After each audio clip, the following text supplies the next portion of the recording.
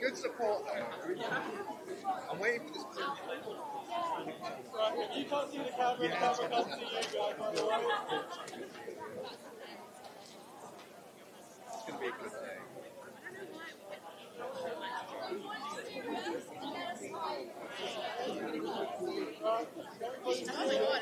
Yes, please. Actually, like, I am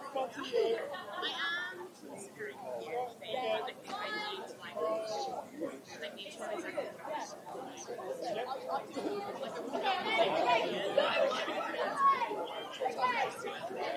You're proud of yourself. So in that way,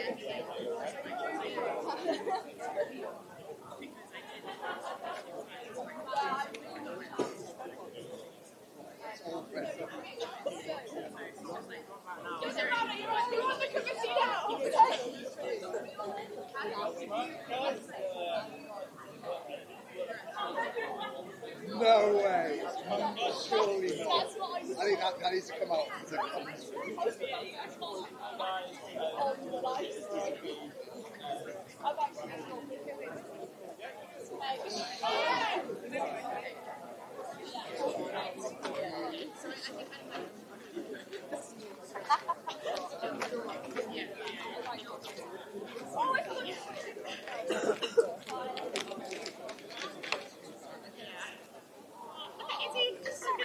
Go, Izzy! Good luck! Do you want to run to the back screen? Yeah, later.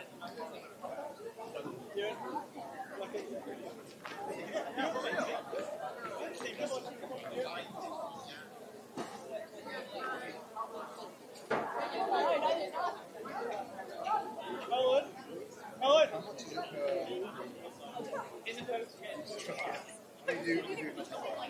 You do. Oh, there we go. Thank you. Enjoy your commentary.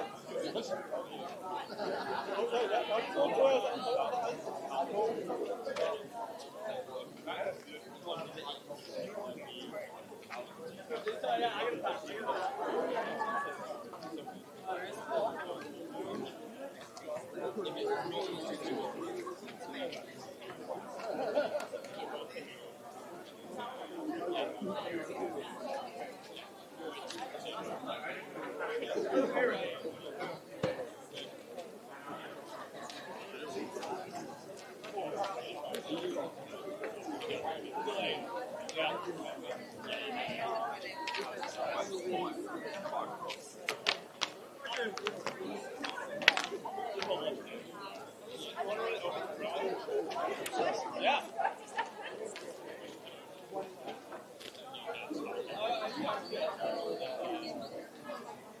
Oh, your team had you prepare. I think it's patience.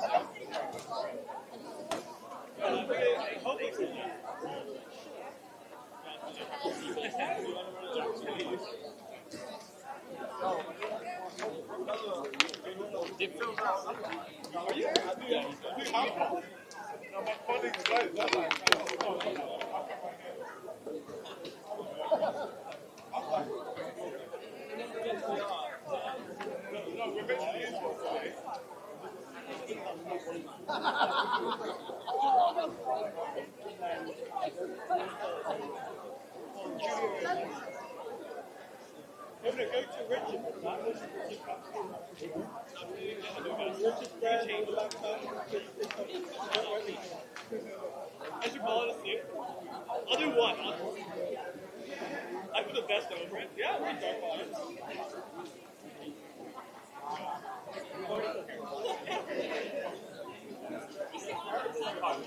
Yeah. He's the one guy who's really away. The rest were pretty close. The rest were actually pretty close. I think the rest were actually good.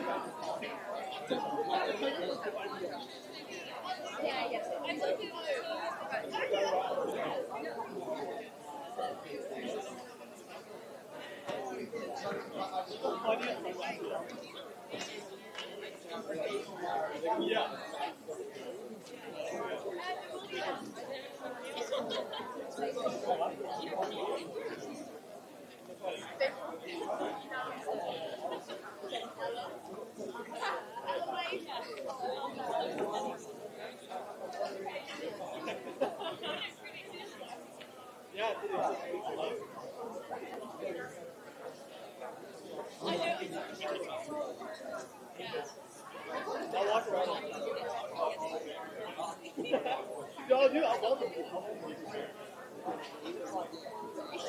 Now you know how to get a basketball. Like, that's extra small. Extra small.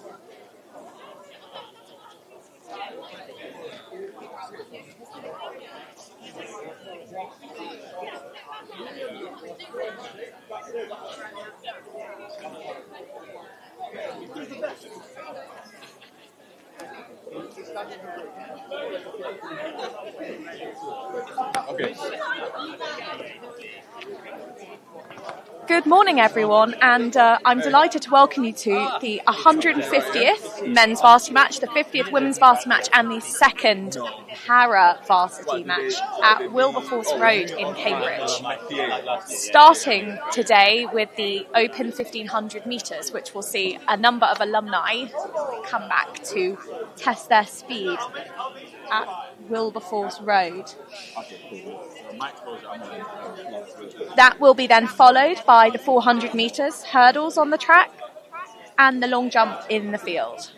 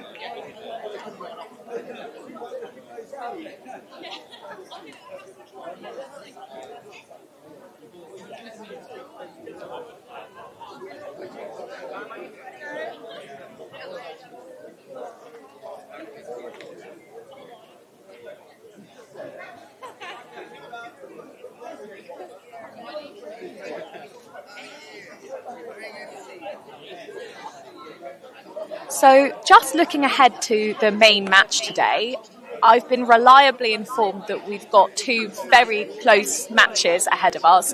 On the women's side, Oxford are the slight favourites. On the men's side, Cambridge. But should be two very exciting matches today. I'm not sufficiently qualified. But that's one celebration. I'm assuming you know this.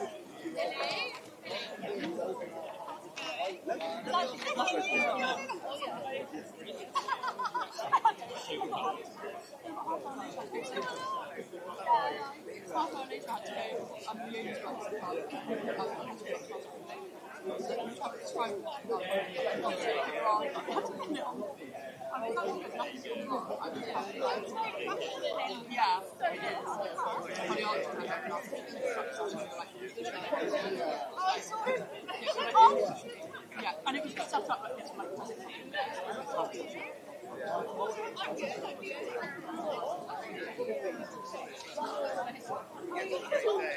yeah, I was just like, no. It's also because I tried to do it. Yeah, actually, okay, I'm really sorry. I know you said no, but I was just like, no.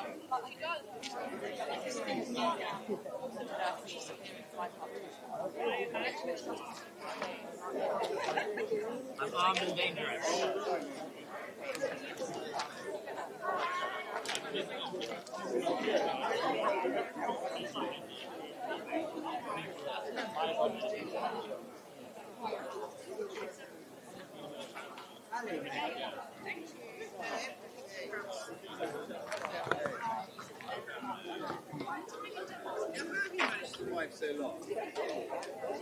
Millie? I would like a full story of how you did it. Have you been into the RDC? No, but I heard you had to climb up. There are new snazzy barriers which basically for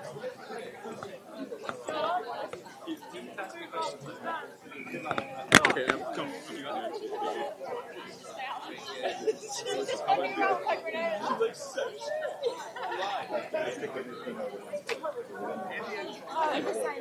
Yes. Are you open to tea or are you on? What are you doing?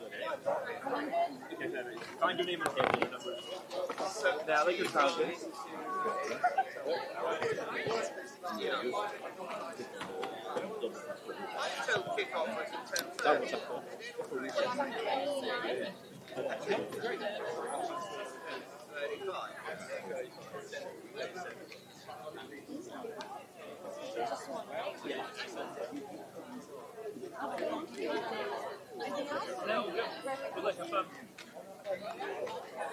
So they're off for the first race of the day, the Open 1500.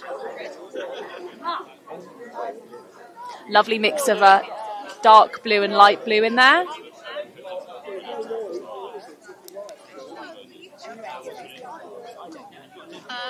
Yeah. Actually, no. I've not had a list of the Open. Just mention Maya Hodgson's going for such 5 minutes. Maya Hodgson. Yeah, Maya Hodgson and Phil Crowell's fixing her. I don't know any of the others. So I've just been advised that Maya Hodgson is going for a sub 5 minutes and Phil Kraut is pacing her. So thank you, Phil. Go on, Maya! Go on, Maya! Go on, Sam! Let's go, Sam. Go on, Sam! Nice trousers. Have you seen my red? Yeah, I just watched it. What do you think of that? I stood up in West today and probably friend Jessica. They're the most jarring. They don't. I think like a shit, like a white t-shirt, and then there's a fly. The only one we'll see in there. Okay. Right? It's not a spicy mark. I got them so I was like, I don't know. She hates the colour red. But like a really Yeah. It's a top not working. I guess I'm very used to it. My goodness, just an official shopping. Who's this dummy out?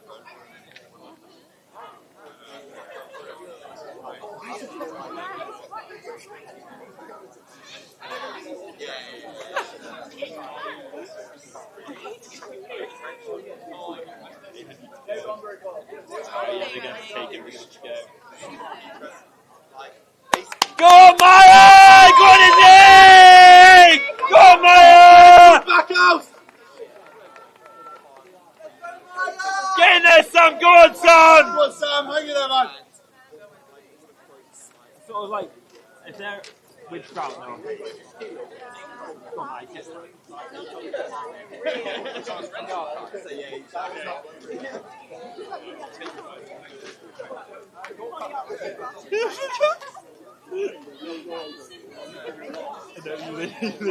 I just wish Phil was here.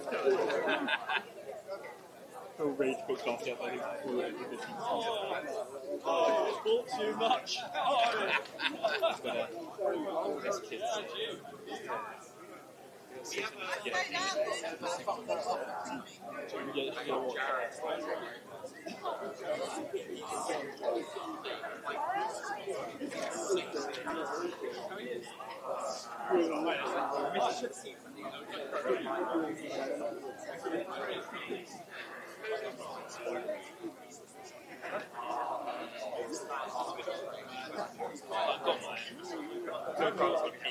time past, but there's a lot of my tape going into where Go on, Maya! Go on, Maya! Last lap! Go on, Maya!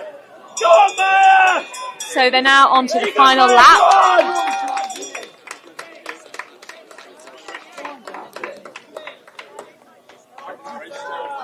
I've done before, but this is like a time test. I haven't done like 5K. Not racing.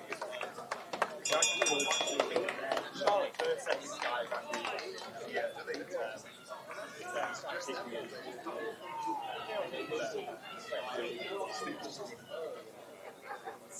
I actually reckon I'm. Oh my god, there she goes.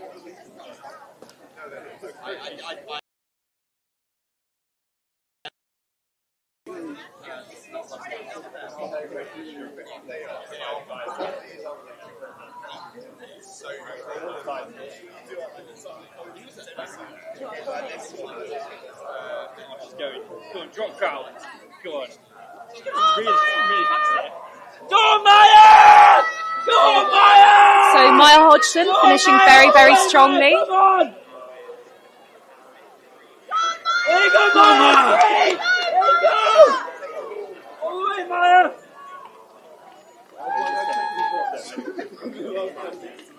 There you go, Toby! Go on, Izzy! Go on, Izzy!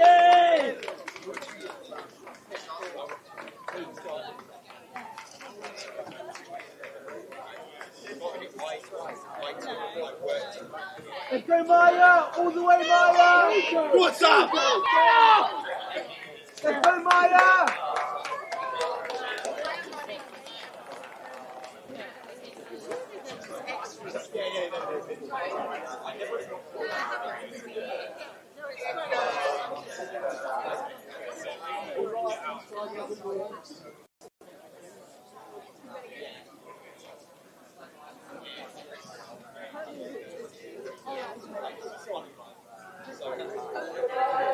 Right.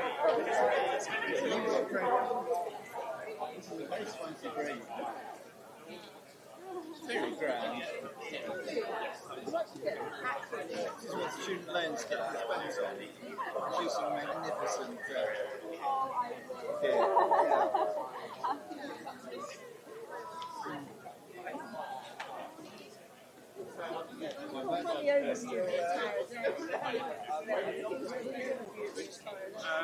This is just Sorry.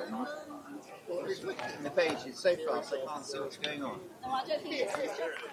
Yeah, so switch it on and off with that thing at the side. Okay. When it's green, it's on. Sorry. It's alright. Hello. Hello, Max. How you doing? Good. Are you on commentary? Apparently, yeah. I've just been. I need help. Did a shower. I just arrived. session. He's been recruited. A bit of 1,500 help. How many people have we actually got watching? I don't know. I can't see it on.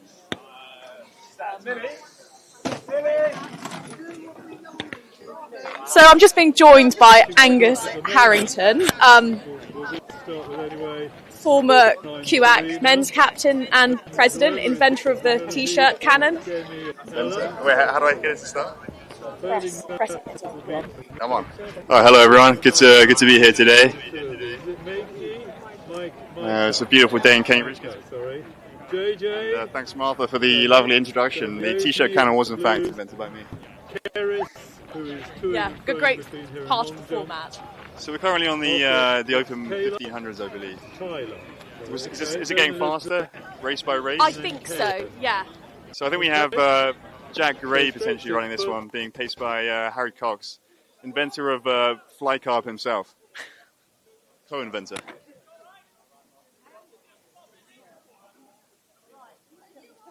I don't think they're sponsoring us though today, so I'm not sure I can give them too much of a shout out.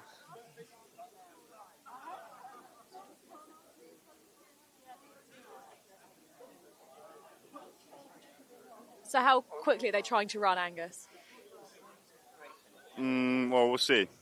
But it's good conditions today. Cambridge is famously windy at Wilberforce Road, but seems decent. And they got a good pacemaker in Harry Cox. I would reckon they're going for about 3:45. Okay, but we shall see. Normally we have a bit more view over the track, but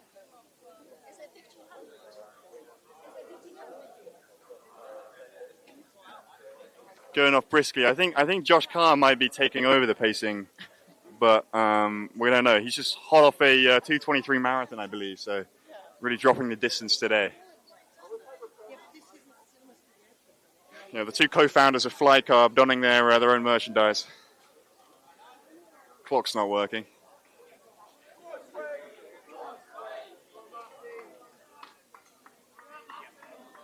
Got Ben Massey, former 400-meter runner, chopping around the 15 today by the looks of things.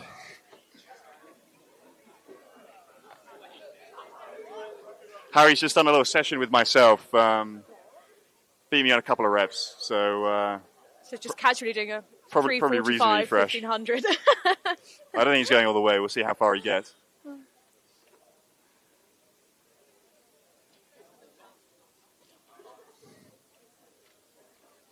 Oh, there he is. That's a bit of a short innings today. Hopefully he's not getting any race bonus for that pacemaking job. Gets a free T-shirt from the Cannon later, maybe, if he asks nicely. If he catches it, though. Yeah, we haven't had a particularly high success rate so far this morning with catching T-shirts. Oh, really? Yeah, disappointing. Action, yeah. I'm glad that was my legacy, though, from my time as president. That and Shadman, mainly.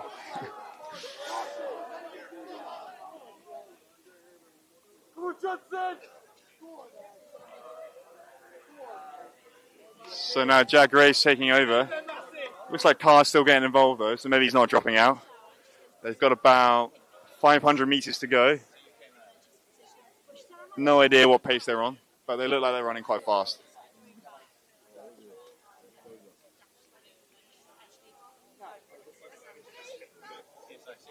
Jack Gray's about 13:35K guy, but maybe a bit washed at the moment, who knows. Haven't been on the scene, to be honest. Here they come.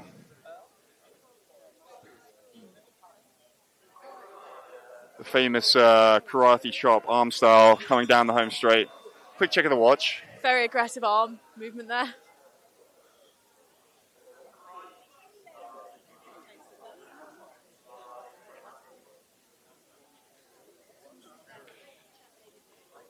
Jack Gray, famously women's team captain at Cambridge and Coleridge as well.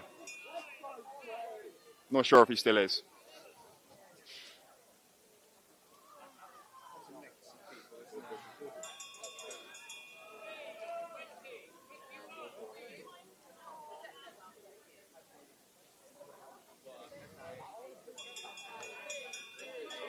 Looks like Jack Gray's taking the lead now, ahead of his good friend, co-founder, and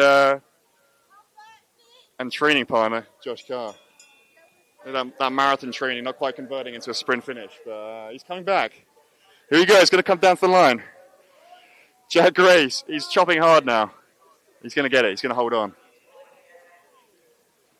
And we didn't get a time on it, but luckily Jack Gray was putting it on Strava, so we'll see that one in a bit. Give it kudos.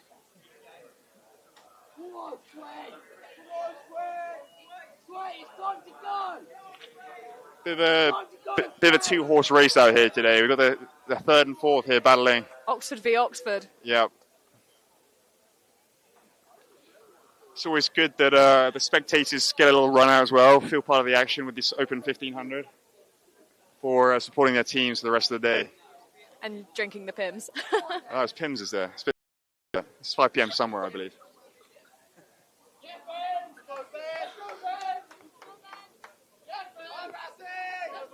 Let's go, Ben.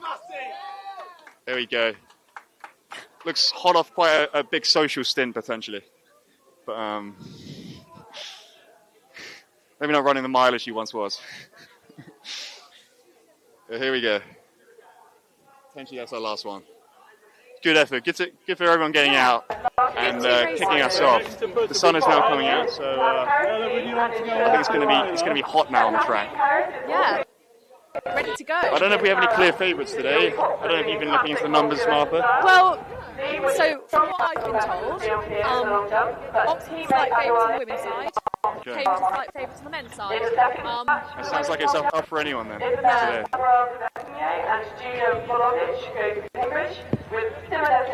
Oxford have historically really been dominated in the distance events, but I think it'll be a lot closer this year. So Yeah. we'll see how that changes the script a little bit. So from my understanding, certainly on the men's side, it's the field event that we need to watch. That's where Cambridge are supposed to be dominant, but if Oxford make inroads there, then they could win the match. And it's, of course, our 150th, 50th and 2nd anniversary this year. So a really big day. I think that's why everything's starting a lot earlier this year. Yeah. We've got a big break in the ceremony, is that right? Yeah, that's correct. There's a World Athletics exhibition upstairs. Obviously, with plenty of celebrations later. So. Haven't seen Seb Coe yet, but there's rumours he's not a big fan of women's sports, so I don't know. I think he might be enjoying himself in Monaco.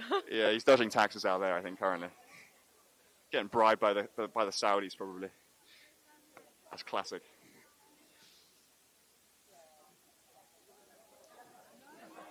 Probably busy watching some Grand Slam track. Yeah, that's in Philly today, isn't it? I think it's the end of the month, the next one, 31st of May. Right, yeah. I think they've changed the schedule a little bit because there's been a few complaints about it being quite boring. But it's good that someone's trying something. Yeah, someone has to. I think they got rid of the 5K because a 15-minute 5K from guys that can run 12 minutes is a little bit of a snooze fest. I think what they should do is they should make everyone do a run, a jump and a throw, like a mini multis. Bit reminiscent of the English Schools Cup, that format, actually, from your secondary school days. Well, they do say that, Varsity match is a glorified sports day, so... Yeah. I wonder if we've got anyone doing any rogue events today. Yeah. I think we're now kicking off the actual schedule. Yeah. I don't have a program, hurdles. but these programs look quite fancy. Yeah. Probably cost a lot of money. Thomas Renshaw. Wow, Renshaw. He does like a bit of programming. So this is a 400... 400 hurdles. Okay. So Sam Clark famously used to dominate this event against Moranga as well. But today we've got... Okay, Moranga's still around. That's a surprise. He's I've clearly been told there clinging were on. some questions over eligibility there, but I think he redshirted last year potentially, so he might stick it out for another year. Yeah, I think Oxford won the lawfare, is my understanding. Yeah. I think he's still this side of 30. But, lovely guy. And then from Cambridge, who do we have? Oh no, maybe I was looking at the records. Now followed by Micah. Starting off with the second team match, so obviously the light blues, Cambridge, dark blues, Oxford, and then the rainbow follows this will be the blues team. Yeah, precisely.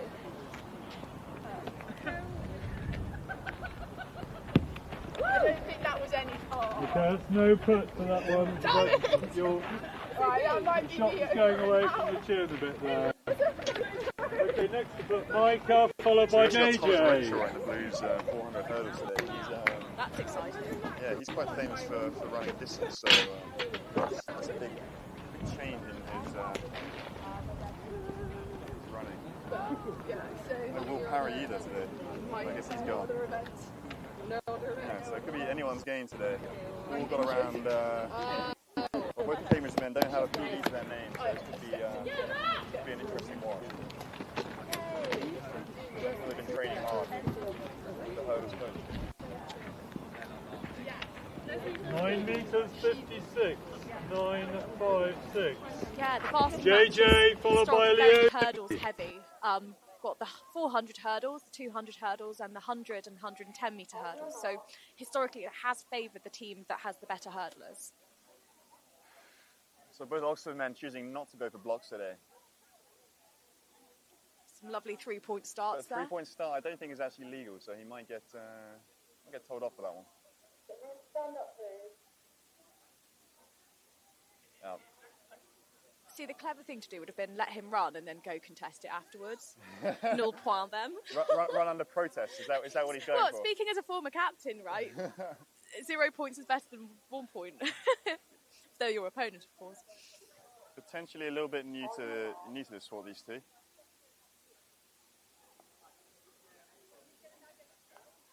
Probably both distance runners, I would imagine.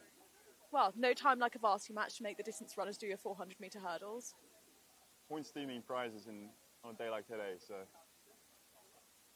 Speaking as a former javelin thrower, of course.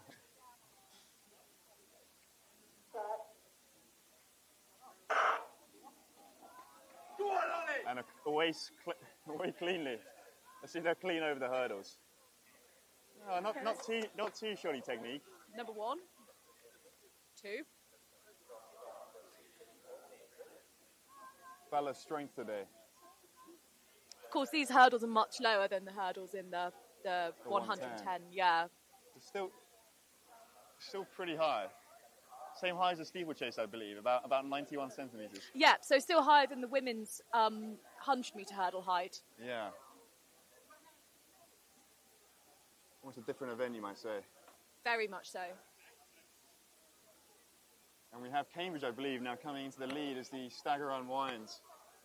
Looking very comfortable. He does look good. He looks like he could do this all day. Yeah. He's definitely hitting lactic here. So this is, And he's over the final hurdle. you got it, Ollie! An important 1-3 from Cambridge. Second for Oxford, third for Cambridge, and fourth for Oxford. I believe that was Jerchi Ho in the lead from Cambridge. And I'm not sure who came second there from Oxford, but Ollie Sharp in third. And as we know, the scoring is 5-3-2-1 in the varsity match. So even last place gets a point, but getting that win is crucially important as the day racks up. That's a 7 to 4 point lead there for Cambridge.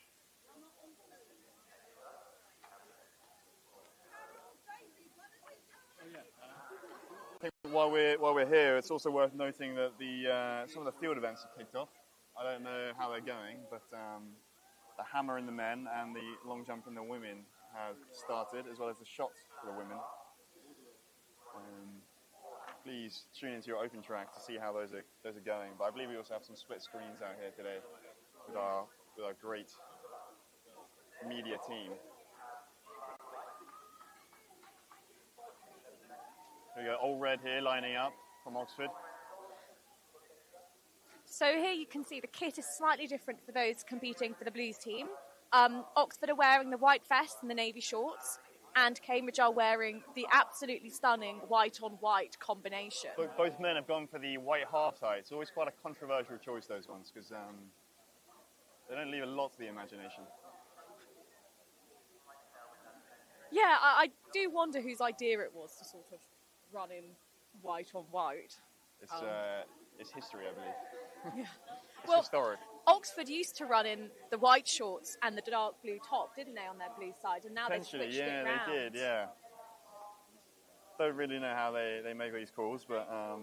Well, I'm not sure if they consulted the Achilles Club in doing so, so that may actually be a violation of the standing orders, but couldn't possibly comment. Of course, the Achilles Club being a parent company of both Oxford and Cambridge athletics. They had a great tour out this year, back to America. Yeah. Against our Ivy League foe. Our friends from across the pond. I believe we finally got a win under the stewardship of Miles Weatherseed on the men's side against Penn and Cornell for the first time in a long time. So yeah, a wet, windy day in New Haven. Was it? Yeah. It was. There were discussions beforehand about taking some of the events indoors. In fact, we did take some of the field indoors, but it even went down to, do we turn the 100 into a 60? It was that cold.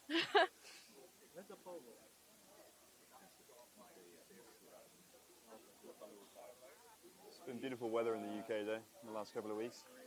A little bit overcast this morning, but... Actually, I can see the men's captain from that match over there warming up on the far side. Is that Baz? Yeah. Tom Barrett. He'll be tackling the 800 in about 45 minutes' time. Those Josh Kerr sunglasses. Oh yeah, it's fucked up still. All right, so we're now moving on to the blues match for the 400 hurdles. The Oxford team, we have Charlie White with a PB of 60 seconds and Thomas Renshaw with a PB of non-applicable. So we'll see how that one goes. Dark horse. Tom Renshaw, as I said, formerly a very keen distance runner. I'm sure he'll be coming back maybe for the 5K later. But on the Cambridge Blues side, we have James McCullough, who's of Peterhouse. Formerly of Oxford. Is that so? Yeah, And Alex Kingston, who came to the sport quite late. Been a rower. I believe he's doing a PhD currently in maybe biology.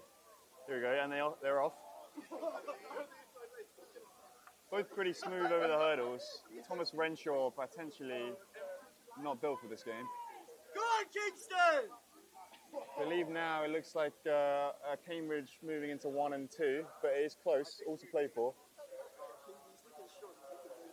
Alex Kingston really charging around this back bend now.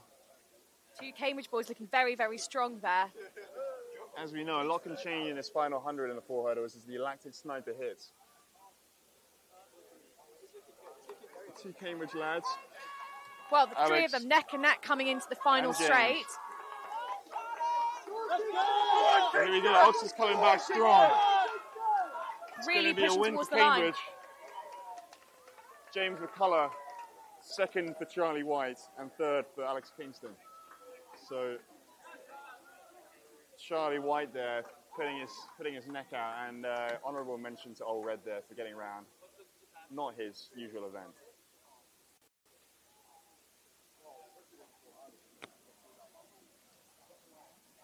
What's that?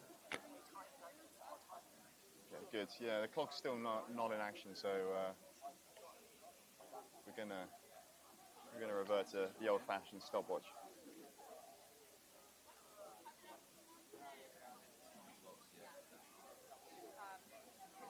So we have a bit of a break in the schedule here. We're moving on to 400 women's now, but take them a second to change the height. Already 1 minute behind schedule, unfortunately. But, change the height and change the weight. Potentially now is a good time to check in on the field events. Yeah. Martha, as a former javelin thrower, would you like to run through the field events we have in action right now? It seems that we've got long jump going on, the women's long jump. We've got the women's pole vault over there, but they just seem to be warming up. And then we've got men's hammer. Essentially Oxford favourites in the women's long jump on the blue side. Essentially also favourites in the hammer for Oxford. But as you know, Varsity can lift people's game today, so could be anyone's.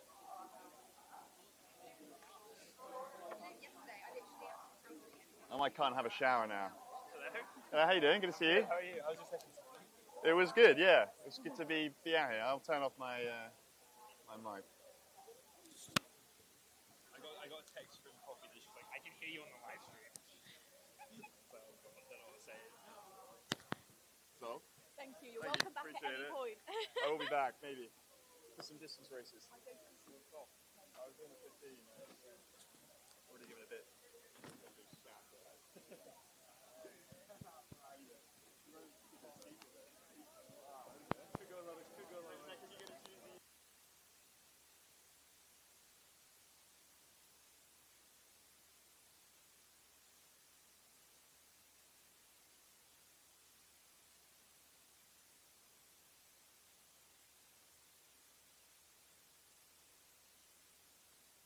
If you just vote people in.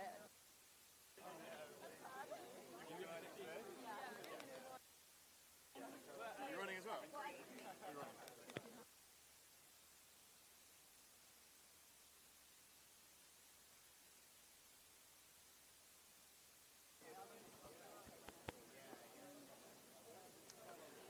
So just getting ready for the second team match for the 400 hurdles, the women.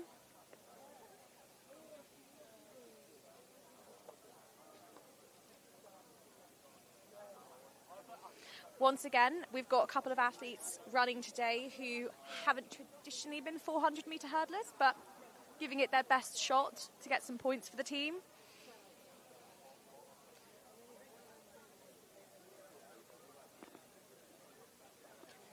And just while we're waiting for that to get going, looking at this long jump. So for Oxford, Harris Lee is a multi-eventer who will be featuring quite heavily throughout today's match. Ninsola, fresh off a successful tour in the US, and then Jane and Eleni for Cambridge. So while Oxford look to have the upper hand in this long jump, it really could go any way.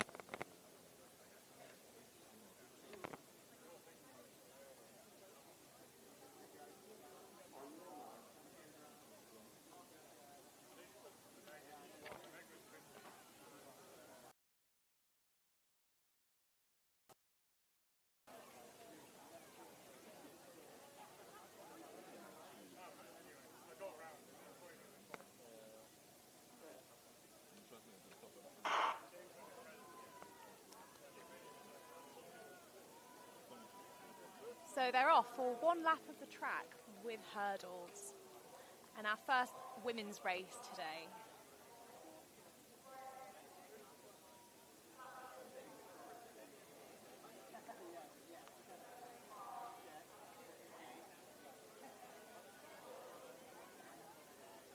Oxford athlete in the inside lane there, off to a very strong start.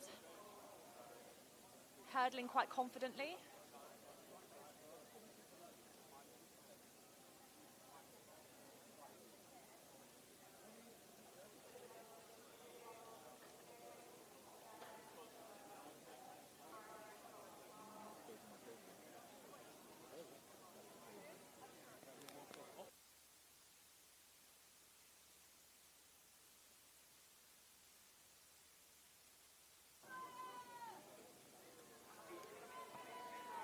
So that looks like Amelia Coleman from Oxford in the lead there.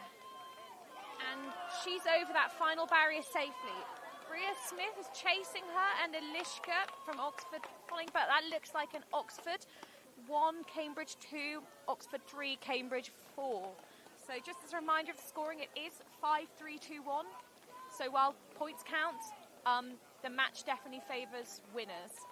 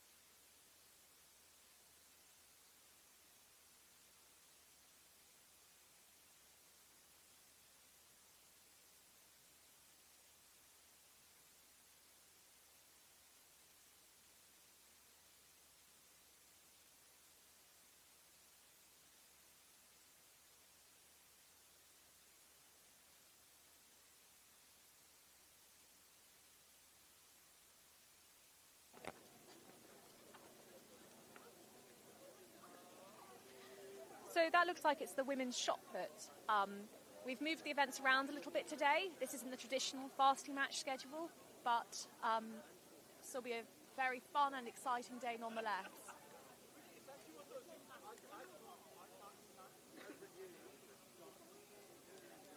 So featuring in this race is Jess O'Flaherty, so that's the Cambridge women's captain, somebody who also came into hurdles quite late, but a very good 400 metre, so I'm sure you'll see her feature in the relays later today. Julia Johnson, she's come back from the US tour as well. She's a very good hurdler. She's come on very, very well during her time at Oxford.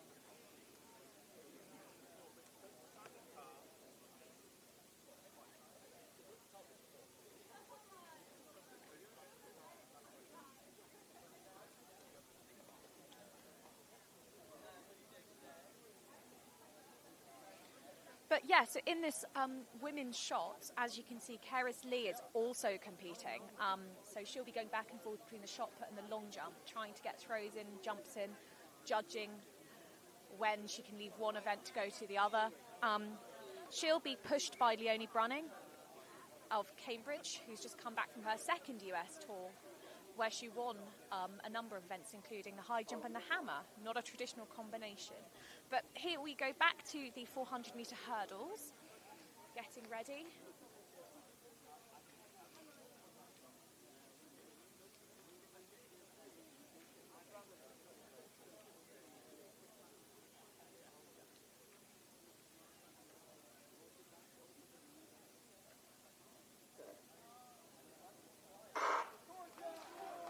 So they're off.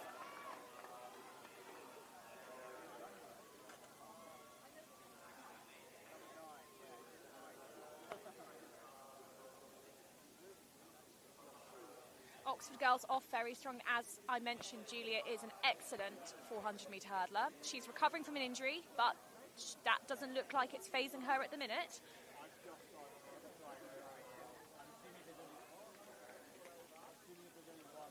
But this is a long race and they're only at 200 metres.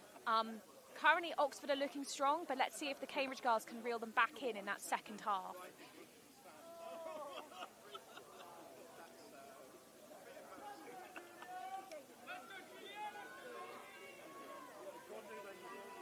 So Julia Johnson looking very, very good. About 80 metres to go. This looks like it could be an Oxford 1-2.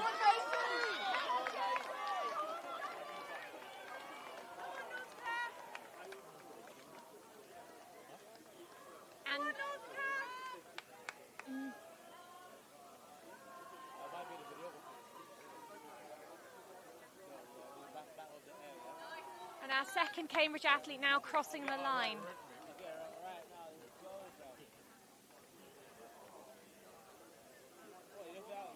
So our clock is not quite working yet, but I've been doing some manual timing, and that looks like a 64.18 for Julia Johnson.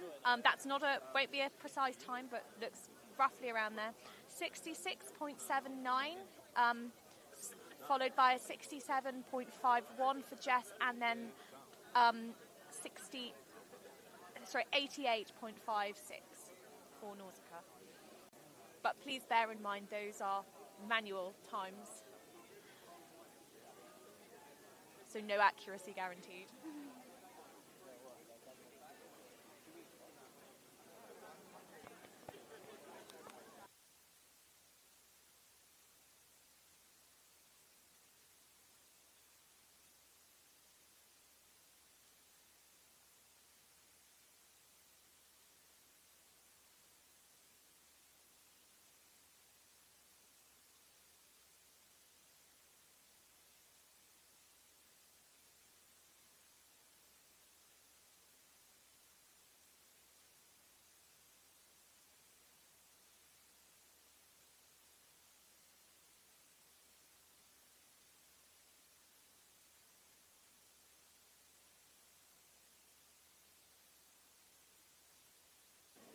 So that looks like one of the Cambridge second team athletes stepping into the ring there in the shot put. She looks like she's going to do a glide.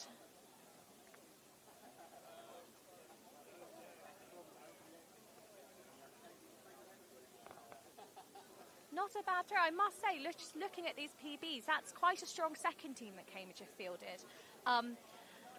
Micah Deckert with a PB of 10.60. In many years, that sort of distance would get you onto the Blues team. In fact, it's well over the half Blues standard.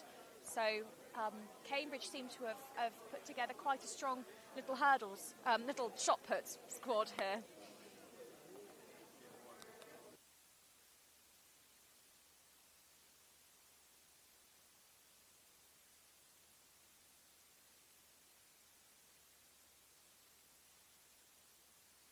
So back to the track. In the right-hand side, you can see our wonderful organiser, Millie Dickinson. She'll be running herself later. For now, she's just sort of running around after athletes and officials and helpers.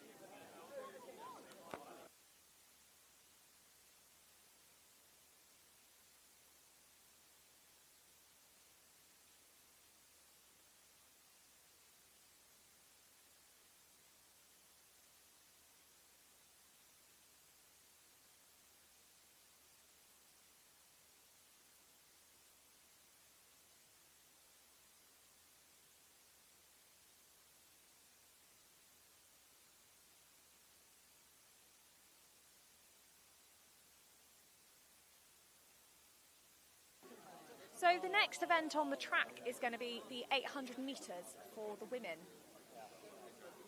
That's going to be a very exciting race, featuring Charlotte Buckley, recent medalist at Bucks Outdoors, in both the 800 and the 4x4.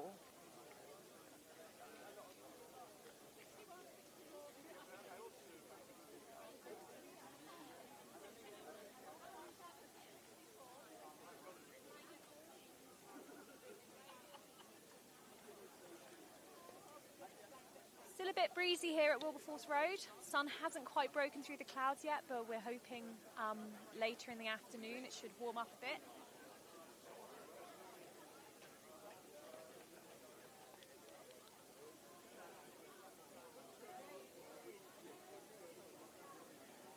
Just got a red flag there in the long jump.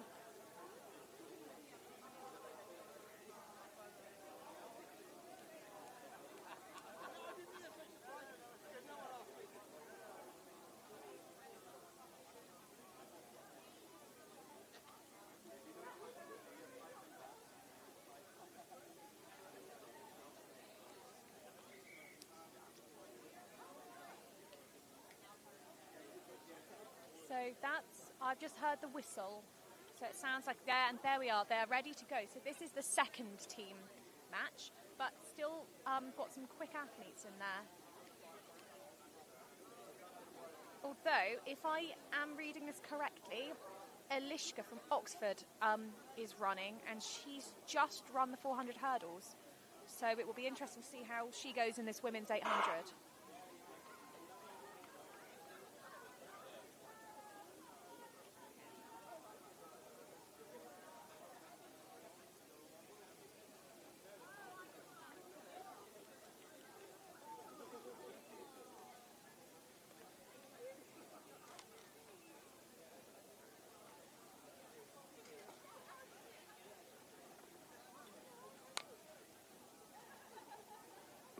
So they're already very strung out at this early stage. They look like they're going to be running for a time rather than trying to run this tactically. The Oxford girls very, very confident. They've both been with Oxford for quite a few years now. I believe this is their fourth varsities for the two girls, for Clara and Elishka, who are the two girls from Oxford up at the front. So they know what they're doing here. They're no novices to this format, and they clearly think they can win this on time. So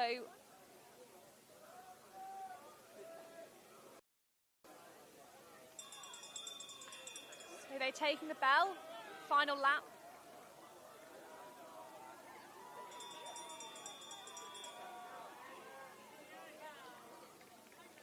Cambridge girls look perhaps a little less experienced, but doing well nonetheless.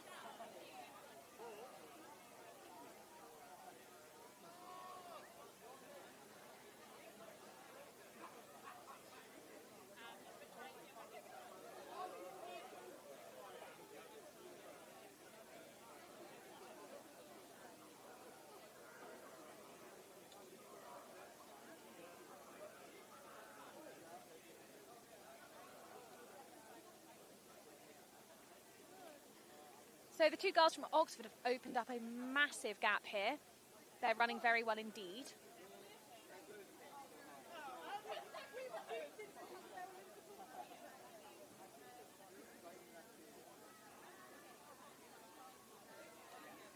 I think that's Clara out in front. And that isn't Eliška in second there. So they have switched the athlete out, which makes sense because a 400 hurdles followed by an 800 is not the easiest combination.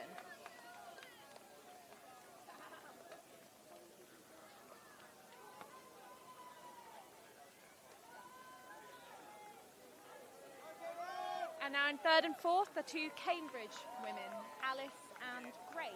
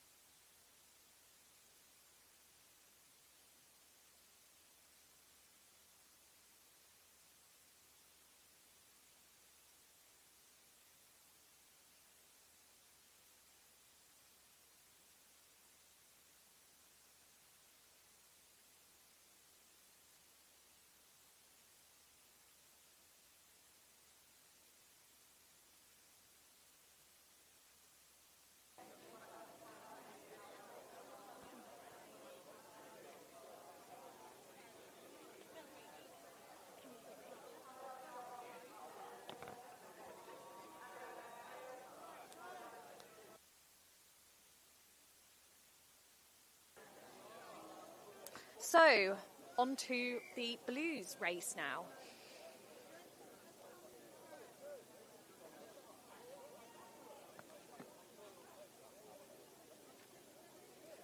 The fastest by PB is Ella Colburn there, in lane 3 for Cambridge. But the fastest by season's best is, of course, Charlotte Buckley for Oxford, having recently had a very, very successful Bucks.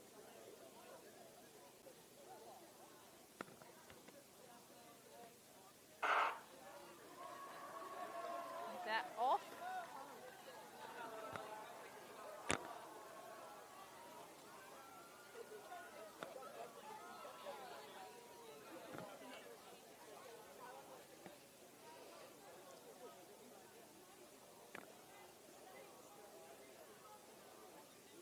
So I believe there's also been a bit of switching around here because that looks like Annabelle Hedge up front for Oxford instead of Beth Rogers, but I may be wrong. I'll get a better look when they come round for the first time. But yes, very, very strong Oxford side. The reason I say that looks like Annabelle is because there's only one other person in Oxbridge Athletics who is that tall, and that is Millie Dickinson.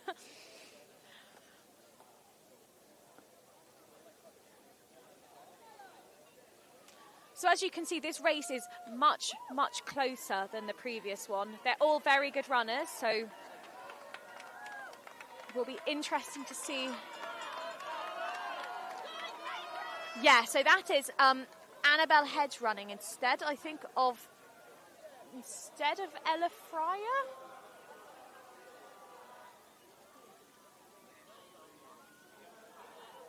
Yeah, so for Oxford it's Annabelle Hedge and Charlotte Buckley instead of Charlotte Buckley and Ella Fryer. So Charlotte Buckley kicking now. Very, very quick finisher. She also has a very fast 400, as I'm sure you'll get to see later on today.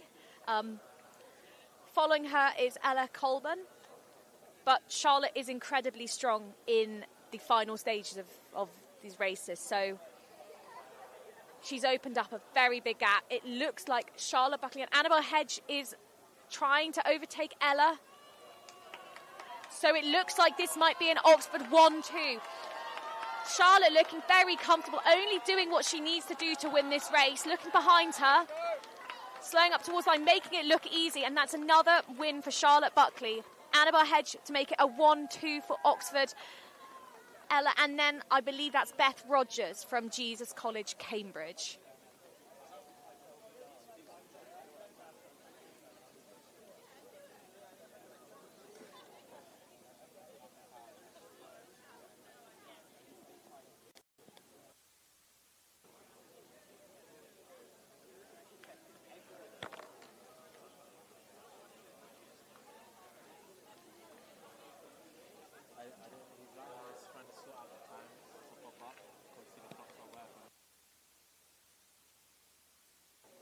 So I'm just getting access to some results here, and I can see that that was won in a time of 2:12.27. So good few seconds above Charlotte's PB, but she made that look so incredibly easy, which just goes to show how good of an athlete she is.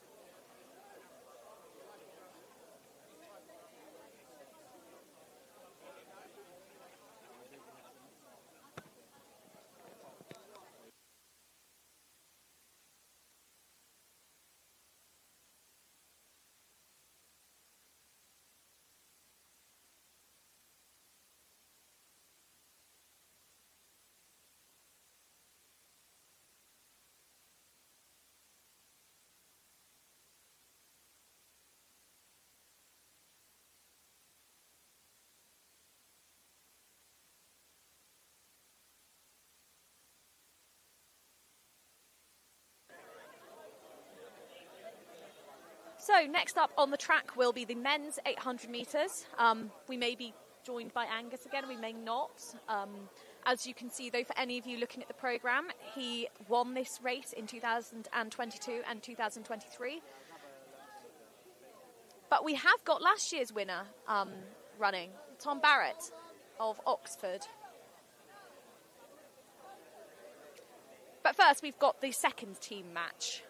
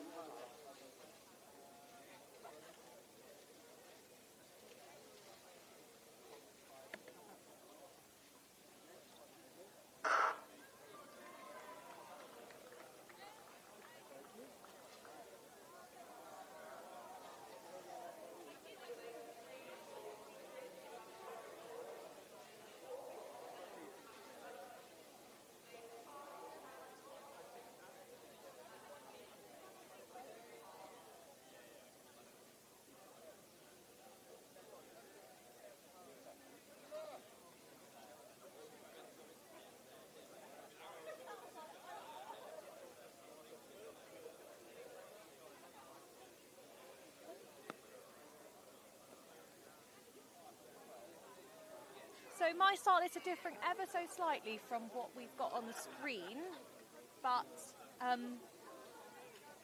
looks like we've got for Cambridge Angus Vosper and Lawrence Vaughan, for Oxford Samuel Hollins and Matthew Buckley. And they're coming round through 400 in about 59 seconds to 1 minute.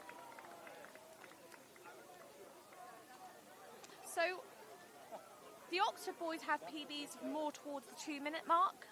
Cambridge boys a little slower, but if those names are correct and those PBs are correct, then it looks like the Cambridge athletes are going to run personal bests in this race. But we'll have to see how they hang on in this last 250 metres.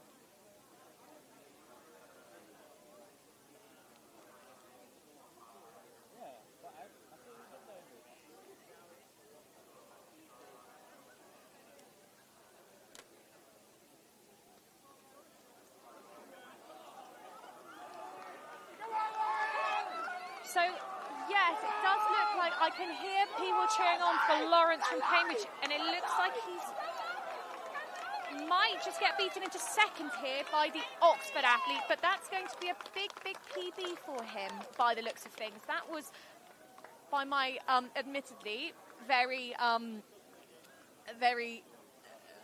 old-fashioned way of timing this. That was around the 2 minute mark.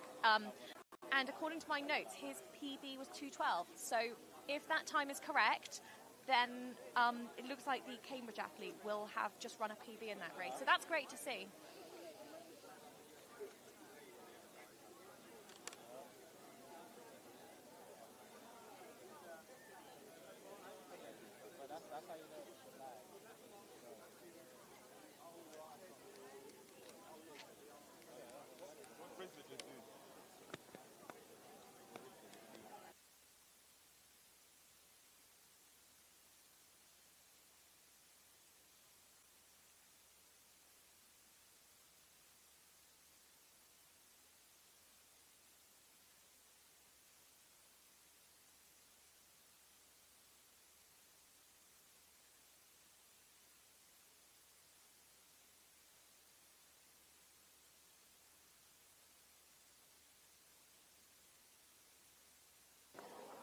So my results are telling me that was 2 minutes flat. So frustrating to not break that 2 minute barrier, but a fantastic time nonetheless in that seconds team race.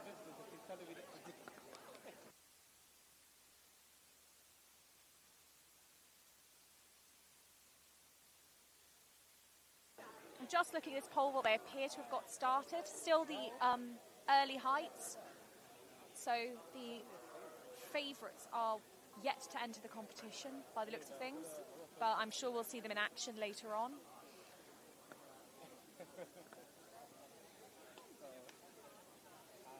In the meantime, we turn to the men's 800 metres blues match.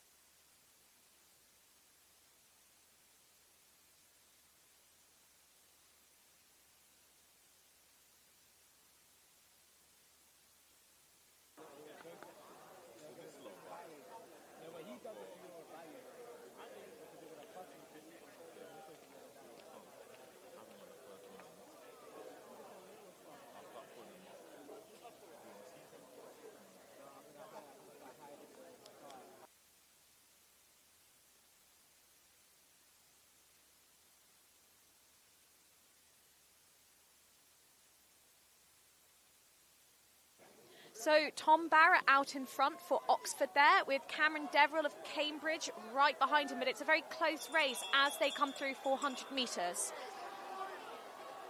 Tom Barrett is going to want to make this a back-to-back win for Oxford, but it doesn't look like they're going to let him do that easily.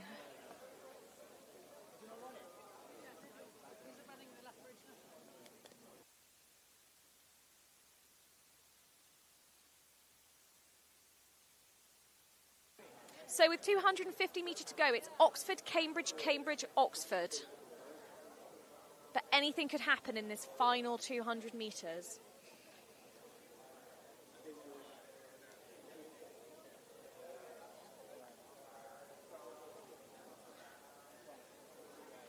The two men in front have just come back from the US, helped contribute to that victory over Harvard and Yale. And it looks like Cameron Deverill is pushing him, but Tom Barrett is looking strong, and I think Tom Barrett's going to win this one for Oxford. So that's 2 years back-to-back wins for Tom Barrett there, with Cambridge in second and third and Oxford in fourth. And the time there was 1:56.08.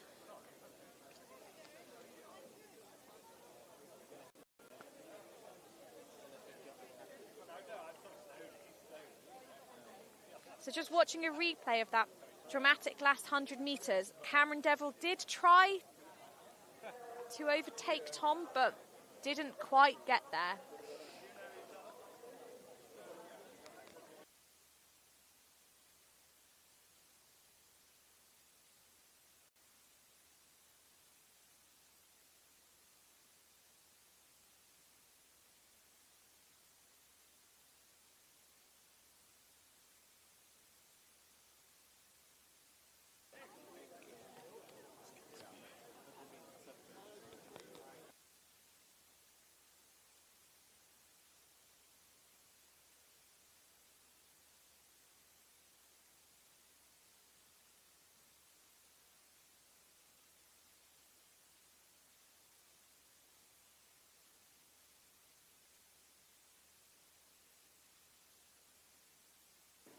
So a clearance there for one of the Cambridge athletes in the pole vault. For those of you who are new to athletics, oh, no, that's actually a red flag, so that was not a clearance. For those of you who are new to athletics, you get 3 attempts at every height.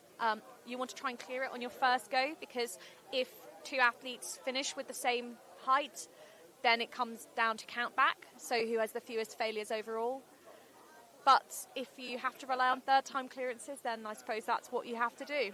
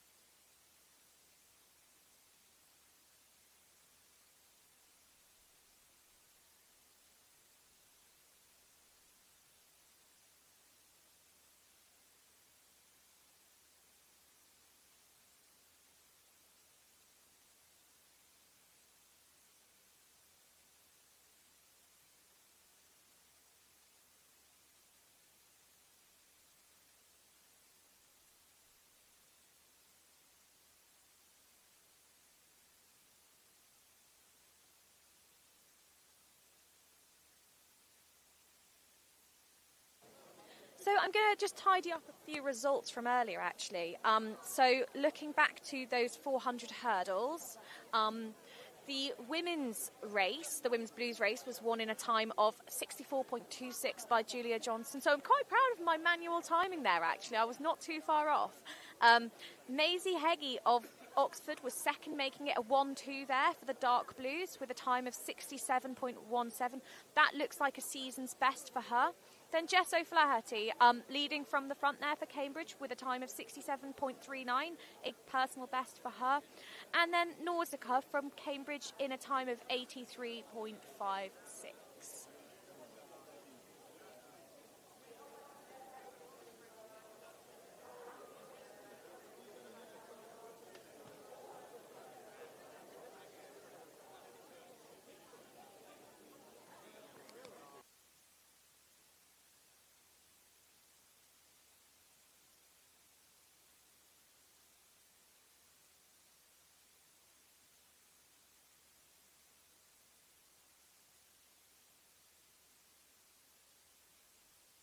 In the second team match, Amelia Coleman of Oxford won in a time of 74.66.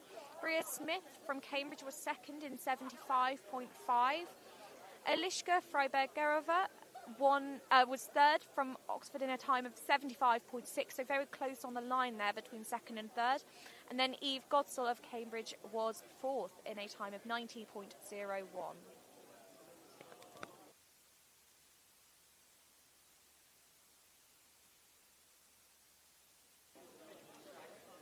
Some provisional results here in the shot don't look complete, but from where I'm stood, it looks like Leonie Brunning is out in front with 12.12, with Kerrisley in second, 11.89. That may have changed, but that's interesting because Keris is going in, I think, with a better PB. But Leonie is an incredibly experienced athlete. She's very consistent.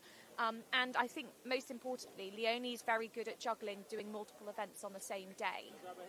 So I'm sure this won't be the final event where they're competing against each other today. So it'll be interesting to see how Leonie and Keris get on.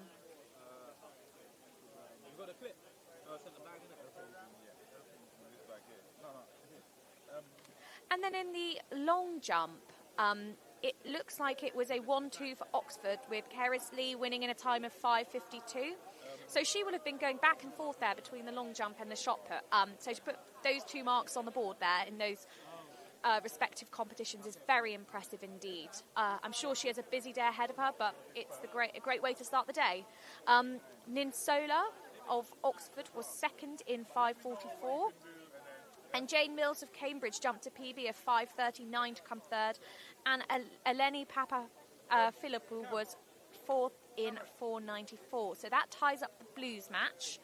In the second match, Simonetta Ifeji from Oxford won in a distance of 4:87. Then Isabella from Cambridge was second in a time of in a distance of 4:59. Julia, also of Cambridge, was third in 4:51, and Jana of Oxford was fourth in 4:22. So there's some good early results there for Oxford. Couple of wins, couple of 1-2s. They'll be very happy with that start to their day.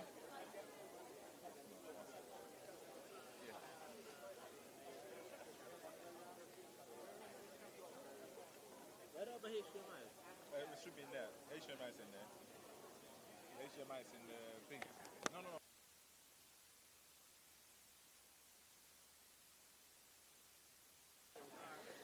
So I believe we are now lining up for the 100s, everyone's favourite event.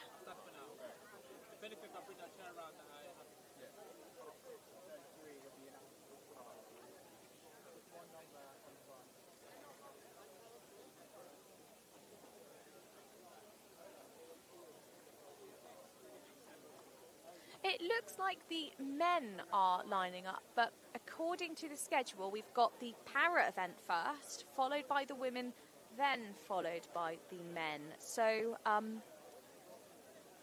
we'll sort of see how that evolves.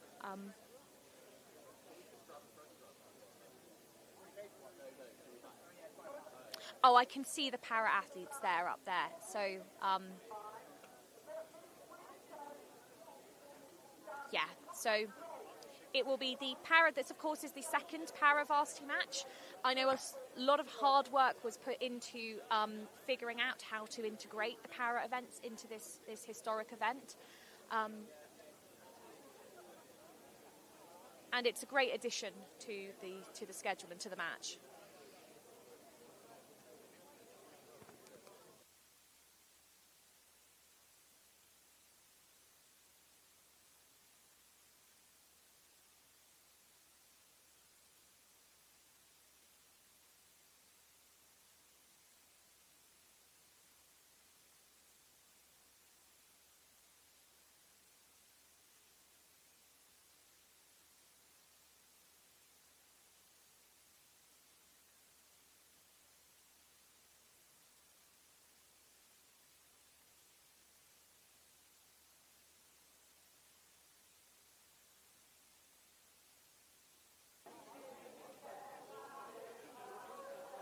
So we've got a bit of a mix of categories here. We've got Elizabeth McCall from the T38 category, Howlun Fu from the T13 category, from Oxford, by the way. Elizabeth is from Cambridge. Ewan Richardson from the T35 category, also from Oxford. Katie Shaw in the T72 category from Cambridge, and Lynette Drury in the T53 category from Oxford. So really fantastic to see these athletes able to participate in today's match.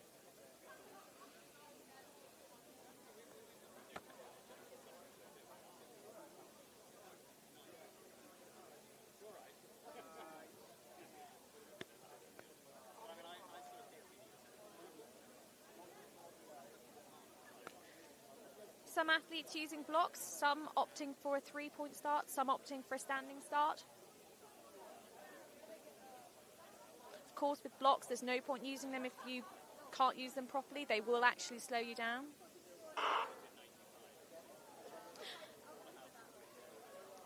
Okay, so it seems we only have 3 athletes in this race.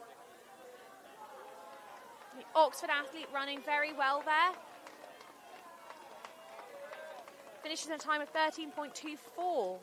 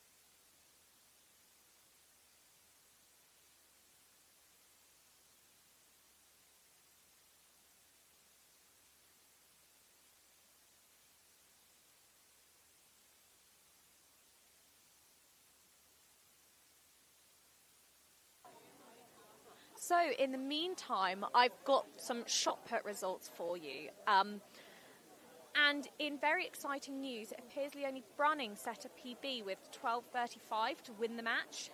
Kerrisley through 11.91 for a season's best to come second. Then Kayla Borgatz of Cambridge through 10.41, and Micah Deckard. So Micah from Cambridge second team beat Cayenne from Oxford's first team to come 4th overall and win the second team match. But I'll go back to those results. Just looking here at the start of the second para race. But in summary, in those shot put results, it was a 1-3 for Cambridge and a 2-4 for Oxford. So Cambridge will have got more points from that event than Oxford.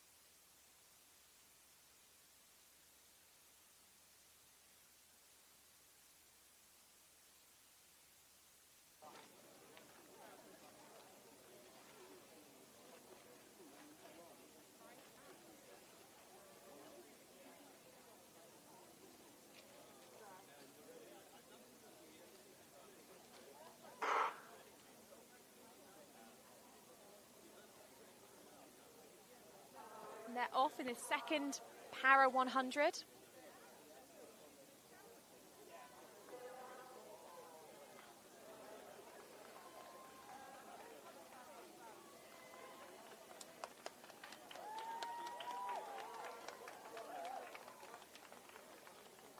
So that's a win for Katie Shaw of Cambridge there. And then Lynette Drury of Oxford there. But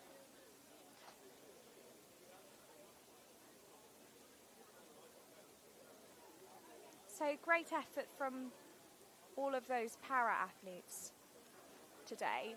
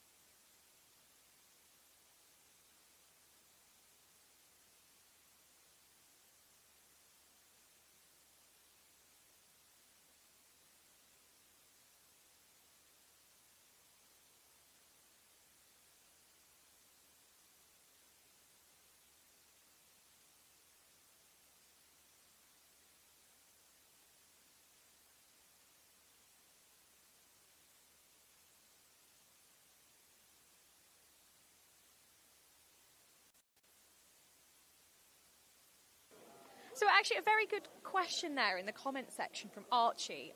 Why have 2 heats of 4 athletes when there are 8 lanes? I presume this is referring to the 800s and the 400 hurdles earlier. So this has been something that's been hotly debated, but the idea is that because the 2 matches are separate, it allows for tactics to come into play, because you don't want a second team athlete getting in the way of a first team athlete, and equally the first team athletes are judging their efforts based on their 2 first team opponents rather than their 2 second string athletes from the same team. So having the 2 different heats for the 2 separate matches really preserves the idea that it's a head-to-head. But that's a good question, and as you'll see later in the 5,000 metres, we do run some races as one, just because 2 5,000 metre races, 4 in total, would be an absolute nightmare for scheduling.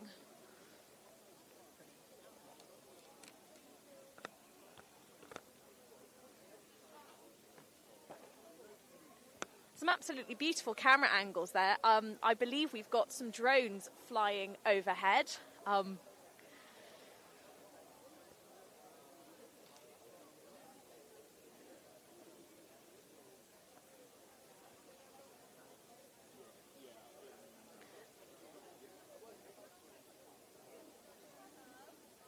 So this is the women's seconds race in the 100 metres. I'm seeing Natalie McAvoy for Cambridge, Grace Annetts for Oxford, Danielle for Oxford, and then I cannot see the 3rd Cambridge athlete listed. A lovely pen t-shirt there in the background from Sam Ashadu. Wonder where he got that from.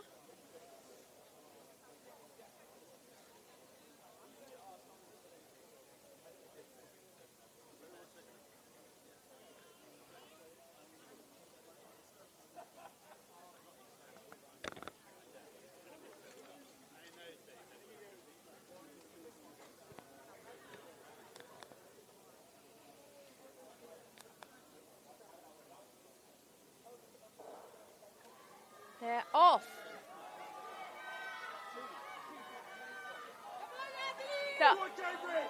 Danielle from Oxford looks like she's got a very strong start. It's going to be Oxford 1, Cambridge 2, Oxford 3, Cambridge 4. Oh, and there's been a bit of a fall from one of the Cambridge girls, but she seems like she's okay.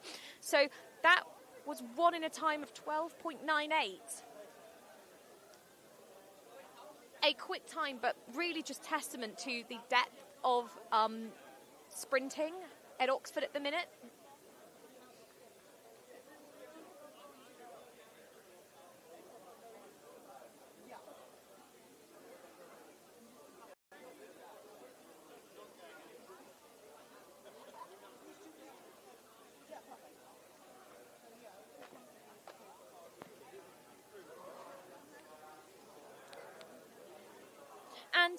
just looking ahead at our Blues team match. On Cambridge's side, we have Helen Pretorius, who has a PB of 11.71. So she will be the favourite to win this. Running with her is Anise Melody, who's recently ran a PB of 12.78. And then for the Dark Blues, we have Gabby Berkeley-Agupong, also recently ran a PB of 12.36.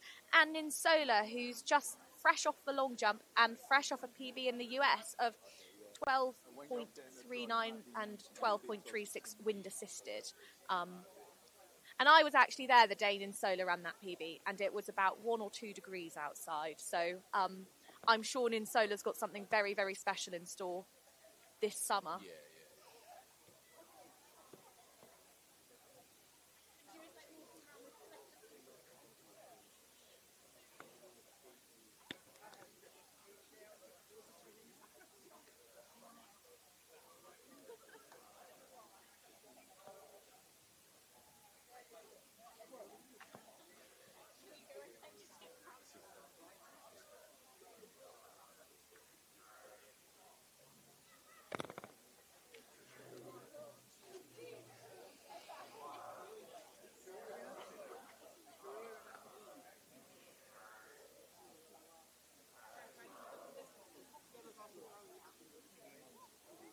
So the starters just getting ready. It's loud down here at the finish, but I'm sure they'll be very, very nervous up there at the start of the 100 metre. And the starters just blown their whistles, so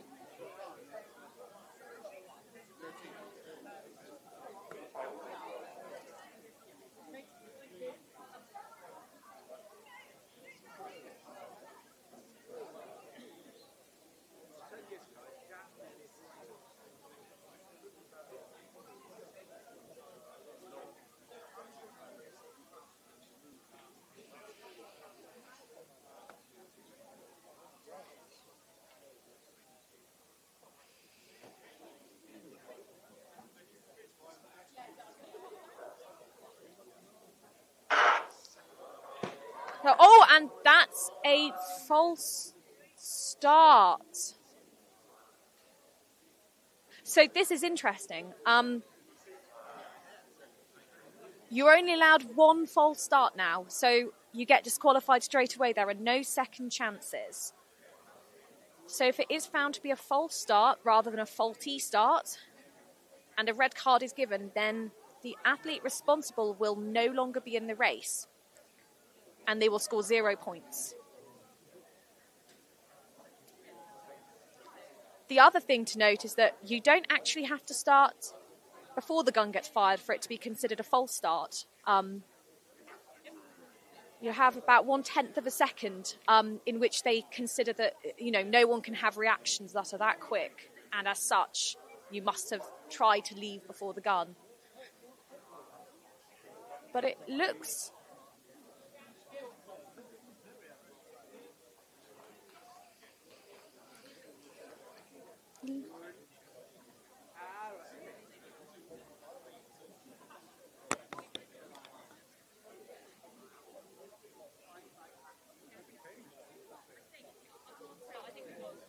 So from where I'm standing, it looks like Gabby Berkeley-Agupong from Oxford got disqualified. And now they're off cleanly. It looks very, very close, but I think Helen of Cambridge is going to win this, and Ninsola in second and Anise in third. So that will be 5 points for Cambridge there. Then 3 for Oxford, 2 for Cambridge, and then 0 to the second Oxford athlete, unfortunately, because you have to finish to get a point. So that will be a boost for the Cambridge women's side. But of course, you never want to win things through disqualifications. I'm sure that will be very disappointing for Gabby, but she will be back later in the 200 and in the 4x100 metres. So this won't be the last we see of her today.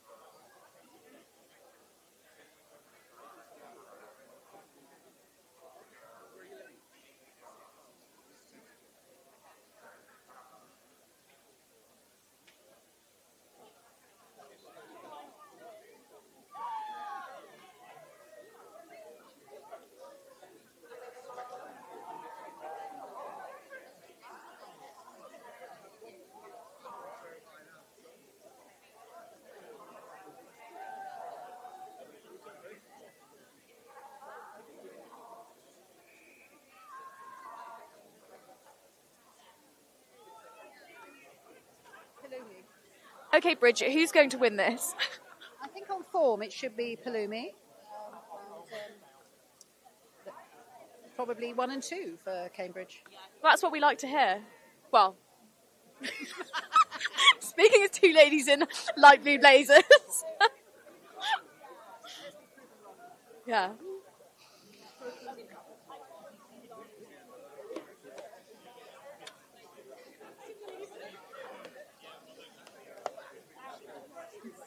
So just to recap, we've got Palumi Babalola and Matthew Dowsett running for Cambridge, Tim Wang and Matthew Kemble running for Oxford. Oh, that looks to me like a Cambridge 1-2. Oxford just behind them. That's going to be a win for Palumi. 1-2 there for Cambridge. So that was very good. And that was in a time of 11.03 for Palumi.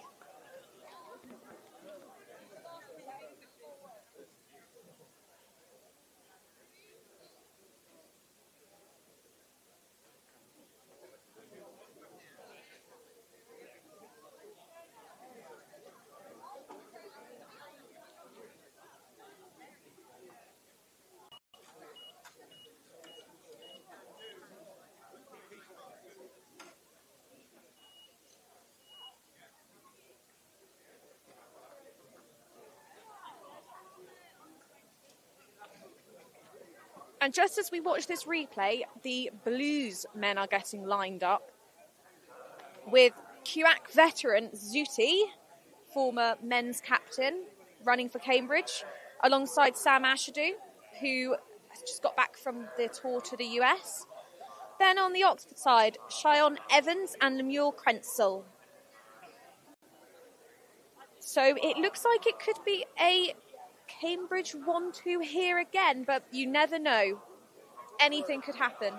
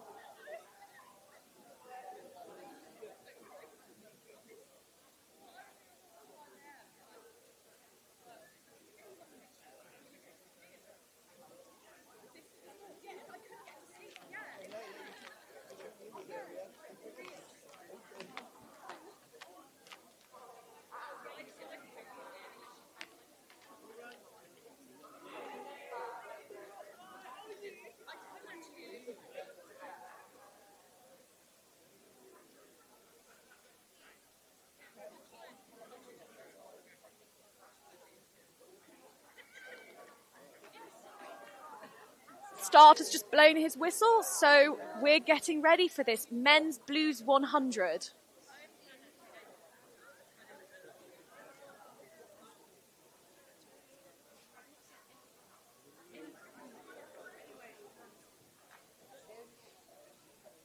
Got two very nervous coaches stood to my right.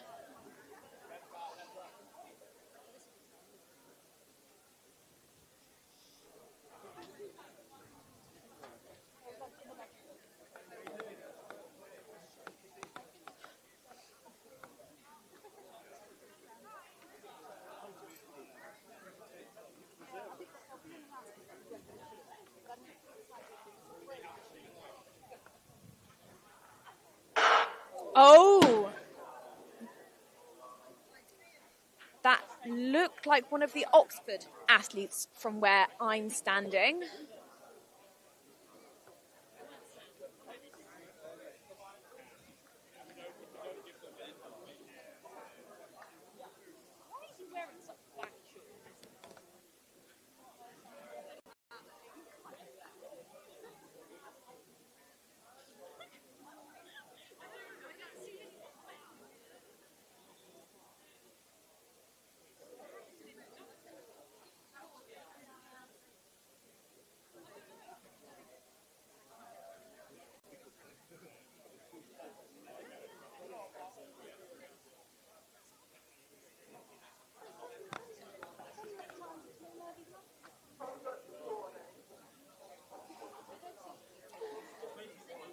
So they don't seem to have disqualified anybody yet. But oh, that's it. So that's a yellow card for Sam Ashadu of Cambridge. So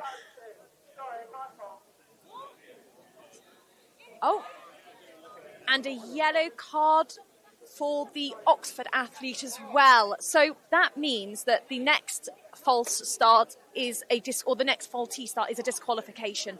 So everybody is in the race for now, but they're on their second chances. Let's hope they get away cleanly this time.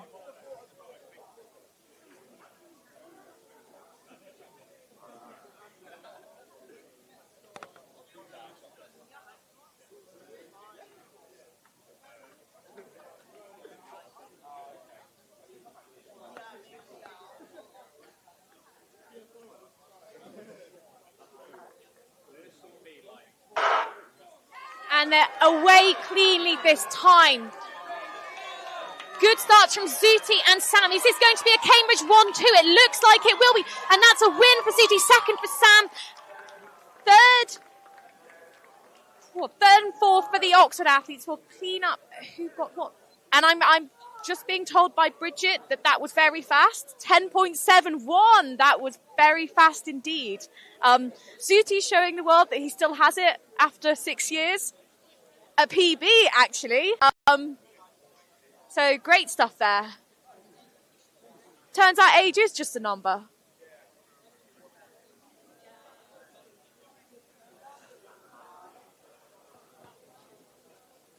Well, that concludes 4 very exciting 100 metres. Some very, very good results there.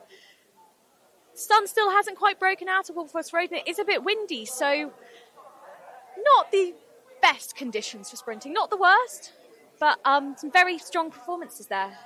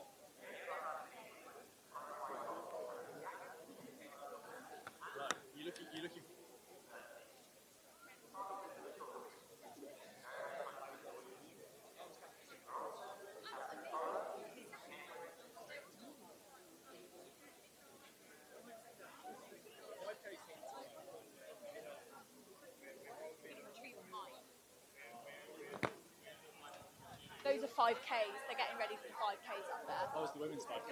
Yes, yeah. I'm going to try and get some guys chatting nonsense.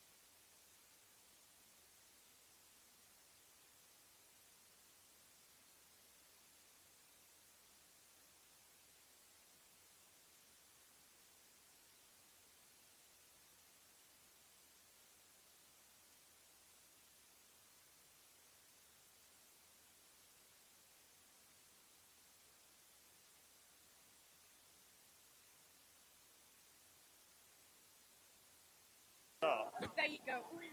Yeah. Are we So- going to the balcony? You can go wherever you want. Joining us now, we have Harry Cox to help commentate on this 5,000 metres. Hello. Hello, live stream. Don't forget to like and subscribe. Fresh from pacing that 1,500 metres. Which 5Ks first? So it's the Oh, women's women's. first, and then followed by the men's. All right.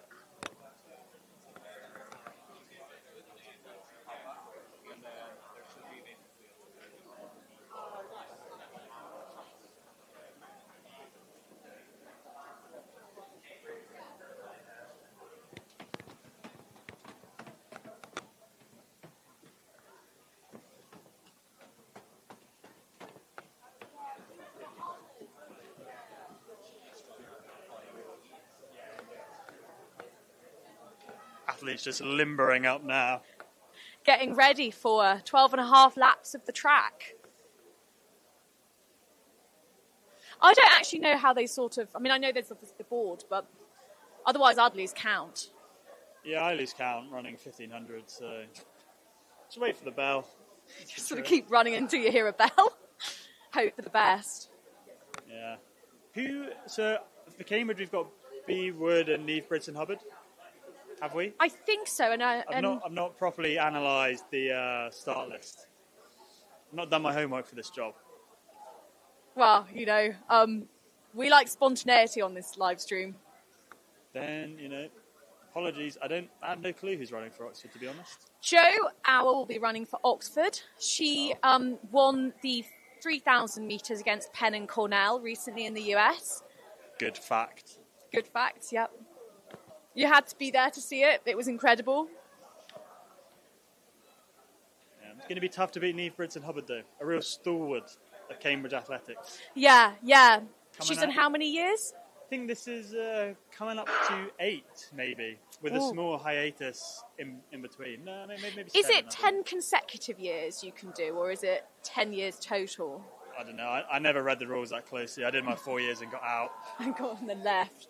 Turns out doing a degree, not as easy as I thought it would be. Not as easy as running a 1,500 metres. No. Right, so let's see who we've got. Yeah. There we go. Yes, Neve Bridson Hubbard setting the early pace. Asserting dominance. Okay, so Jo is not running for Oxford there by the looks of things. Oh, she is there. She's leading the second pack, so she's in there seconds. The races have divided straight away, which doesn't always happen. Sometimes you get a jilted seconds runner trying to win the blues. The point. And you know, it has been done. Yeah. We had someone asking earlier why they run 2 races for the 800 rather than putting them all in the same race. I think because of time. As in, the 800 metres only takes 2 minutes, so you have time to separate them. But I think it's also good fun for tactics, yeah, right? Yeah, exactly. They want to separate the races where they can, so that you can't fiddle things by putting in like a pacemaker or sending your seconds runner to get in the way. Oxbridge athletics, there can be no horseplay. Cleanest sport in the country. Yeah. No cheating here. WADA certified. I'm going to start timing on this lap so I can give some more insight. Yeah. Looks like they're not going too quick though. That's my eyeball. Oh no, I missed the stopwatch. Next lap. And that'll bring it up to a K. That makes it easy for me. Yeah. Seconds is already spreading out. Glad to see that these guys decided to forego their local park runs this morning to come here and compete instead. Well, maybe they didn't. You never know. They didn't. They would have had time to do both. Warm up. Yeah. Seconds stringing out quite hard already. Looks like Oxford controlling the early running.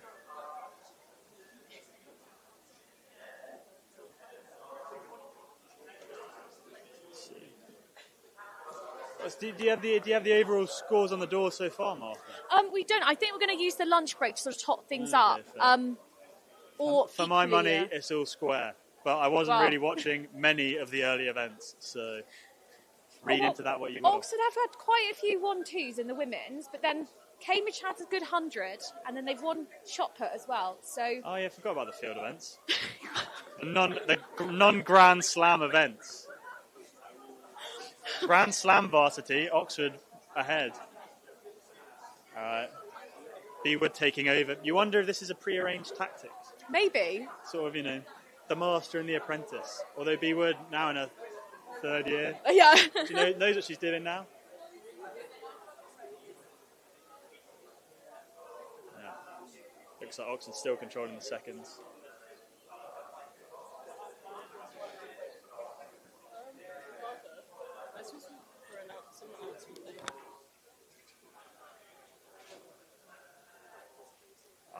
all the runners still together, so proper racing not started yet.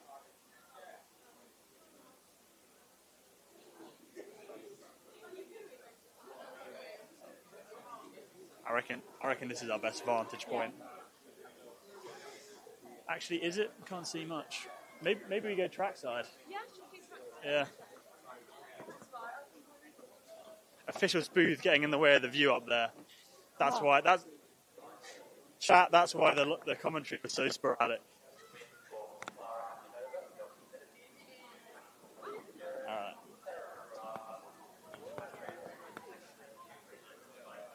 Okay, so coming for a 77 lap. That's looking, I think, guesstimating, that's about 15:30 pace. Actually, nah, that's a lot slower. Maybe I mean, I was a humanities student, so you're asking the wrong person. well, 72s is 15-minute pace. Okay. Then you've got an extra 3 seconds for 12.5 laps, so that's 36. So 15:40-ish, yeah. Oh, no, you've got an extra 5 seconds. What am I saying? So 5 seconds for 12.5 laps is 16. Yeah. So they're not slouching. I think, I haven't double checked their PBs, but I think that they'll be around 16 minutes. Maybe, Yes. Maybe just under in some cases.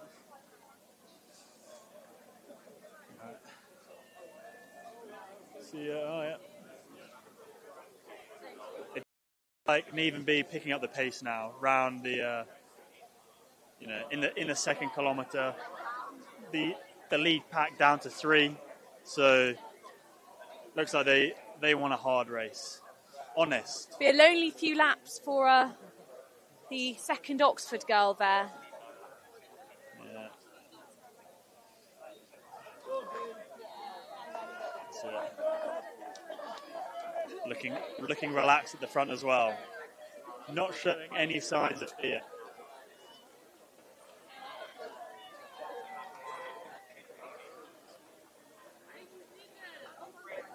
Maybe we could find some people trackside that know who's running for Oxford and give us some insights. Should we? Where are the OU and then however They many were C's? just down at 3 C's, I think. CCC. Officially. OU CCC. I think they're around there. Yeah, there we go. Is that? Yeah, there we go. Oh yeah, toward. All right. And here we have Tom Wood. Can you give us some insight on the Oxford athletes? I haven't studied the start list yet. So we've got coming up to the finish line here is Joe Orr and Zoe Nuchterline. They're both good. I think both in our Ekiden team actually. They're both very solid. I think they're looking already pretty comfy in this race. I'm pretty confident in saying I think they'll stay where they are. And then Oxford athletes in the ones, we've got Rebecca Flaherty, World Under 20 mountain running champion a couple of years ago, actually. Yeah, she's hanging on the back of B here. Here's some not much gradient in this race, though. It's true, but I hear some quick times are being sought after by the Cambridge girls in this one.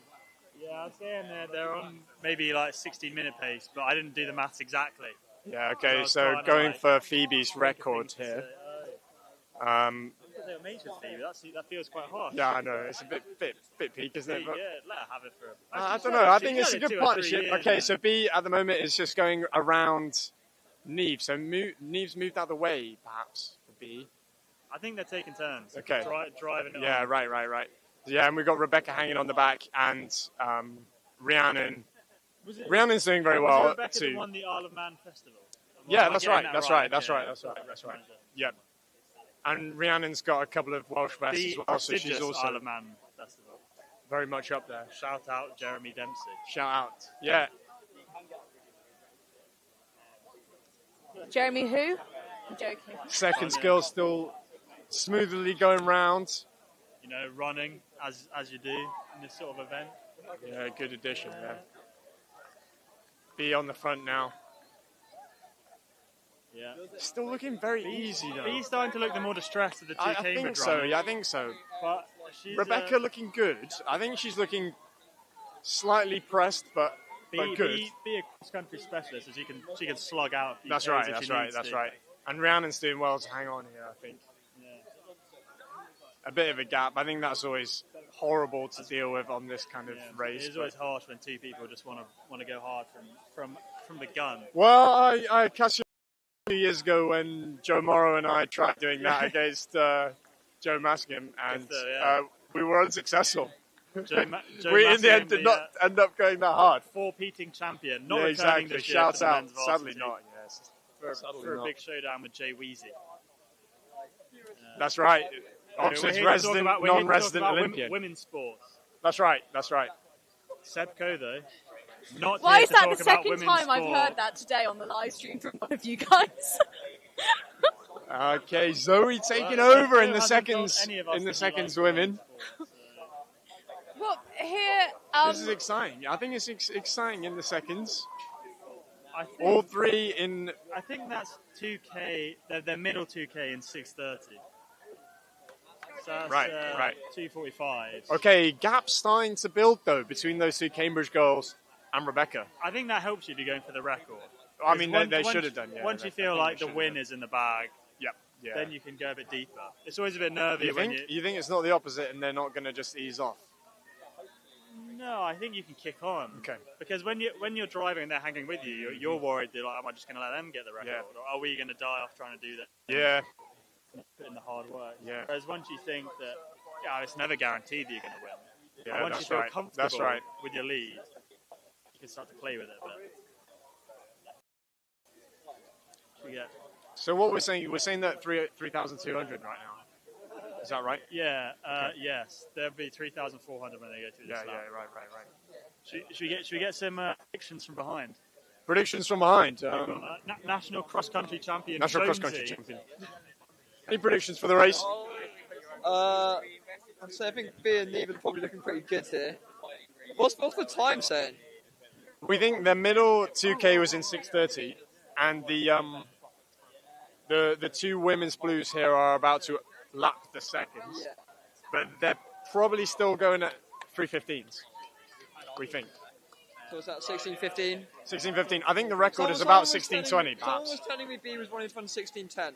Okay. Was that? I don't know. That wasn't me. Just for I'm not. Yeah, I'm not. Well, we know that responsible for this B rumour. is after the record. Yeah. So is Neve facilitating that? Or Neve is facilitating that. I think they were taking turns. I've heard reports they're taking turns. Allegations. Neve has gone back to the front, maybe for the final time, and then perhaps they'll battle it out at the end. Who knows? I think this is exciting, actually. Looks like they're wrapping up the 1-2. They have. Rebecca's kind of dropped off a little bit now, and there's another gap behind Rebecca to Rhiannon. But they're still looking very smooth, everybody in this race, I think. Rhiannon's holding on well. So it looks like we're getting some separation in the twos race as well here. A little bit. It's like Joe Orr. Yeah. Joe and the other Cambridge lady going through, and Zoe just a little bit behind.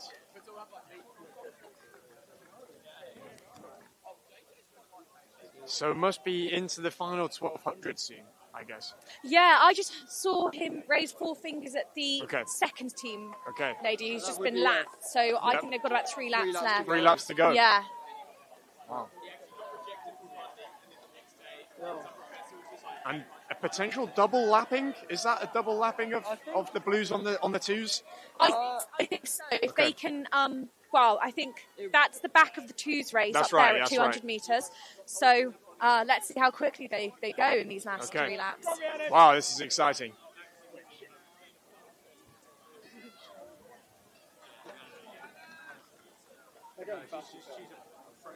Rebecca seems to not be losing that much ground, though. The gap. Holding out I can't tell if the gap's shrinking here. It did look a little bigger. So at some point, but Harry's walked off. So the clock that we had so far was that we counted 6:30 for the middle 2K. So yeah, Rhiannon is. I think Rebecca is not out of this. No, I agree. I think Rebecca and Joe could even potentially work together a little bit here. But from a Cambridge perspective, that's not really what we want, right? Of course.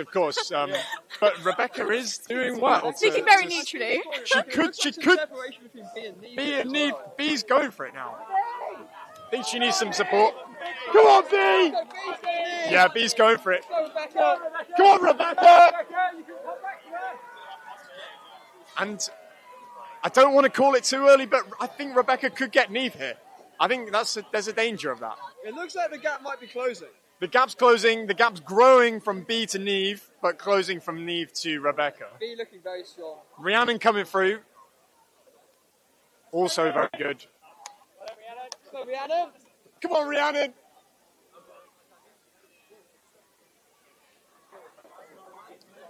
I think we were just saying this. So we think that How far is left? I think I've actually just been asked maybe. the exact same question. Either 600 or okay. I might move over because I've got the time going on the laptop, so I might move over to the laptop to the final. I'll come with you. And see if he is going to get this record.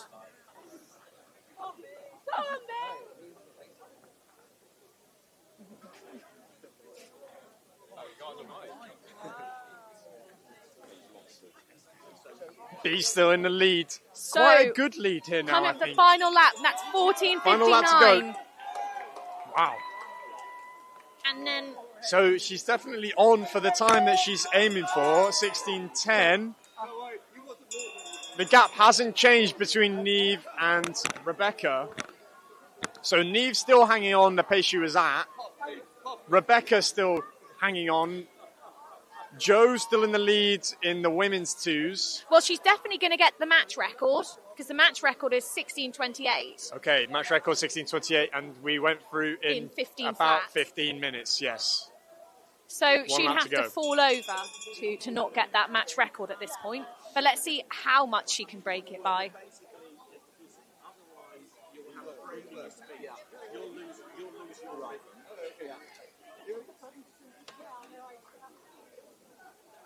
B coming 120 to go now. Very big gap behind. Neve, though, still looking like she's moving. And Neve Bridson-Hubbard is very fast, so to put that much distance between her and Neve is incredibly impressive. It's coming into this final 50 metres now. How quick can she go? Here we go, a long way under the match record. Well done, B. 16.33. That is very exciting. And potentially Neve would have been under the old match record as well. So we'll clean up those I times wonder as about they come through. Rebecca too. So that's the result. B first, Neve second, Rebecca third. Potentially all three of those under the previous match record set by Phoebe. And Rhiannon to come through now for fourth in the women's blues 5,000. Rhiannon just finishing there. So very good runs from all four.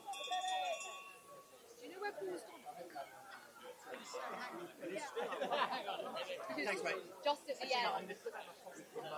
Just in case I need to write something. It's a very nice hotel. It's a hotel. Do you want to hold age?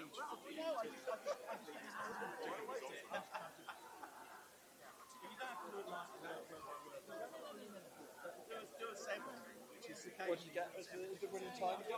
16:16, I think. Or maybe even less than that.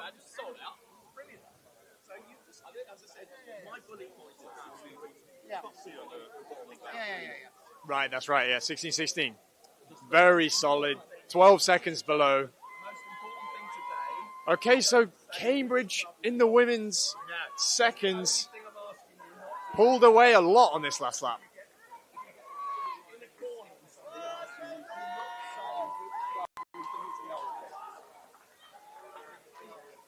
And Joe coming in second there. Very strong runs from both of those girls. Very good last finish from the Cambridge lady there. And Zoe to come in third.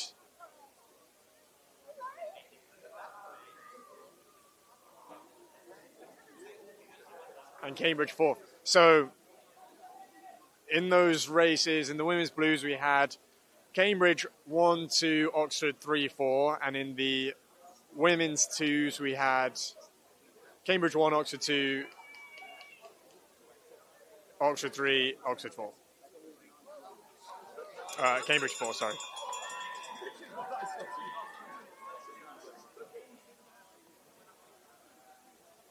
Well, that was just sorry, too late. I was on the phone to you. It's nothing. It's nothing at all. Given my former world, that's what I do. You know, but bless it.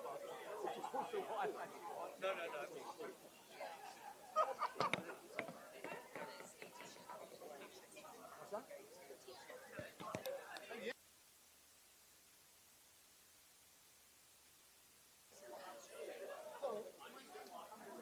So there's just going to be a short break in proceedings now, while athletics do a little bit of a presentation. I know there's been some requests for the results of the men's jumping events. They are still ongoing, but we will try and get to those as soon as.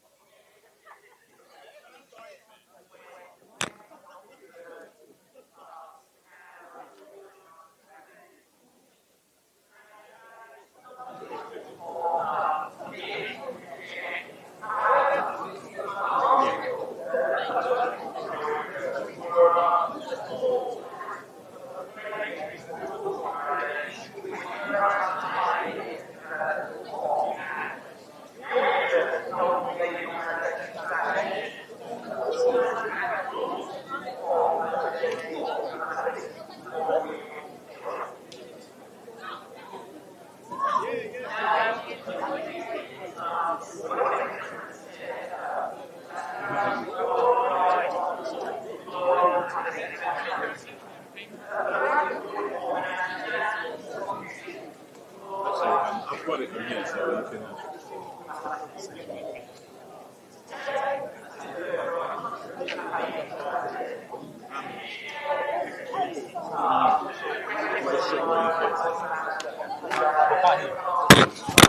Oh shit!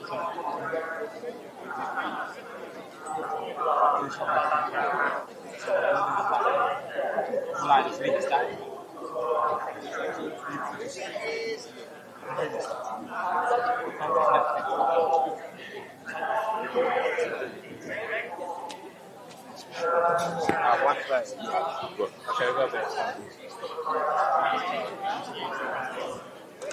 Capture something.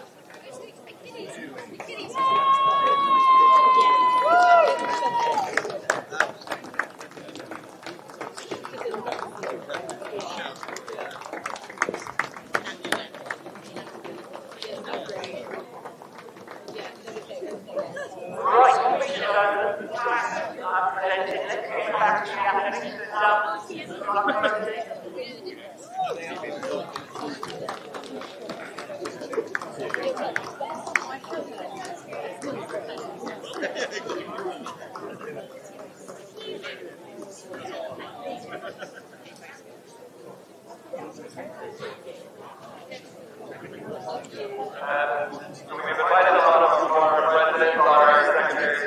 Just be aware that there's now a photo being taken place.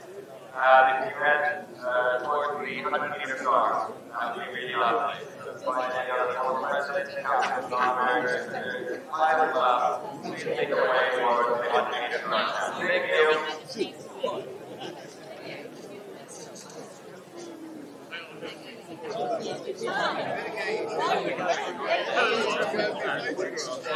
See you in a bit.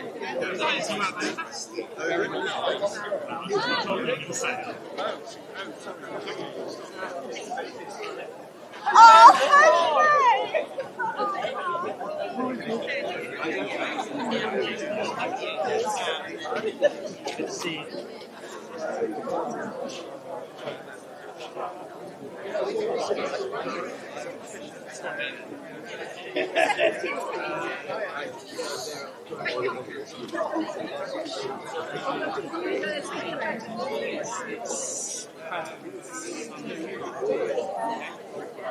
I'm going to stand the other side and just take a picture and take a photo of the photo. No one carrying a cardboard.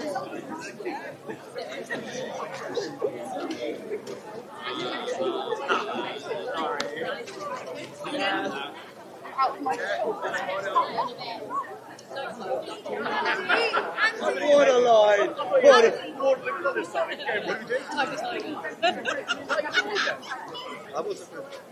On deck or captain? No, I mean, yeah.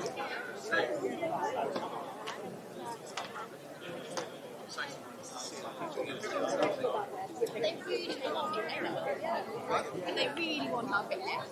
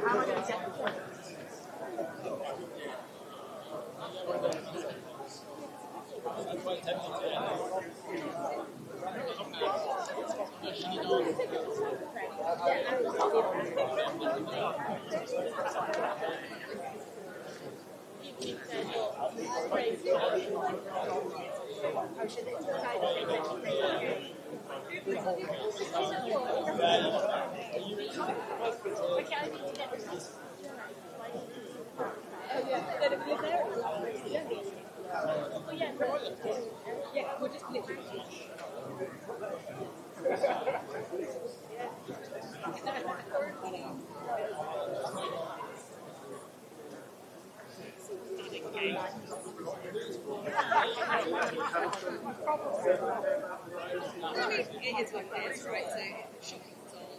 It's clearly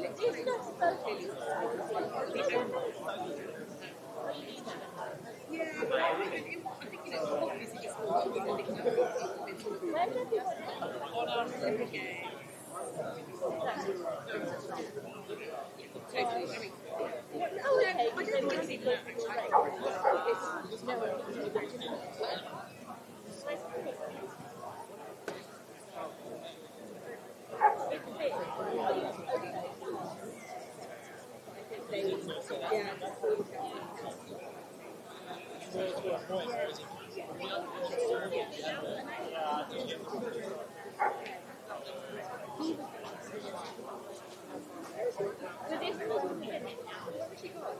obviously it's more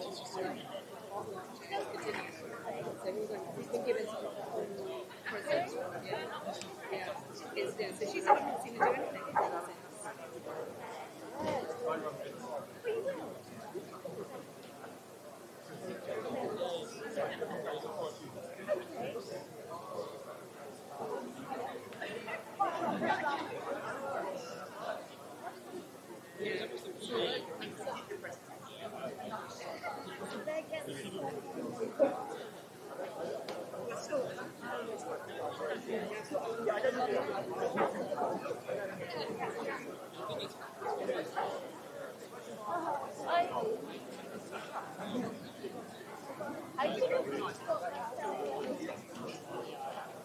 See who the oldies turned up.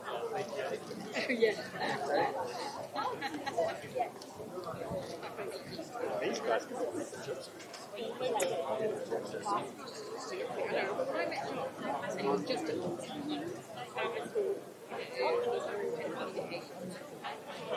It's just me. And I do this, I do that. Yeah.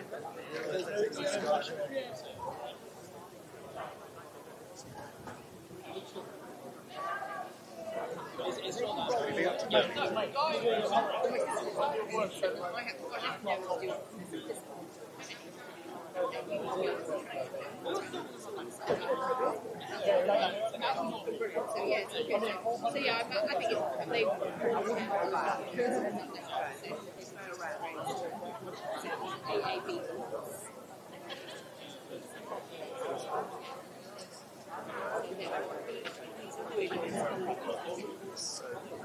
So yeah, so.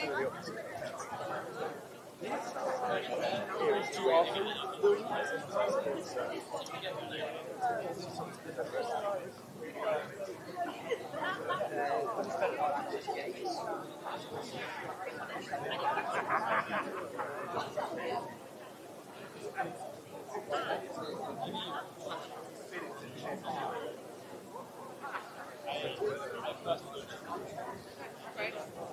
Yeah, really. I get that. It just feels like you walk with it. That's good, James. Those two just feel real. And if it's there in front of you, no, extra time, it just feels like you're just doing the same thing again. Go and meet new people. Yeah, that's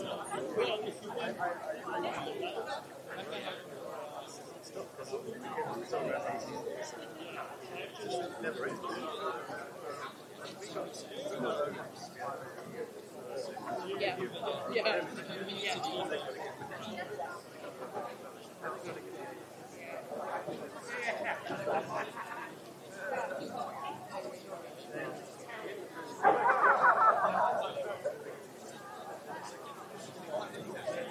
I know. Although we do say, I did say to no. No, I get it, yeah. No. I did say to no, I did say to no, actually. But actually, university is less so. This is probably the hardest period of intense work. And then you're in such a relief to get university. Yeah, you're just, yes, exactly. And I said, so it is just, this period. But it is so funny, I also have friends with guns. The stress levels of girls, boys, there's no stress and anxiety. Yeah, there's no anxiety going any exams or anything. Yeah, I've got nothing. So, any stress today? No. So, what will be, mum. Whereas I'm friends with girls who are like, we need to manage this, you having the same thing. No, I'm having none of this. Yeah, just watching TikToks and stuff. Yeah. Yeah. See you later.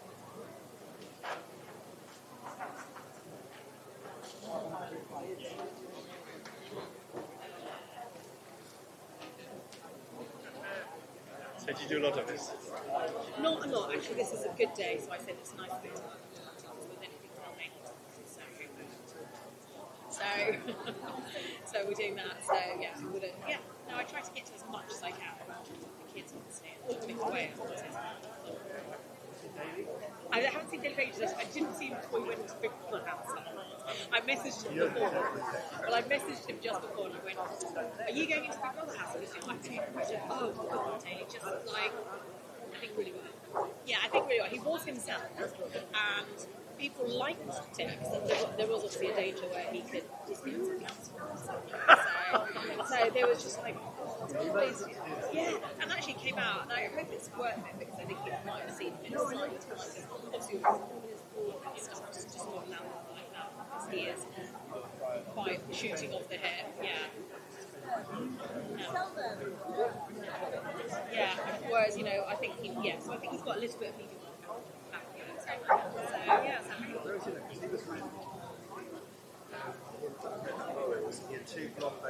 yes, Lisa Clayton, so two, Alex and Aaron. So Alex was is 6 years older than Aaron was born the day before Noel was in the same place as well. Yes.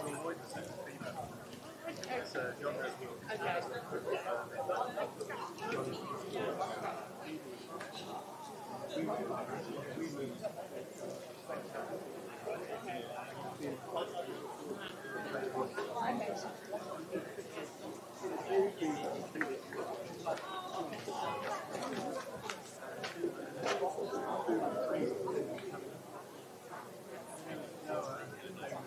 Yes, Aaron, yeah.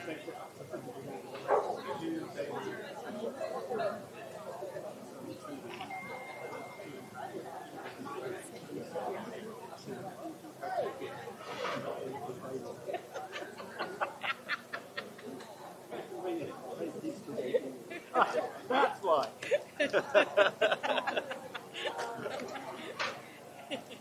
Yeah, but it didn't go so well. Yeah, it didn't go so well. No, same as us. Yeah. Yeah. Same time,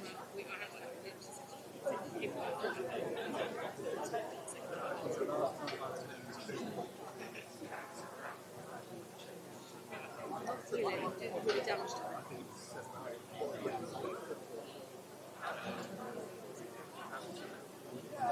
Yeah, I mean, mine was as well. Mine absolutely. Yeah.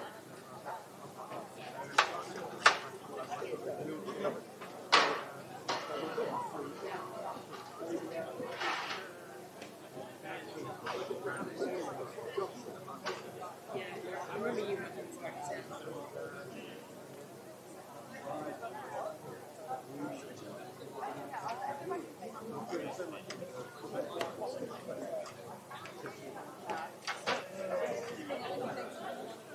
yeah. Anyway, all turned out well. I think all space. Yeah. Were you early? Were you? No, she's late. She was thinking something for 3 weeks.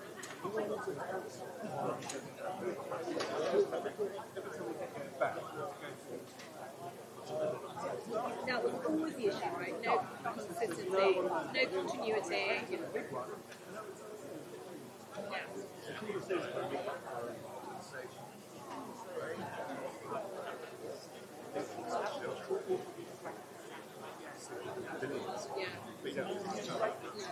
And just creates a negative vibe around. But it was a long time.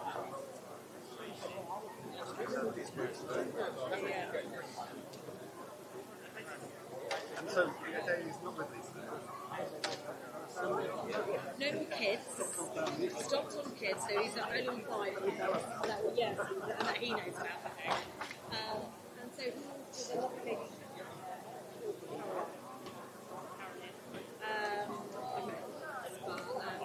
Yeah, he's a bright.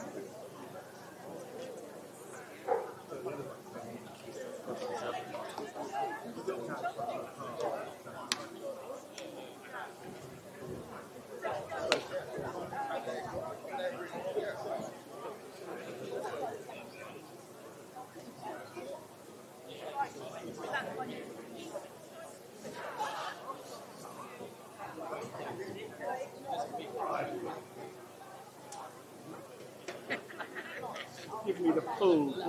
Yeah, the angry look. Yeah. Oh yeah, well he used to be in Northwold.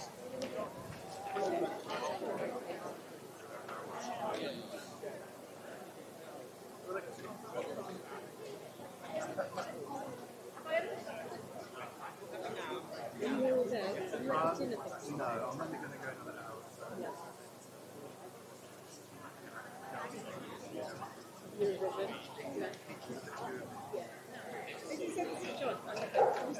My favourite day was yeah. Yeah. I love today.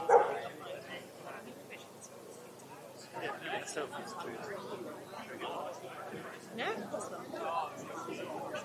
Yeah, but that is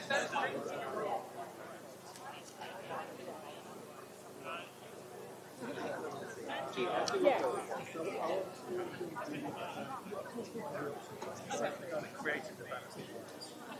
Did it as a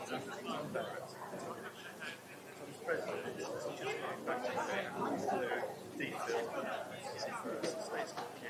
He's mad about getting scores. He's got a few more years to go.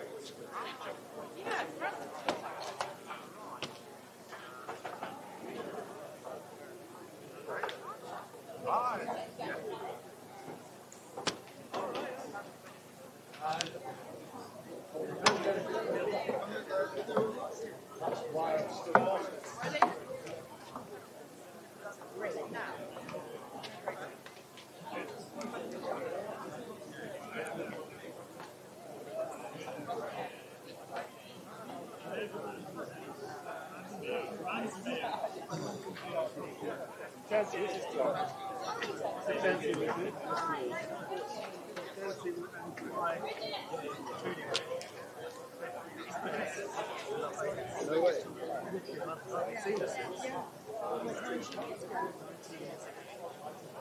There's so much more to catch up today. It's an exciting day, isn't it?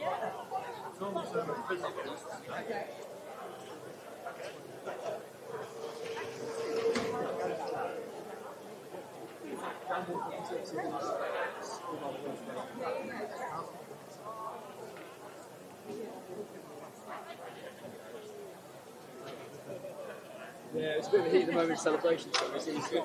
Yeah, we were quite like similarly matching you guys, so I didn't do any thinking about it. I do underline it, it's just all pure heat of the moment, chuck the arm, was it? Wind up, but I just really like doing it. More exciting. I think it's only 4 people.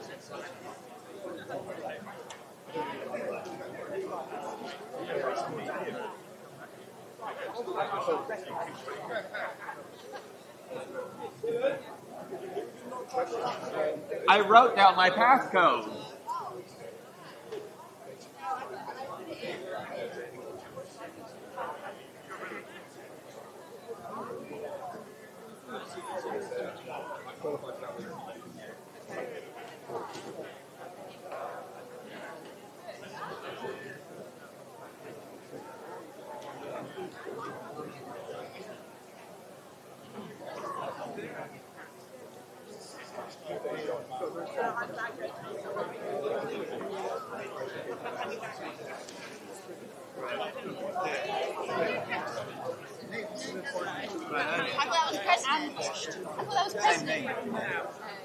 Come on then, we're going to get money. You coming to get whole bread? She's having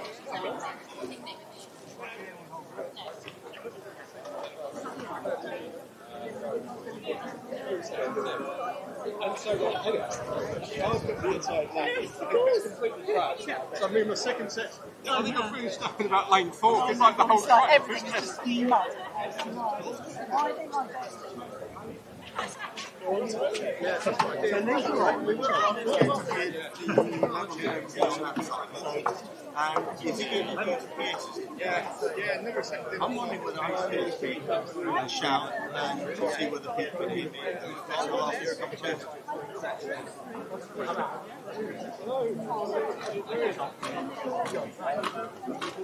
Yeah, because like, it's a lot now. Okay.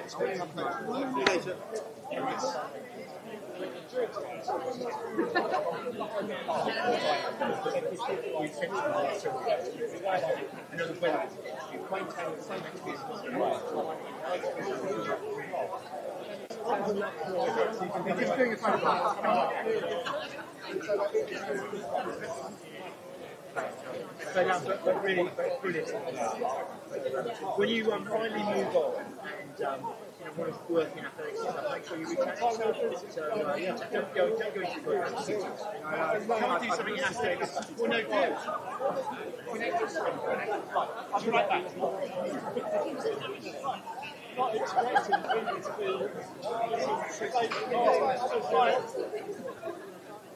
Yeah, you're expecting.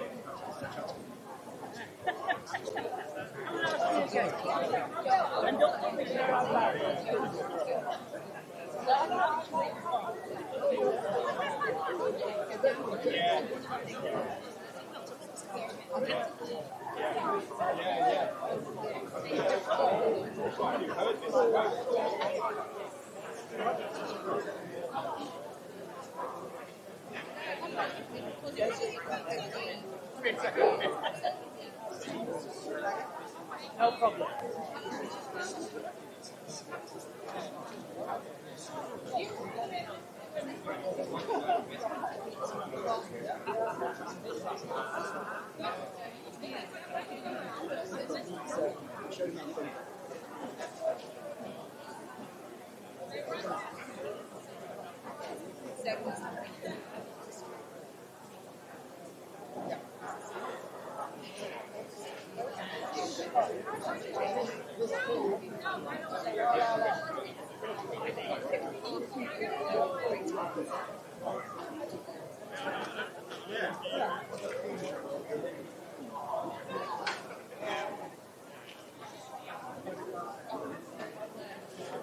It's the first time I've reached.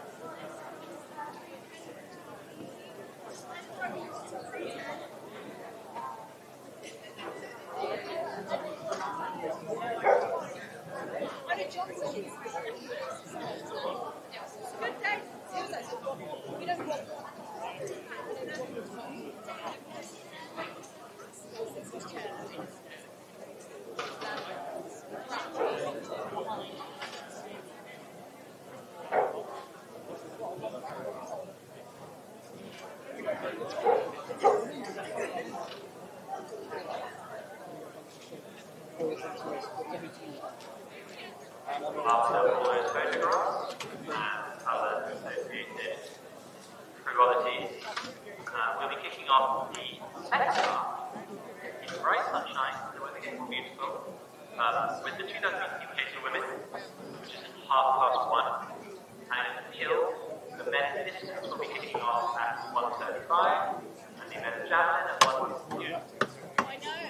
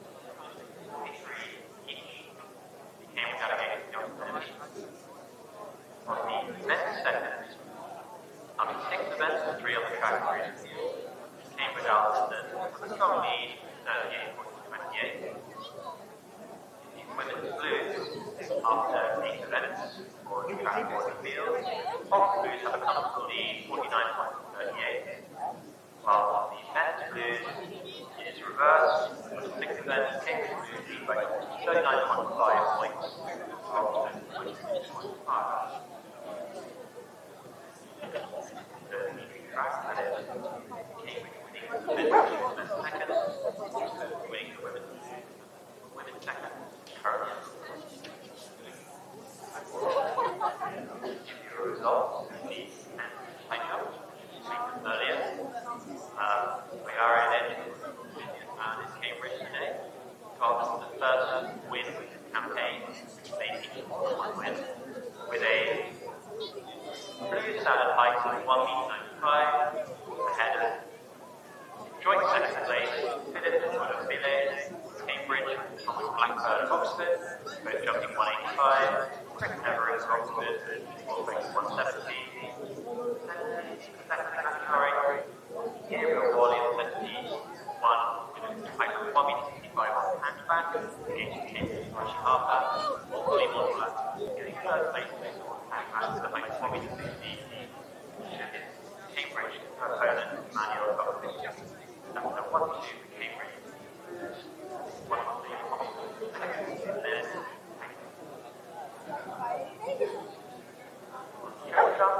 we are in Edu. His second win. Only took 2 jumps to secure the victory. He beat us 19 for the win. Anthony Akinwale, pretty close. 30 meters 79. Morgan Treasure is third. Cambridge from 26. Kanaya on 21. The second, Cambridge with clear 1-2. Sebastian Mervis, 12 meters 64. Ahead of Daniel Kanaya, also Cambridge, 12 meters 68.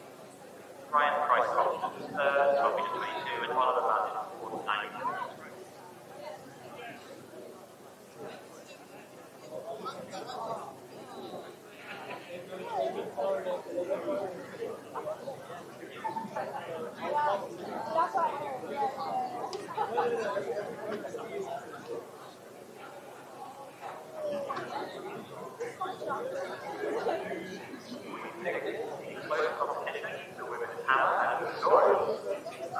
Leonie Brunning, winner of the shot. Elsie, second round, with a contribution to 34.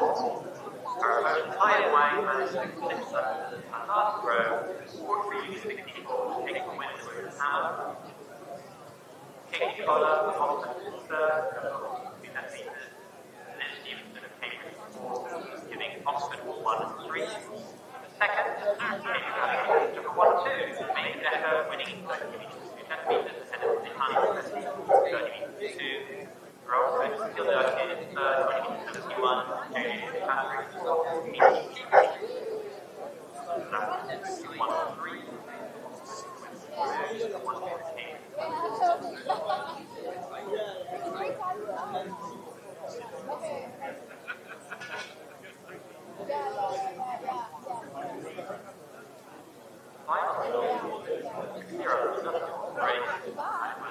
By far away the most impressive. Finally, the women saw after the last 4 years, break records twice taking down 28. Second place today broke that match record. The British Howard, second in 16:25:24. As we saw, Beatrice Woods took that race win from there, and eventually came with a winning the new match record, 16 meters, 16.36. Taking the women's 5,000. Rebecca Plasty, third for Oxford with a new personal best of 16:30.19, which would have been a match record until last year, while Rhiannon Patton, fourth place, 16:55.78, still an excellent result, however. In the second team, Stella Birmingham with that fantastic game, took the win for Cambridge Allocation 80.464. Josephine Powers and Zoe Deutschlein, second and third for Oxford, 86.24, who are Cambridge, 1.9. First match record of the day, the Cambridge Beatrice was time of 16 minutes, 16 seconds, 16 minutes, 16 units choice, 16 minutes, 16 seconds, 0.36. Match record for the women's 5,000 meters, 60 right.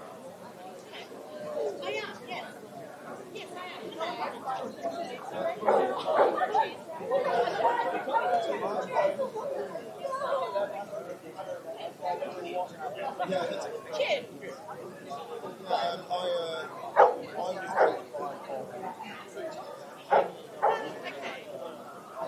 Okay.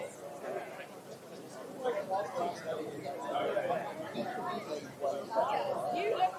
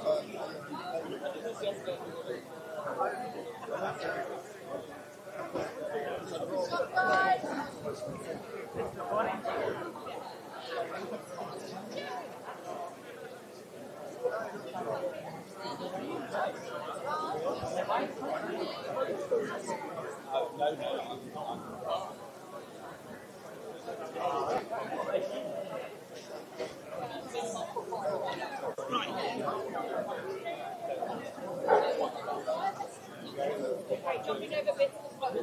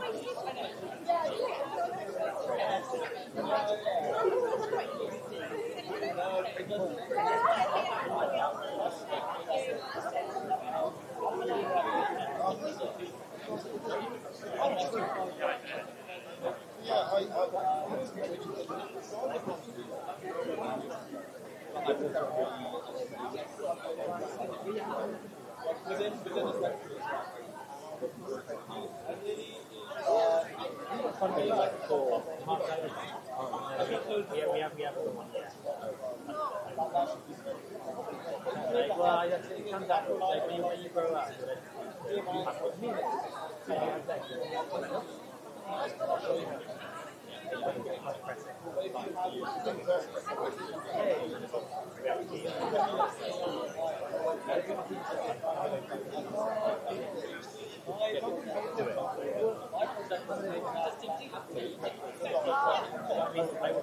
To measure it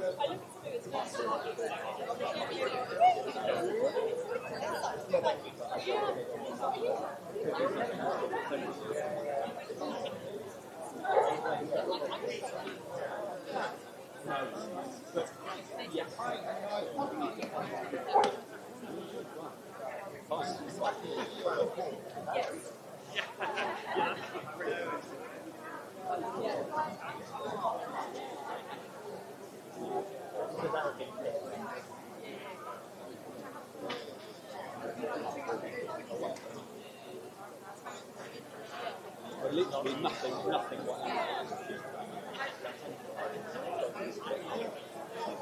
I didn't realise everything was different.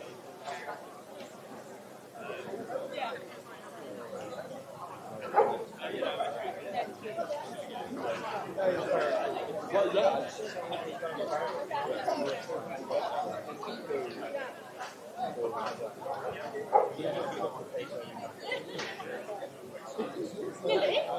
It's meant to be very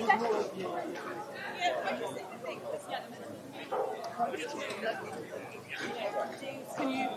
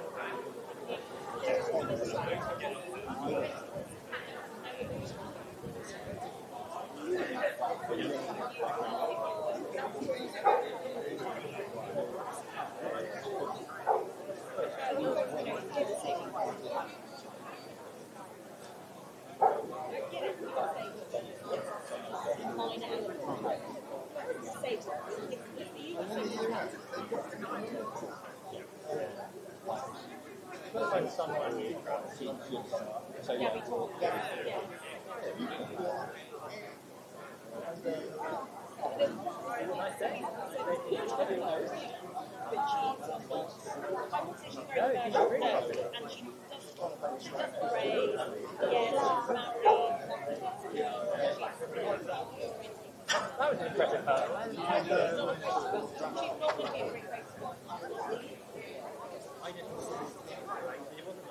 I just wondered.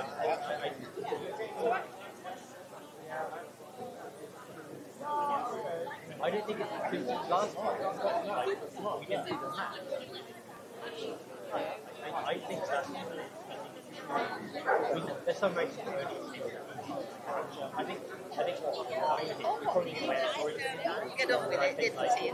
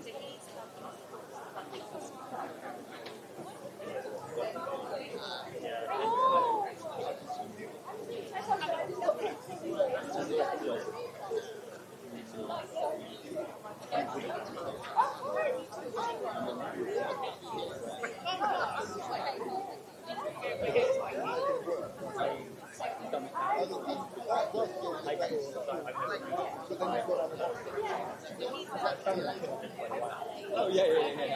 I guess it's my phone. Is it my phone? Yeah. When someone runs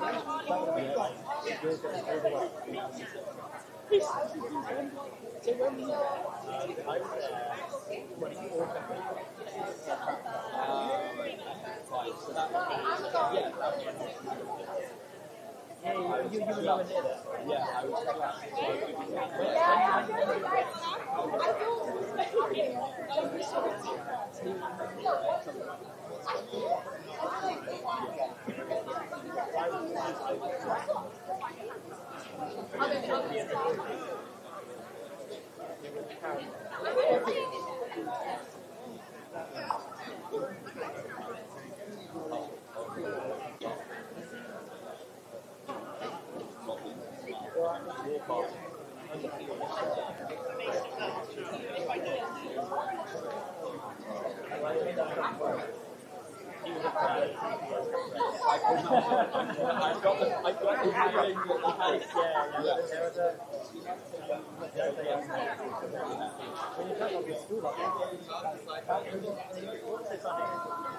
Hello.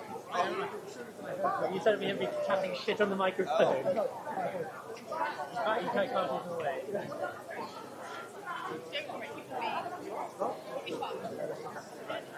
Man's having a great time.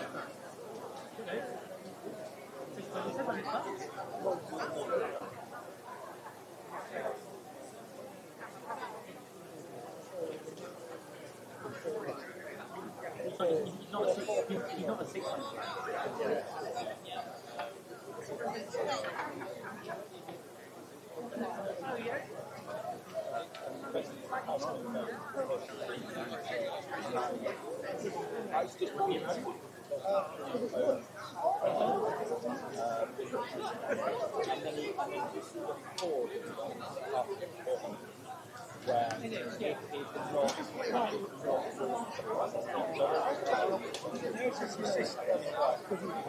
I don't know where the main man is. That was the 4-4.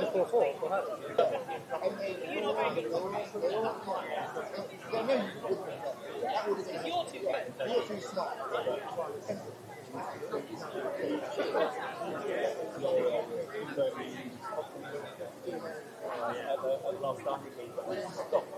Got the step ladder out, folded the step ladder and then slide down and went back on the other hand and had full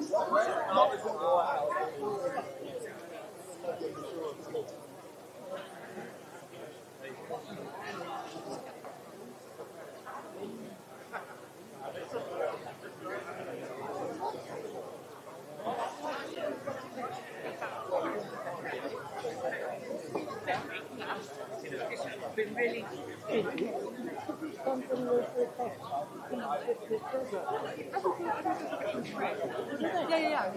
Yeah, of course. Give them right at the end. I'll give them at the end. That's great. Yeah. Do not worry. Okay, oh, that's lovely. Thank you. Right.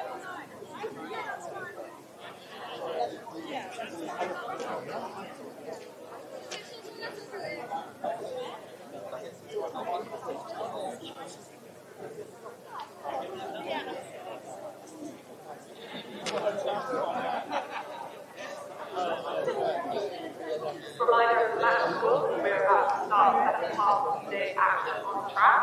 In the men's match, Cambridge is Oxford by 6 points. In the women's match, Oxford is Cambridge by 7 points.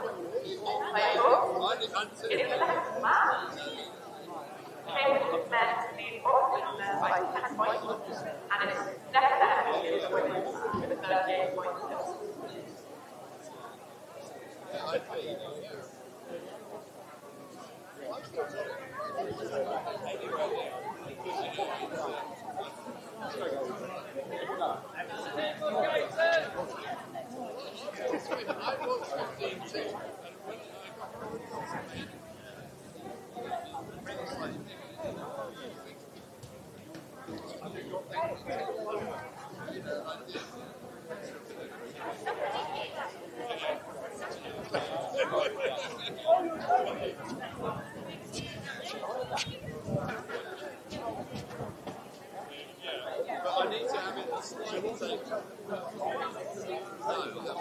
And all steeplechase, please.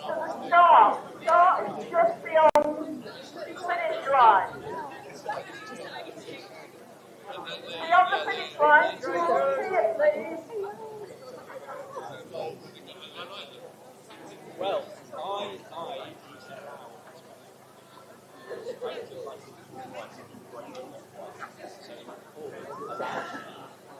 So getting ready for the women's 2,000 metres steeplechase.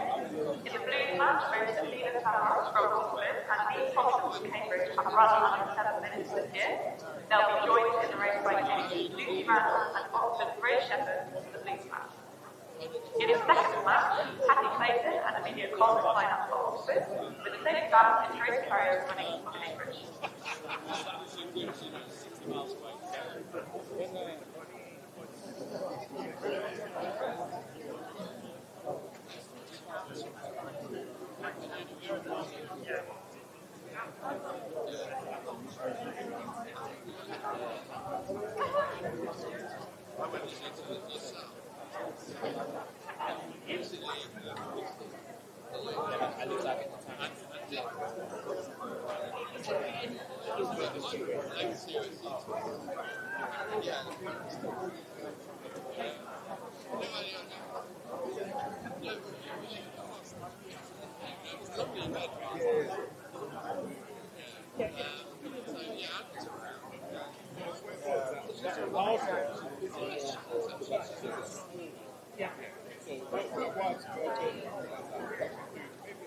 Because he was already like 10 minutes out. Yeah. So we should do maybe about, I would say about, so we can do about 20 to 30 minutes.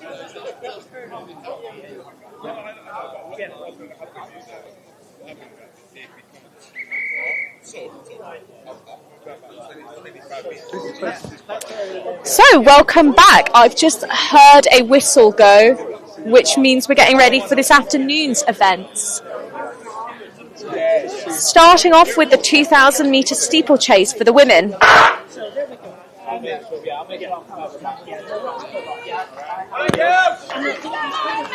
If you thought running 2,000 metres, 5 laps of a track was hard, try doing it with barriers.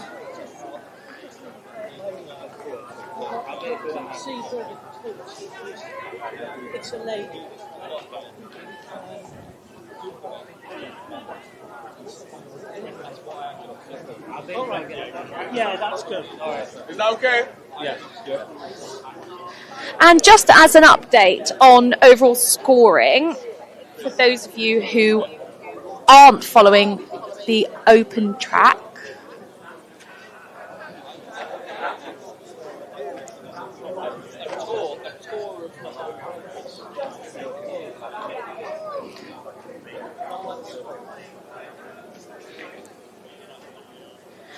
so Cambridge are currently leading in the men's blues match with 39.5 points to Oxford's 26.5 points.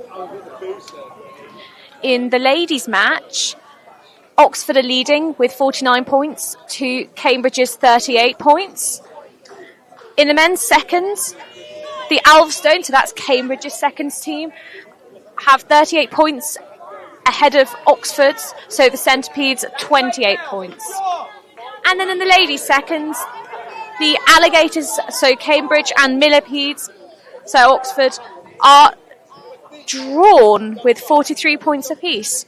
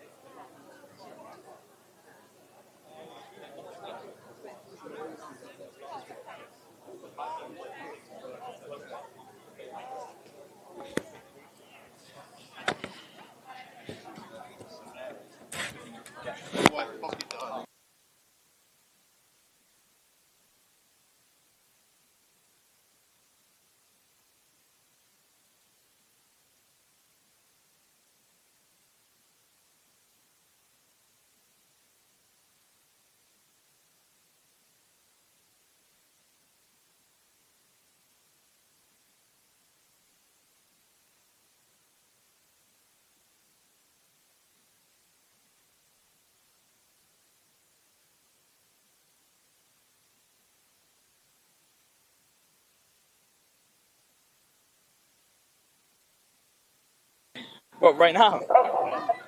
So I'm joined by some steeplechase experts.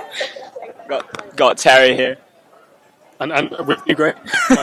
Yeah, so tell me, who's the favourite here? Well, Neve's taking it, basically. Opened up, I don't know, maybe 50 to 100 metres. And I think she's going to hold on to that. So, looking like a death march for Oh wow, yeah, I was trying to find where Neve was, and then she's right up at the 200 metre mark. So I thought, Neve's Cambridge, and all I can see are 2 Oxford athletes, but... Yeah, she's kind of blowing this field up, as expected.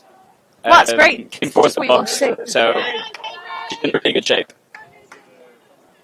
Oh. Anything to add, Terry? Yeah, he's looking very smooth at the barriers. Clearly been some good training in that. It's very strong to be front running on a day like this, with there's a bit of wind about. There was no messing about. The gun went, and off she went straight to the front. Well, feeling inspired after the 5k record earlier. And don't tell me, the 5k's already happened, because I've had that twice. Come on, Neve. Absolutely. Looking very good. Even the technique of those behind her, it looks very strong as well. Yeah, like she's beating some serious athletes here. So tell me, how do you get to steeplechase? Do you start off as a distance runner and think, I want to jump over hurdles too, or do you kind of, do you start athletics and think, yes, I want to be a steeplechaser? You try and be a 1500 meter runner. Then you realise that you're too slow, and you decide to enter the slightly more favourable. You have to be able to jump over the barriers and negotiate them at speed, which is harder than you might think, and it scares a lot of people off. It's a skill in itself, for sure. Well, it's interesting to see how they start the race hurdling them, and then towards the end, sometimes they'll do the, where they put the foot on it a bit. The fatigue hits different in the steeple. This is why it's so. This is why it's so important. So impressive that Neve is kept the foot down this whole time. You've really got to stretch your effort out, because if you go full gas in the first kilometre, you're going to be really struggling at the end. Yeah. And it's not like the hurdles where, if you clip it, the hurdle goes down with you. With one of these, it's sort of, if you clip it, you go down before the barrier does. Well, we're accompanied right now by someone who's got a bit of experience in that regard. In that department. Box 2023. You look traumatised, Terry. It's a beautiful video, if you haven't seen it. But he does recover it well, so I think one of the most important things about steeplechase is being someone who's just got good control of their body and good rhythm. And in that video where Terry absolutely stacks it over the barrier, what you do see is he gets up in that same rhythm and he doesn't really waste as much energy as other people would. So, got to be the kind of athlete that's coordinated. And I think that's kind of the difference between people who are good at the 15 and people who are good at the steeple. Well, yeah, because I remember about when you do long hurdles, you sort of have to sight the hurdles and kind of know from, from a couple of metres out how you're going to. Is this to finish it? It must be. It's a bell up for me. She's absolutely run away with this. Good water barrier there from Neve. Dominant display from Cambridge, from Neve. Yeah. Cambridge!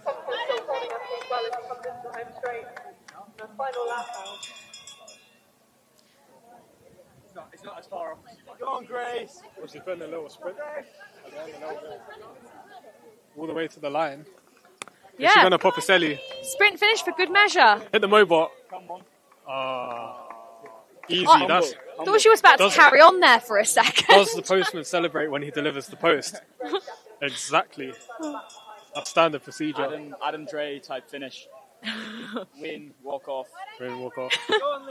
Go to the gym. Shake everyone's hand. It's leg day. Go and do another weight session. Time to do my lectures. Yeah. Wax open the laptop. Classy. That was classy. That was a very classy win from Neve.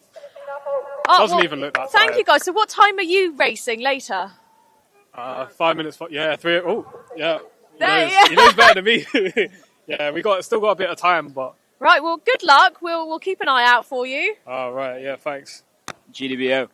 Oh, you heard it here first.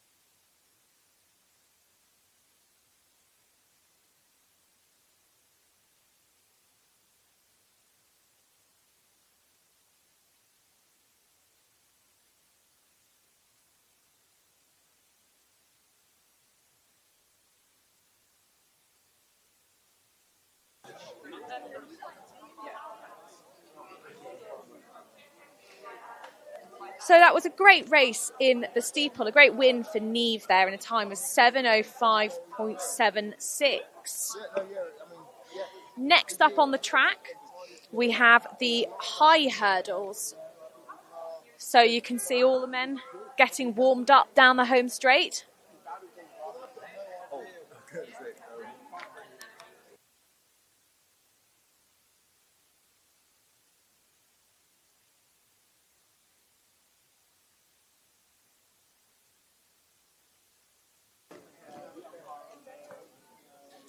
So just as a reminder, we are trying to tidy up field results as we go through, but they are available on Open Track. So if you search Varsity Match Open Track, you will be able to get that online. For the javelin? It's what it was before. I haven't really moved it. No, because all it was like each time you're throwing that, right? When you like it's all this metal stuff. Yeah. That is indirect line on it, so it makes it. But there was no problem. So you can see we've got the men's javelin currently running. Some very high quality athletes in this field. Look out for, amongst others, Michael Allison of Oxford.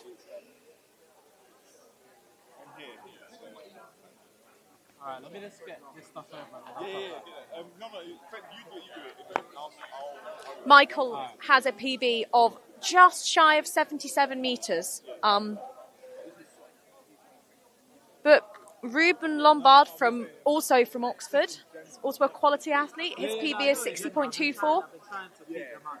So it looks like Oxford should be in for a 1-2 here, although Cambridge's Remy has a PB of 59.66, so he will be hoping to not be that far behind.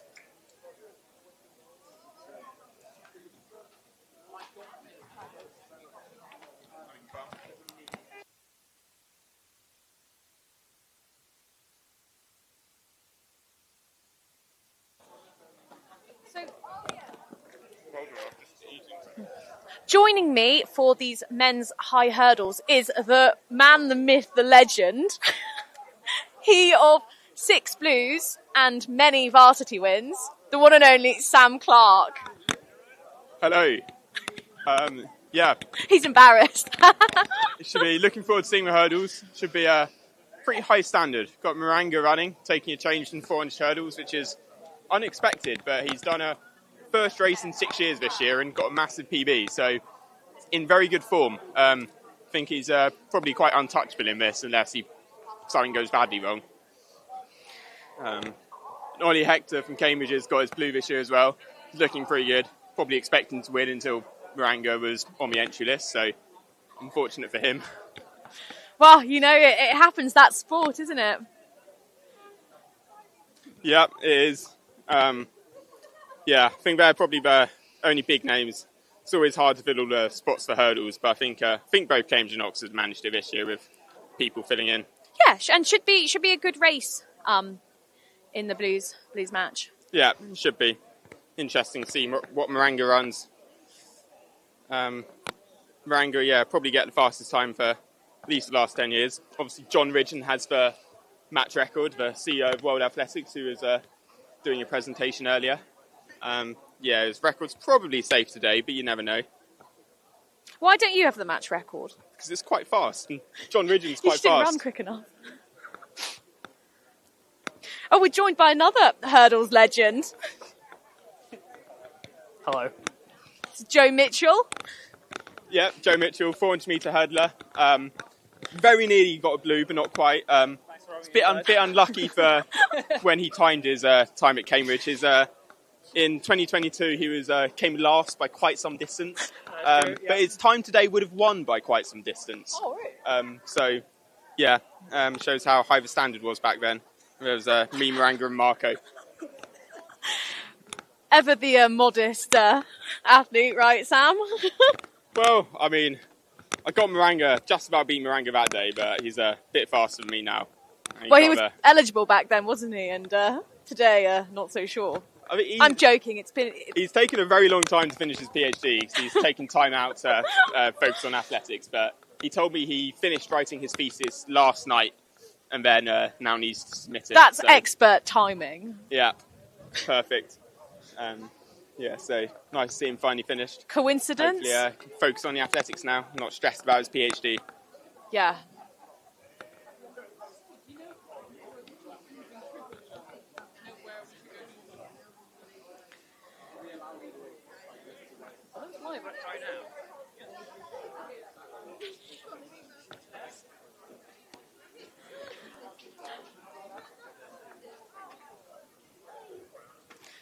So do you still hurdle much, Sam? Yeah, I'm still competing. I'm still in Cambridge, still training with the University Hurdles coach Bob, who's been coaching for more than 20 years now, very long time. Oh, shout out to Bob. Every year he keeps saying he's going to stop, and then he keeps carrying on. So see how long he lasts. Hopefully he's got a few more years in him. Yeah, I hope so for the sake of the hurdle squad at Cambridge. Yeah, we've got a few good hurdlers now who's enjoying coaching.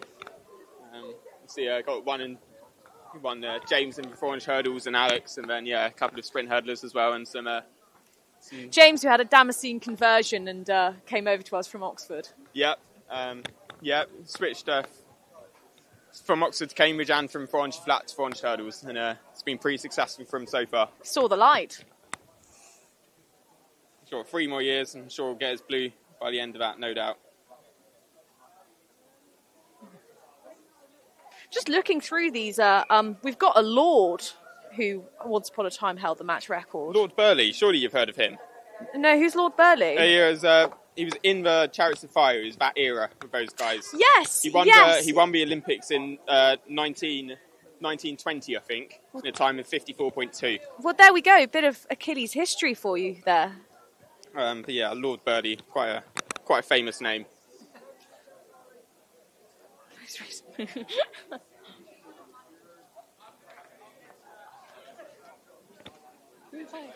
going to win this race?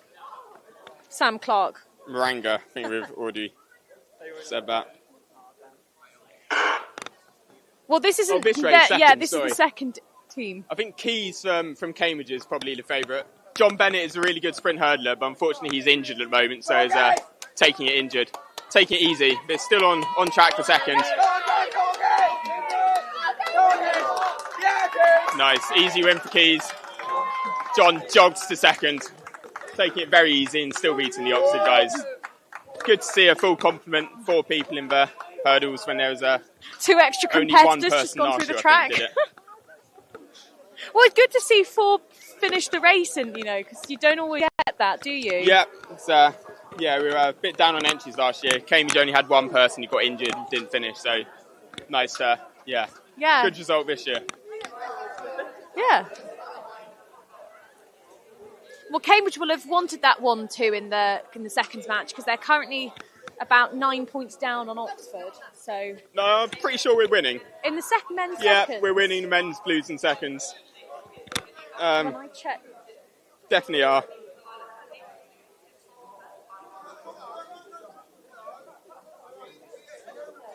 Oh, okay, yeah, I stand corrected. It is. We're 10 points up or more. And then in the ladies, 51 to 46. Now 15 points up after that race. Okay, well. I think Cambridge were kind of expected to win the men's blues and seconds. Got quite a strong team and good depth. Yeah. Women's be a bit closer, but Oxford are edging it at the moment.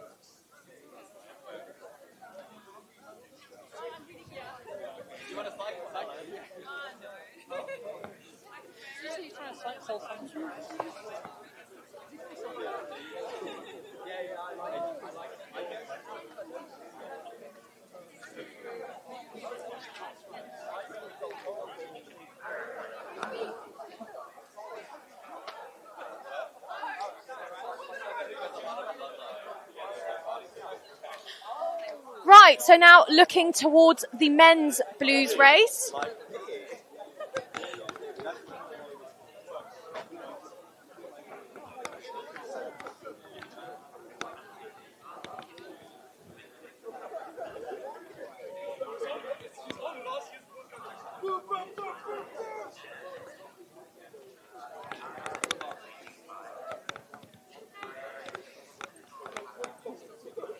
found another bob on them.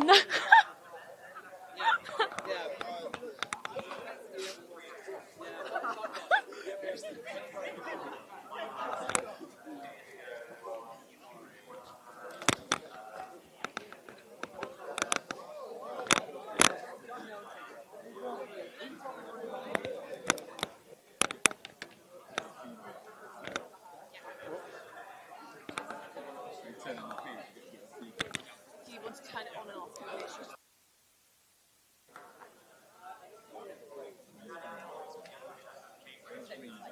So this is off, and that's on.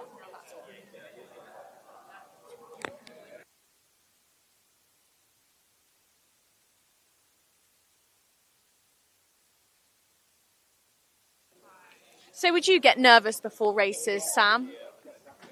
A bit. 400 hurdles always get quite nervous, just it's very pain. long, very tiring, quite painful. Never very fun. Sprint hurdles I always found much more fun. Although when I'm standing on the start line, you do kind of look up and you do sometimes think there's a lot of hurdles. Oh, I don't think you should ever do that. You should never look up at the hurdles. No, that's what you're meant to do. I did sprint hurdles last week for the first time in like 8 months, and standing on the start line was quite nervous actually, but went fine in the end. So I'm sure, who we got here? Maranga's probably he's done it loads of times before, so I'm sure he'll be fine. Others might be a bit nervous. We've got some newbies here. I think the Oxford runner, other than Maranga, hasn't done it before. Thomas Blackburn. And then we've got Ollie Hector and Barnaby. Barnaby's a pole vaulter, but he's quite a good multi-eventer as well. So he's pretty decent at the hurdles, I think. So I think there should be so Maranga, Ollie, and then Barnaby and Thomas. We'll see how they do.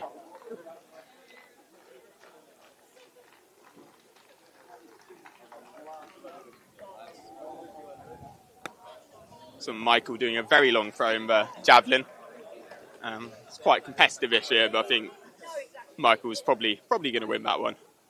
Yeah.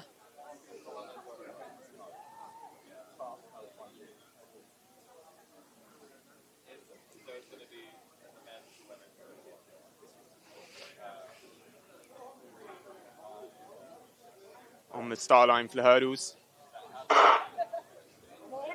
It's like almost full start by Barnaby, but all the way. And Maranga's running away with it. Ollie's not too far behind. Nice and comfortable. Was that a false start? The gun went a second time to call them back, but it was a very long time after the start, so they've all carried on. This happened to you before? I distinctly remember this happening to you. No, it didn't. I'm pretty sure it happened at AV Fair once. But, it's a bit of a strange one. They tried to call it, they fired for recall gun, but it was quite long after the start, so no one heard it. It's that weird, it's not a proper gun.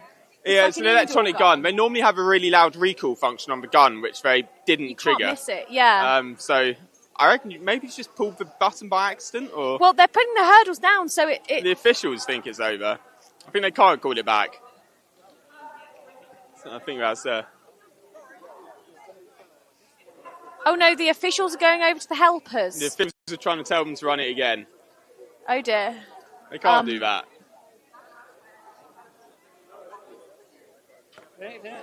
Let's see if... I heard the words yellow card.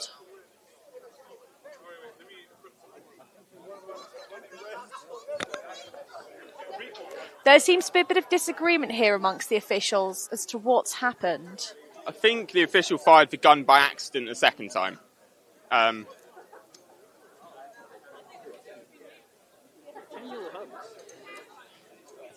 There's a bit of confusion there. I don't think they can run it again. None of the officials stopped, so none of the runners stopped. Yeah. But then imagine if one of them had. What would you... Yeah, if someone does stop, you kind of have to restart it. It's quite awkward. Yeah. I've seen it happen before, but never happened in my races. Sometimes it's a very delayed recall. Sometimes the official fires the gun by accident, and it's a bit awkward.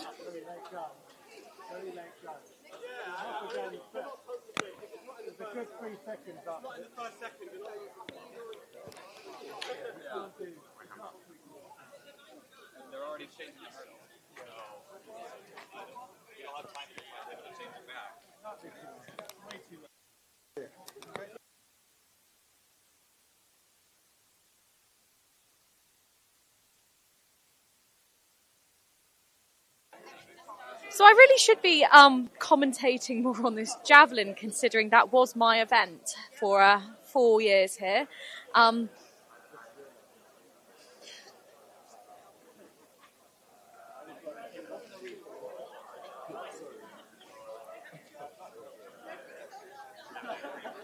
That's one of the Cambridge second team athletes about to throw now over at the javelin, doing a full run up. And he's just pulled that down ever so slightly. So as you can see, the tail has come down a bit and it's stalled a tiny, tiny bit. But it's legal and it looks like quite a long way. I think I would say around 40-metre mark, maybe. It's really hard to tell.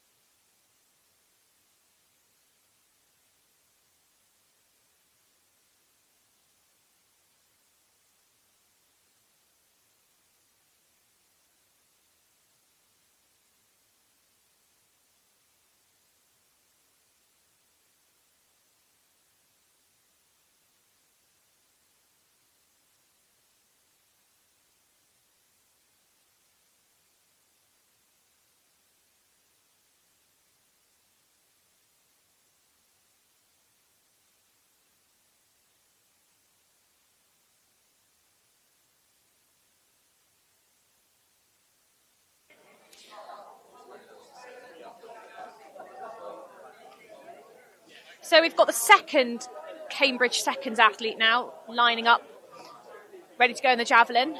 It's always interesting to see what sort of run-up they choose to do. I only moved up onto a longer one after many, many years of doing javelin, but these lads all seem pretty comfortable with it. And that was quite a nice throw. He slowed down a bit there towards the line, but very clean, legal.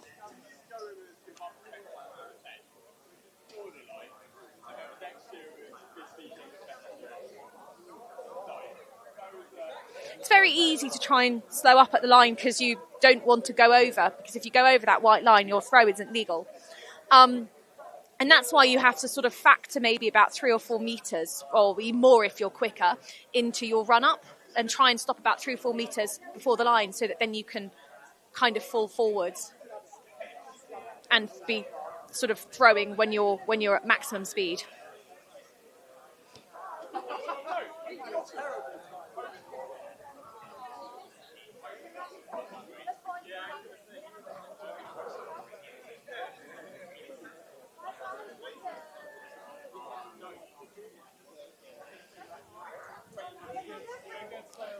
So this is Ruben Lombard of Oxford throwing, recently come back from the US.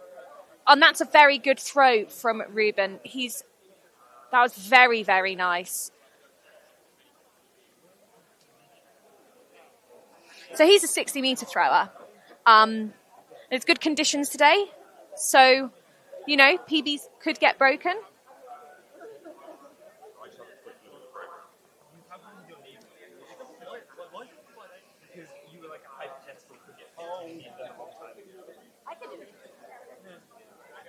I'm not listening. So take that, and then I'm also going to use your open 15 number. That's what I'm open. Because that's what my name is actually like. And then you've got both, and then maybe that.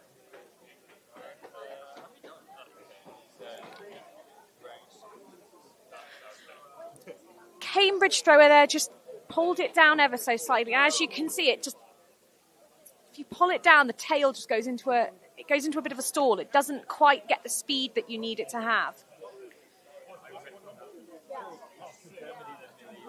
And often that's the result of sort of trying to throw to the side rather than throwing over your shoulder. Or it could be the result of sort of opening your wrist towards the end of the throw, which moves the tail downwards. So Michael Allison now throwing. as you can see, he just throws with such incredible arm speed. Because these javelins, they're really not that heavy. It isn't like the shot put or, the hammer where strength is much more of a factor. In the javelin, it's much more about speed and how flexible you are, how quickly you can move your arm in that last sort of second of the throw. Oh, and we look like we've moved to some high jump here. This is Iris May Morse, I believe, of Oxford. She's just cleared that height. Yeah, the better athletes won't be quite jumping yet. I can see Annie from Cambridge warming up. She's a 162, 163 jumper. She's a blues. Oh, she's a 165 jumper. And then Leonie of Cambridge, who is the standout favourite for this, with 176. But let's move to the women's high hurdles now. Sure, you know the drill by now. This is the second team match.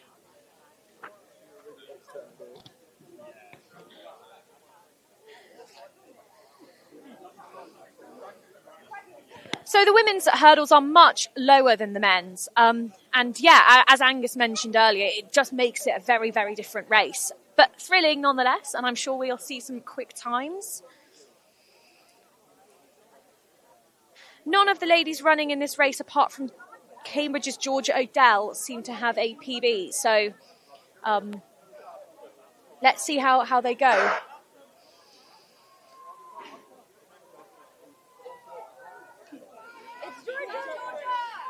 Well, they certainly all seem able to hurdle quite well. So that's Georgia Odell there in the lead, followed by Bria Smith of Cambridge. So it looks like it's going to be a 1-2 for Cambridge there. But all four ladies finished the race, so that's absolutely fantastic to see.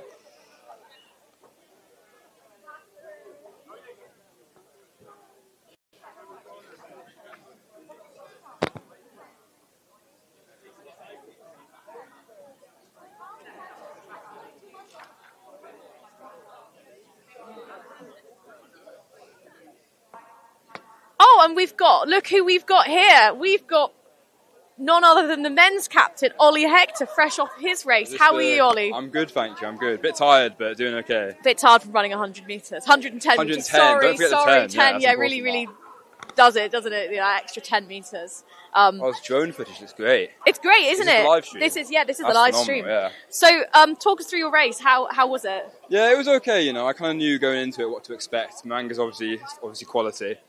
So my aim was trying to stay with him for as long as I could. So up to hurdle 1, hurdle 2, I was in there. After that, yes. Maybe less so. If only it was a 25-metre hurdle race, right? If only it was a 2 hurdle race, 25-metre hurdles, that could be my event. You'd be a lead. Exactly. But no, it was good, I think the time was something okay. Yeah. And I got what I came here to do, come second. Yeah. So. And the other thing you've come here to do? It's win as a team, definitely. And it's looking good for the men, isn't it? It is looking good. I don't know the score overall right now, but I know we've got a lot of 1-2s, a lot of 1-3s. Yeah. So hopefully it does enough to win us the event. So talk us through this women's race. Who's up in this? It's the first 110. This is the So this will be Alice and Jess. Correct, yeah. So yeah, I guess a bit about them. Alice, a fresher. She's just come to join hurdles this year. She's pretty good, to be fair. She's learning to free stride. That's probably her main thing. If she can do the whole race in 3 strides here, that would be pretty solid. Jess, our captain, will probably be doing 4 strides. Basically, you really want to be hurdling on the same leg if possible. And 5 strides between the hurdles means you stutter. Exactly. 3 is often a little bit of a stretch if you're not used to hurdling. But obviously, if you do 4, that means you're alternating leg. So the goal really is to try and get it down to 3, isn't it? If you can do 3, that's what all the pros do, I think at this level, 3s will probably win the varsity match. Second team 4s will probably win it. Yeah. But I mean, being able to do 4 is a skill in its own right, because you have to be comfortable doing both legs, don't get me wrong, I could not do 4. That is, hurdling my other leg would be very awkward. Yeah. So for me, it was 3s or nothing, to be honest. So tell me, are you a right leg, lead leg, or I'm left a right leg? leg lead, yeah. Oh, so boring. Kind of always done that. What were you, a left leg lead? I was a left leg. Yeah. Yeah. Well, they're getting ready to go. Yeah, I think I'll stay for this race and then maybe go and get my stuff. Yeah, that sounds good. Well, we're happy to have you. Here. I know that the Oxford girls are both pretty quality. I know Julia came to America with us. She did. In form, she's pretty solid. Who's the other girl running? Keris Lee, I believe, the multi-eventer who's been the American. scoring I think she's American, yeah. points. Well, no, I think she's British, but she studied in the States. Got you, that's it. But she's been scoring points for Oxford across the board today. So yeah, she's also sort of VFIR, very good as well. Yeah, dream for an Oxford captain, a nightmare for a Cambridge captain. Exactly.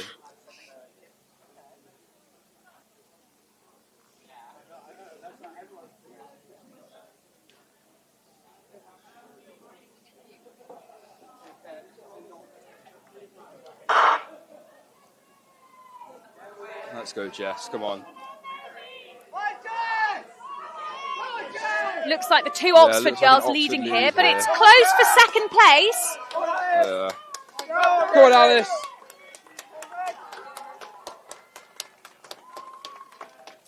And that's 14.91, so that's quick. In fact, that's a PB for her. So, wow, well done there. She's had a very good day. Yeah, you can imagine these motivators at Varsity, they like to clean up a little bit.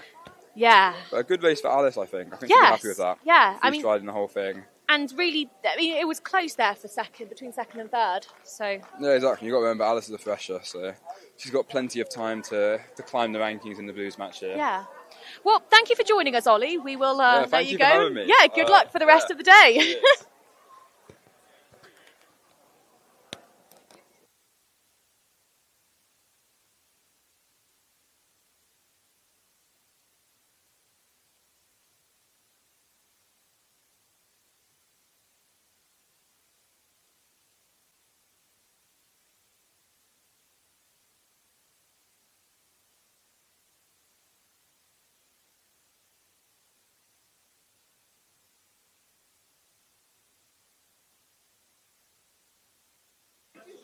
So back to the javelin here.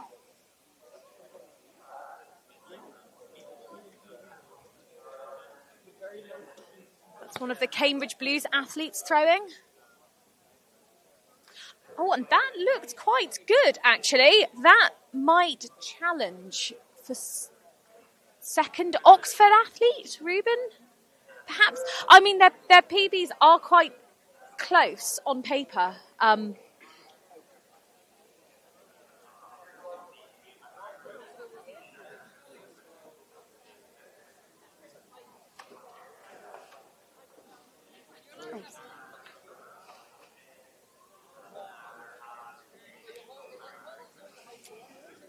Can't quite see the distances at the minute, but it will be interesting to see where that throw puts him, because that looked pretty similar to what the second Oxford athlete was throwing.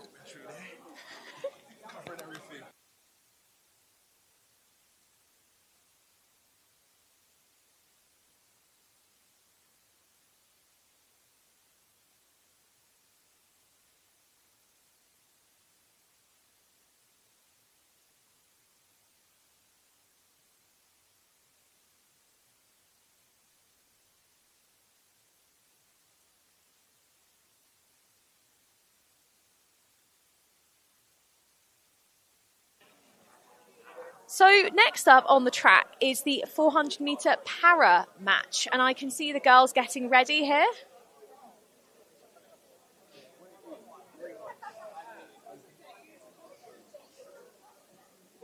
In the meantime, there seems to be a bit of discussion there at the men's javelin.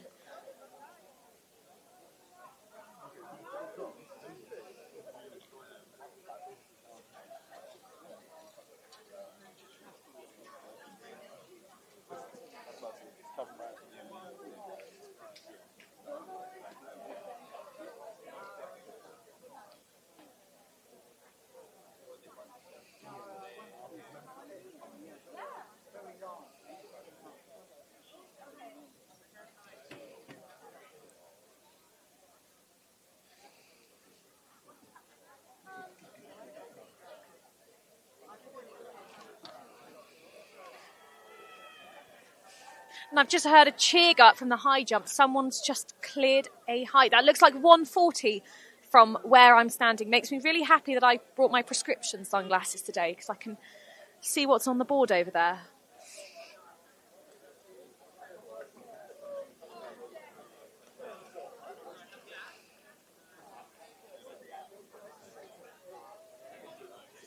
Oh, and it looks like I'm about to be joined by 2 Cambridge lads. There we go. Is that working? That's working. You want to introduce yourself? News. Hello, I'm Ed Parker. I'm also known as Tom Barrett, also known as Tubes, also. I'm trying to keep myself Jack out of those associations. They all look like each other. I but actually I'm doing saw. my own No, thing. I saw like a fourth. Was it a fourth person or a fifth person now? There are quite. There Yeah, are we're too just all many blonde men. clones. Although I'm not sure I could pull off Tom Barrett's sunglasses in quite the same way. Yeah, sure if he's going to wear those Josh for the Kerr four as well. sunglasses. Yeah, the Josh Kerr attitude as well. Also, Oh, ooh, ooh. Throwing the gauntlet down. I was about to say, I suppose you're going to do the talking on the track in the 4x4, but then I saw your boot. No, I'm not. I'm doing so much more talking on the side. Doing it 'cause I've Kiki's got a boot. later. Yeah. In a boot as well would be risky. Yeah. So talk us through the 400s. In fact, we're actually just about to see the para 400, and then we'll obviously have the men's and the women's. So yeah, talk us through it. Well, so in the power we've got Roz, who's a phenomenal athlete. He's doing, I think, the 1 and the 4 today, and potentially a 2 as well. Wow. So she's been training really hard this year. She comes to all the S&Cs. And yeah, I'm not sure the name of the other. Holly's the other person. Yeah, it should be really interesting to see these two against each other, actually. So, I mean, this is the second year we're doing a para match. Can you tell us a bit about how it's working? How do you sort of fit that into the main programme? It's partly, I think, because we've got a couple of like really committed para athletes this year. So there's a 1, 2, and a 4. It does just fit in just before the schedule for each of those events. These two are they're really committed to it. They put a lot of time and effort into it, and it just complements the rest of the program really well. I think some of the events are slightly graded on the extent of disability, so I'm not sure how the scoring works out at the end of the day. But yeah, it's a great thing to have as part of the competition. Yeah, something I noticed in the 100s, there were lots of different sort of categories. So you were saying it's sort of graded as benchmarked against... I think so. I mean, there's an official conversion rate that UK Athletics puts out for this sort of thing. That's about the extent that I understand it. If I can believe but yeah, there's someone at Oxford who's been doing it for a couple of years now, who's been doing the 100, who's been pushing it really hard. Trains at Oxford City Athletics Club as well, so I've seen him around there a few times.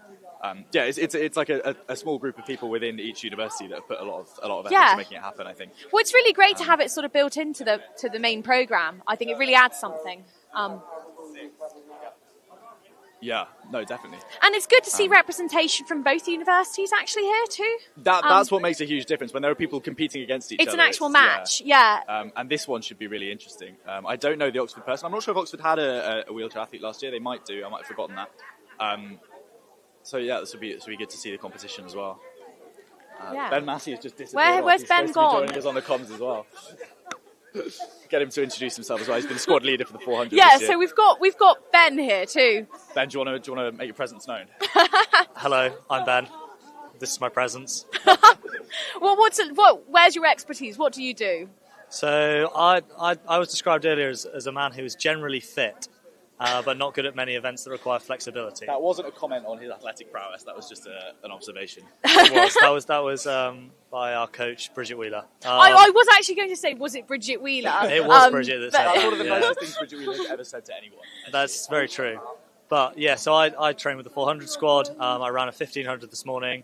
I've run 800s in my time. I've run 200s. I've run a 4 hurdles once. Wow. I think I hold the record for the most hurdles clipped in a Varsity 4 hurdles race. But did you fall over? I didn't fall over. So there we go. So exactly. You know. Required some first aid afterwards, but you know, that's fine. Nothing wrong with a bit of first aid. Right. Okay, we're underway. So it's Holly on the outside, Roz on the middle, and an Oxford athlete whose name I don't know. That's the sort of insight that we can provide here. We really do aim to provide the highest quality live stream possible here. But Roz looks like she's going well there. Made up a lot of the stagger on Holly on her outside. Oh wow, yeah. as I said earlier, Roz is at Nuno. I think she comes to a lot of S&C. She's at the track all the time. She's worked really hard this year, and she's making it count. What does training look like for a para athlete? What Well, there's a group of para athletes that train on the track. I think on a Wednesday after the QAC session. Yeah. So there's a good community of them doing that with CNC as well. I think. Yeah. So a lot of the training on the track is obviously in the wheelchair. Similar sorts of sessions to what you'd be doing. I mean, it's worth talking to Roz about it later, obviously. Yeah, we'll try. We can see if we can bring Roz over. And also, I think the Uni Sports Centre are really good at providing kind of tailored S&C. Yeah. Josh, who's here today with his massive dog, I think does a lot of good work with Roz. But she's bringing it home here. She's built a really big gap. Lovely, flashy pink. Fantastic work. Doing very, very well. Well done, Roz. Fantastic stuff. Well done, Roz. And Holly as well, bringing it around. You just love to see it. Cambridge 1-2, and a strong effort as well from the Oxford athlete who's just bringing it home onto the home straight.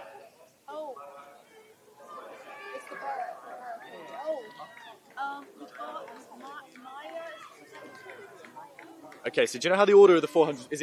It women's then men's? So it's women's first. Okay. I mean, so here we've got some real quality, haven't we? Yeah, we're confident on the depth of our 4 squad this year is excellent. I mean, it's crazy because in sort of any other year, someone who is as good as Anne-Sophie, who has a PB of 55.49, would win it. That's comfortably under the blue standard. Her season's best is under the blue standard as well. And it's under the match record, 55.51.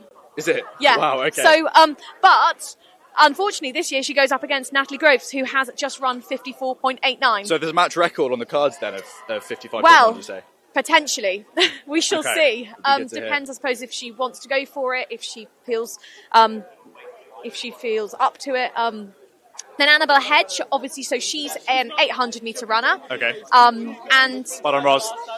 Yeah, and so did she run the 800 she earlier? ran the 800 earlier, she did. Excellent, But you know, that was basically a training session for them, isn't it, doing an 8 and a 4? Some of the distance runners have a slightly questionable attitude. Okay, so the depth of the 400 squad has been fantastic this year. I trained sort of split between 4 and 800. Yeah.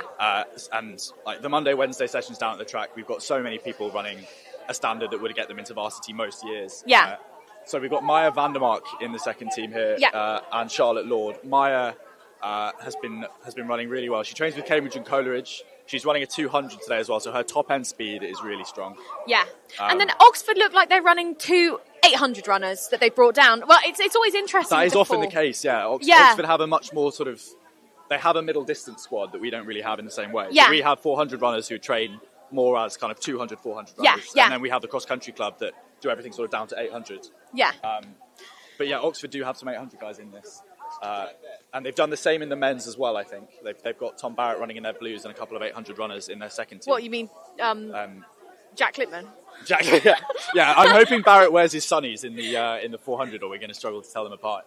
When they were in the US, they were in the relay and they were running consecutive legs, and there's this one photo of them, and it looks like it's the same person handing off to the same person again. Just add their 2 splits together and it's call it a just day. one sort of amalgamation.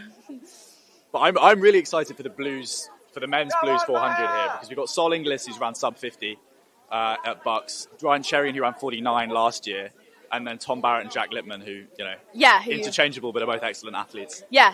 I mean, maybe they should just sort of swap vests one day and see if anyone notices. I don't know. No, it could be a good one. And obviously Cambridge made it to the final of the relay.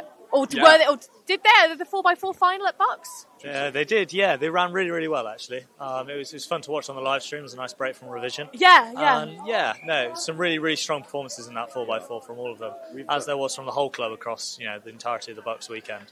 We've only got our 4x4 at Bucks was Zach Bayliss, James McCulloch, Jack Lippman, and who's Sol Inglis. Our blues 4x4 today is Jack and Sol, who are going to be running in a moment. They were both in that relay. But we've got a couple of other athletes doing the blues 4x4, so that's the kind of the depth that we're working with. But I think the women's second team's about to get going here. Yeah. So for the for Cambridge we've got Maya Vandermark and then Charlotte Lord as well, and then for the Oxford twos we've got Clara Hatanova and Aleska Friburgerova as well. I've tried. So I'm sorry. Maya's gone out. That Maya on the outside has taken out an early lead. Yeah. Charlotte Lord's running well. It's coming up to the second bend where you can really see how the stagger we've got winds some out. beautiful overhead footage over here. This is great. Look at that. I didn't realise this was happening. So Maya's running really strongly. She must be the favourite for this race. year. And yeah, you can see on the coverage here that Maya is going to come out of that second stagger in the lead. Charlotte Lord just behind, and then the two. And with a Oxford PB of runners. 60.5, she will surely. Go on, Maya! There we go. This is a non-biased commentary team. Oh, you know, it's not as if we're all sort of not clad in her. No, Cambridge not at too. all. Very strong run. Strong though at the end here. Neck and neck to the line. Who's going to take it? I think that was Maya just with the dip just there. outside her PB. We'll but that's a good run. Running from both. Is that a PB for We'll Charlotte? we'll send that down to the bunker for a TMO check on that. But that was a very, very strong race there from the two Cambridge runners. Yeah, great run nonetheless. So I think it's worth bearing in mind then as we go into the women's blues what the match record is. Yes. Have we got that down somewhere? I think it's, did you say 55.1 a moment ago? 55.51 is the match record from Louise Shanahan. Okay. And yeah, as you say, Anne Sophie with a PB of 55.5. Natalie Groves with a PB of 54.89, who ran that this season as well. So there's a real chance here. We've also got, as an outsider to be aware of, Olivia Sparks running on the outside, who was, I think, in the Bucks semi-final. So two really strong runs on the Bucks weekend from her. So not to be counted out by any means. Very excited looking 400 metre coach over there. Oh, Bridget is having the year of her life, for sure. Yeah, she's definitely upgraded from the squad she had last year. That's saying something. Yeah. But no, I think that's one of the really exciting things about the 400 metre squad at Cambridge at the moment is just the depth of talent that we have. Not only are we slowly filling up the entirety of the committee of the club, What sort of takeover? But we're also, it's nice compared to my first year where we didn't really have any proper 400 runners in the 4x4s at the end of the day. Or in the 400 itself, to be honest. Well, yeah, and this is always the difficulty, isn't it? Because a lot of the middle distance runners, they are quick, but they haven't got a time to their name. They can say, I ran this in training, or I ran this off, a running start, I ran this 400 rep. But actually, at the end of the day, it's really hard to make selection decisions on that basis.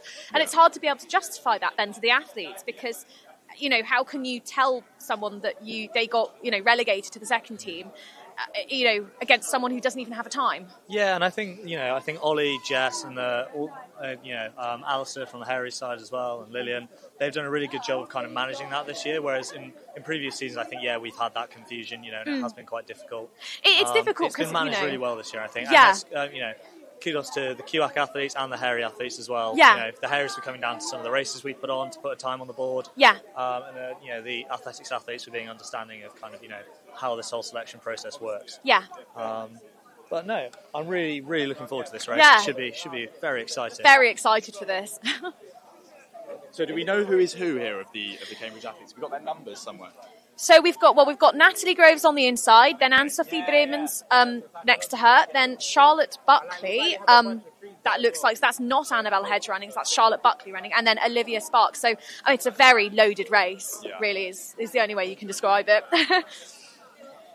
See Natalie Groves there measuring out her blocks with a tape measure at the start. That's the sort of. I was always that's the just woke a athletics foot. we're dealing with these days. I was 2 feet and then 2 and 3. I used to stand do directly up out of the blocks. Nice. Yeah. No head down charging. It was just straight stand up. Yeah. And Charlotte Buckley's obviously choosing to do a standing start, but I mean she's so quick. She's obviously she'll done. come into her own in the last 100. Yeah, she'll be very strong towards the end. Whereas if you look at someone like Anne-Sophie, she'll go out quickly and she will hope to hold on for as long as she can. Although she does have a very strong 8 to her name as well. She does actually. And she ran a couple of very strong 400s in the US. So.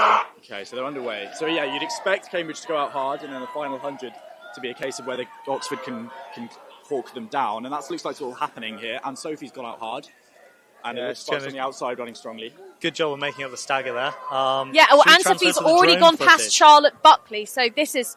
So it looks like a Cambridge 1-2 at the moment, but it is tight. And when the stagger unwinds, it'll be interesting to see where everyone winds the Oxford up. runner on the inside there, Natalie Groves. Natalie Groves is very quick. She's in great form, and she's catching Anne-Sophie there. on the inside. And But it's Charlotte all gonna Buckley come down to will, the home straight, 'cause those Liv top does three. close well. In the immortal words of Ed Parker, I think this is going to come down to who wants it more. Yeah. So it's Natalie Groves to Anne-Sophie to Charlotte Anne-Sophie Buckley. wants it so much. Go on, Anne-Sophie. Hold on to that They're second really place. pushing. Come on, Cambridge. Oh. And let's keep an eye on the clock here. This is going to be very quick. And 55-6. that's 1/10 off the match record. They were so close. And a strong finish from Liv. She won't be far off her PB there either. But that was an incredibly quick race. In a fast race, yeah. She looks disappointed, but she's ran very well. It's an Oxford 1-2 in the end. But I mean, it's crazy if you just look at sort of the evolution of the winning times, because, you know, a couple of years and 57.5 would have won you it. And today, obviously, you needed to be sub 56. yeah. And even obviously... champion last year, 2024, with a 57. Yeah, yeah. That's insane. So... yeah, great running then from all four of them. And you know, bear in mind, Charlotte Buckley also, she won that 800 earlier in the day, so she made it look easy. But I'm sure she'll be back to another 4 in the relay later. Yeah. Okay, should we go through then the men's? Yeah, let's move to the men's. Absolutely. Again, as we've been talking about the depth here, we've got a second team relay later of athletes who are all running sub 52, which is sort of unheard of in a second team 4x4, and that translates to a very fast second team open 4 here. For Cambridge in the second lane here, we've got Archie Harper, who won the Alvers 400 last year, although I've heard everyone else in that race was pretty close to him. I've heard rumours to the opposite. See circa the email that went out this morning for an in-depth description of that race. Yeah, no, that race last year has been keeping me up at night. Archie Harper was long gone, and then I got swallowed up by the 2 Oxford athletes, but that's not to be worried about. We also have Jersey Ho on the outside, who's got some serious 200-metre speed and ran a PB a couple of weeks ago at Cambridge Cuppers, and I think sub 52 as well. Yeah, and he's been hurdling this morning as well, so it'll be interesting to see how his legs hold up with kind of the added lactic from that. But no, Archie Harper, definitely a point to prove before he goes off to Cuba next year. He's going to Cuba? He's off to Cuba. MML. Wow, that's great. It's a really fascinating choice, but... we'll see how he fares training over there. I always love it when I meet a fellow QAC humanities student, because there aren't many of us. Well, you've got 2 right here. There we go. He's talking to 2 political scientists, so yeah, the STEM community. But, Wow. What was your subject? So I did Russian and history. Oh, right. Yeah, okay. so back in the day. So you shipped off to Eastern Europe? I went to Moscow and to Odessa in Ukraine. And it was really embarrassing because I sort of went out to Ukraine and came back and told everyone how fantastic it was and how they should go on their year abroad to Ukraine. And then obviously that age stuff. It's really geopolitics happened. Yeah. Yeah, but you know, let it be said, I've been advocating for Ukraine for much longer than you know. I'm sure. That's good. I'll take your word for it. Yeah. But Archie Harper shaking his luscious locks there as he steps up to the blocks. Archie Harper, I've heard has said confidently that he will have a haircut once he goes under 51.8. And since then he's run 51.8 4 times consecutively and has slowly grown out. Should we get the clippers out at dinner later? Yeah. So I'm imagining a 51.79 from Archie Harper here, and he said he's going to buzz his hair at the dinner. That's what I've heard. I've then heard that he's then going to bleach it as well after doing that. Not from him, but I've just heard those rumours, and I'd really like them to become a thing. So the athletes under starters' orders now. Just to mention the Oxford runners here, they're 2 800-metre specialists, but they're both very fast over 800 metres. One of them has a PB in the 4, Zakir Sadiq, of 54.8 that he ran this year. The other one, Samuel Hollins, has around 158 in the 800, which implies that he should be in that 53 to 54 range at the very least. Archie, obviously a 51.8 runner on his outside, and then on the far out, we've got Jersey, who ran 51.1 at Cambridge Cuppers. Cambridge athletes, the favourites here, but we don't really know what the Oxford athletes as 800 runners are capable of, so they're slightly more unknown quantity. Archie Harper as well, famously inspired by Jakob Ingebrigtsen, watches his YouTube videos every morning as part of his morning routine. Really does kind of try and live that double threshold life. And they're underway. Bit of twitching there, but they're off.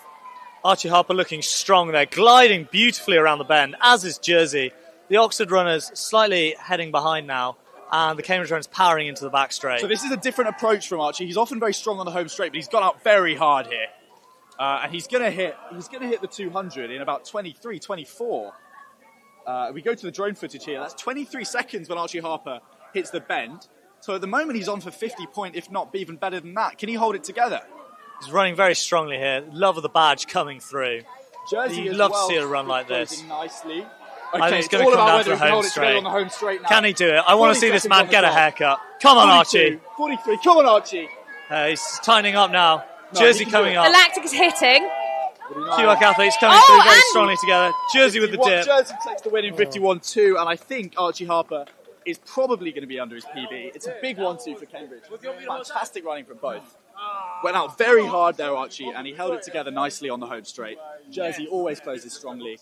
And it's kind of the ethos of the 400-metre squad at the moment. You know, you've got to want it, and both those boys there showing how much they do want it. You know, it's a mentality game. Those are the men that are going to carry the boats at the end of the day, and that's what we love to see. Cracking commentary. But that is really strong finishing from Jersey there. He's coming off the bend powering down the home straight. Well, I mean, yeah, that is the thing with the 400, right? If you go out too hard, or if you don't, you know, it does catch up with you, and you can get caught in those last few meters. We've seen it happen on a global level. People, Matthew Hudson-Smith. People get caught, people catch others. Yeah, my experience with the 400 actually, as someone who's more of a 4.8 runner, is that if you don't go out hard enough, that last 100 still hurts. Well, that is. Yeah. I mean, they say the lactic is going to hit you at a certain number of seconds. It's going to catch so you. It's kind of how far can you get in that? In my case, you've still got 10 seconds to go at that point. So. Yeah, in a similar track, I always find that I go out way too slowly, come down the home straight, and then find out that my time was washed. Got to update the Oxford Blues 400 here, because we've got the same two runners as the 800. There's no Ryan Cherian. I'm not sure this guy's real name, but I know they call him the Apprentice. And the other guy in the 400. Yeah, so my key takeaway from going to the US with Oxford was that they don't really know how to call people by their first names. No. Everyone has some sort of nickname. But they're not funny nicknames, are they? Well, no, they are when you know how they've arrived at said nickname. But it's sort of it's almost like a verbal reasoning task in and of itself, trying to figure out why do they call this person this name. It's very creative, I must say, but right. But so, yeah, he did run the 800, so we can probably flick back through and find out his name. But those are two. I think that's Sam Hollins and Tom Barrett. So we've got two 800-meter boys here. Right. Okay. So he was originally in the second. I believe that's the case. Yeah. Okay. Because that's not Ryan Cherian. So. No. Okay. And he was supposed to be in the second team match as well. But yeah, so no Ryan Cherian. So their fastest PB athlete, not running for Oxford here, and for Cambridge we'll go what's that lane 4. Solomon Inglis, full name William Solomon Campbell Inglis, which is a fantastic name. PB of 49.6 something, 49.69 from Bucks. That was a phenomenal run from him in the semi-final. Very close to making it through to the final of Bucks. Jack Littman, PB of 50.12 that he set quite a long time ago now, but around 50.6 in the States. Yeah. Should we sort of hold it between this? So we've been aggressively training Jack Littman recently, and I think he's got a lot to show, and he's going to leave it all on the track. That's what we love to see. 2 standing starts from Cambridge here in the Blues 4x4 is rather unserious. Oxford. Jack Littman and Solomon Inglis are in their blocks. They're looking wonderful while they're doing it. Spot the 2 middle distance runners in this race. Off they go. And it's a purposeful start from Solomon Campbell Inglis, as you would expect. He's made up the stagger on Barrett already. Barrett not wearing the sunglasses today. Oh, interesting. For some reason. And he's already been swallowed Probably due to the lack of sun. They've also made up the stagger on slips there. Slippy Littman losing a bit of ground to Barrett. He is obviously got a lot of strength. He trains with the cross-country club now, Littman, so he might find something on the home straight to claw that back. It looks like Campbell then, or Sol Inglis, sorry, is going to come into the lead onto that home straight. Then Barrett, then Littman, then Hollins. So come on, Littman. Cambridge leading, Oxford in second. What is the time? Is there a Blues standard for Solomon Inglis? 49.69, exactly his PB again. It's quite some precision. Great though, running isn't it? from Sol, and he will get the win there, and exactly delivering on his PB. Unofficially, of course, that might get changed. Good running from Barrett as well. He must have been in the low 50s. Yes, yeah. And I would probably put about 51, but we'll see. Really strong finish from Sol there. Left it all on the line over the finish line. Bridget's got the time too. Oh, got a happy coach coming over. We've got him at 49.69 here on the screen. That's exactly his PB. Yeah. I thought the blue standard was on. Maybe it is. So will we get an official time from the? We'll get the official time. But that's what they got Jack at, which both the seconds ran faster. But maybe he just eased off.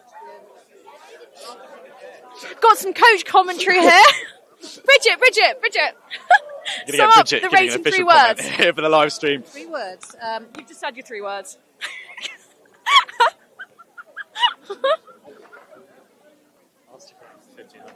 Can we stick around for the 1500? Yeah, you're very I'm welcome. having a lovely to stay for time. I'll be 1500. honest. Yeah, and you're a bit more politically correct than the middle distance lads. So Who are the middle you know. distance lads? Who's that been? Well, it's the Why sort are you of describing Ed as politically correct? This is No, I'm not having that. a grand the generalisation. remaining 2/3 of the ETT. Now that's a throwback. Do you guys know who? ETT. Oh! Give me some explanation here for the We've got Martha Bennett, younger viewers. So His law. this law, it's QAC law. So the ETT were these was our distance guys a few years ago. So it was Jeremy, Angus, and Harry, and they caused no end of trouble. Oh, you had Angus Harrington on here. Angus was here earlier. Distance runners are fundamentally weird people. I mean, I've said that a lot. They are strange people. Got to admire them, though. I mean, I'm like, you Care know, to elaborate on that? no one chooses to do something like cross country. Like They all you know. wish they could sprint when they were younger, and someone had to tap them on the shoulder at a certain point and be like, maybe it's 5Ks for you. And they're bitter about that, and that's fine. That's fine.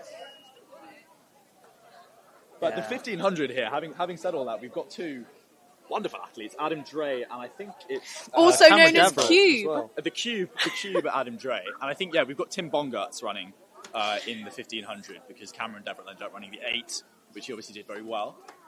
It was a really strange race. I don't know if you saw the mile last year. Adam Dre won that one. But in 5:20 or something, it was a really slow race. Oh, You I and love Spencer, a slow I was reading race. I was reading the programme for the couples football final, and he was proudly stating the fact that he now holds the slowest varsity mile in history due to that race. Yeah. And it was such a weird watch. I heard reports of people that were there on the day not realising that there was a race actually on. I just finished my 400, which didn't go very well, and I just thought they were doing a warm-up jog. I was like, why are they doing their warm-up jog in spikes? This is really weird. They ran 3.5 laps at a kind of warm-up pace, and then it was a 200-metre sprint to the finish, which is always going to be good for Adam Dre. Yeah. He runs a very fast 400. And it's the known same- for his gym sessions. Known for his gym sessions at like 6 a.m. 5 days a week.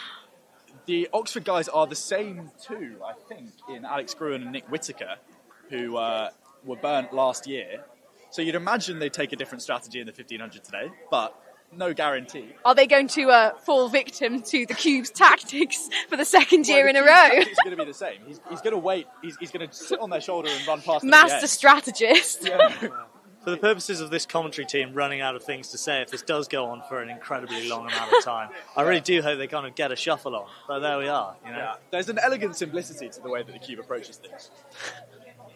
He's just a pure racer. He doesn't care about the time. His PBs really aren't representative of how fast he can run because he never goes to a race and just tries to run as fast as he can. He'll always go and just try and win the race. I've got to say, though, I do have respect for people who end up doing that because I admire it. You Don't sort get of me think wrong. when there's, you're trotting around at that pace, everyone knows it's going to come to a burn up, and And he's ready for that. He's in the Blues 4x4 later. His Yeah. speed is phenomenal. So why would you not? It takes a certain sort of patience and restraint, doesn't it? Yeah, it's so easy to go too early when you're trying to execute that sort of strategy. Yeah. I was talking to Cameron Devereux earlier, who was in the 800, and he said that he'd spoken to Phil before that race because he knew the likely scenario that he would be on the shoulder of Tom Barrett coming around the end.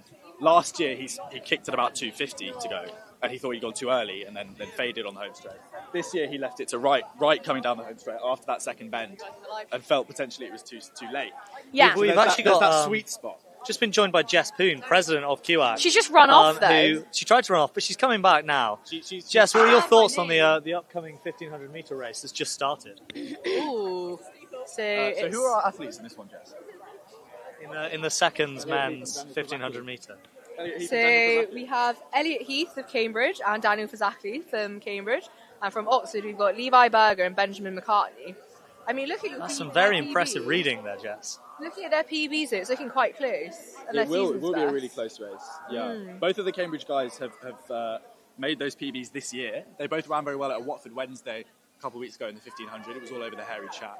And that was a really strong negative split from Elliot Heath in that race. He went through the first 800 in about 2:15, I think, and then closed his second 200 in about 2:03.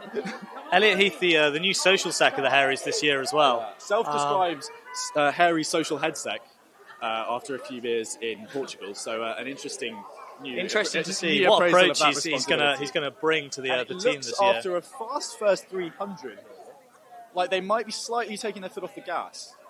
Yeah, it does look like it's turning into a more tactical race. It'll be interesting to see how it goes from here. And then when we get down to the bell, that's when it'll be crunch time. But yeah, they're looking to position themselves. So they went through. It looked like they went through 300. It looked like they went through 300 in about 45, something like that. That's really some going. That's about 3:45 pace if you scale that up to 1,500 meters. But now they've taken the foot off a little bit, so it could get tactical towards the end. To reiterate, then we've got Daniel Fazakerley at the back and Elliot Heath for Cambridge in second place. In the Oxford colours, we've got Benjamin McCartney in second and Levi Berger. It's not Levi Berger, it's someone else. So getting a bit shovey there between Elliot Heath and one of the Oxford lads as well. Elliot Heath just sort of putting his hand on the small of the back of the Oxford runner there, just to let him know. This is what I like to see. 1,500, a bit more of a physical race. 1,500 is an intimate race, fundamentally. And I think that's what we've been lacking recently.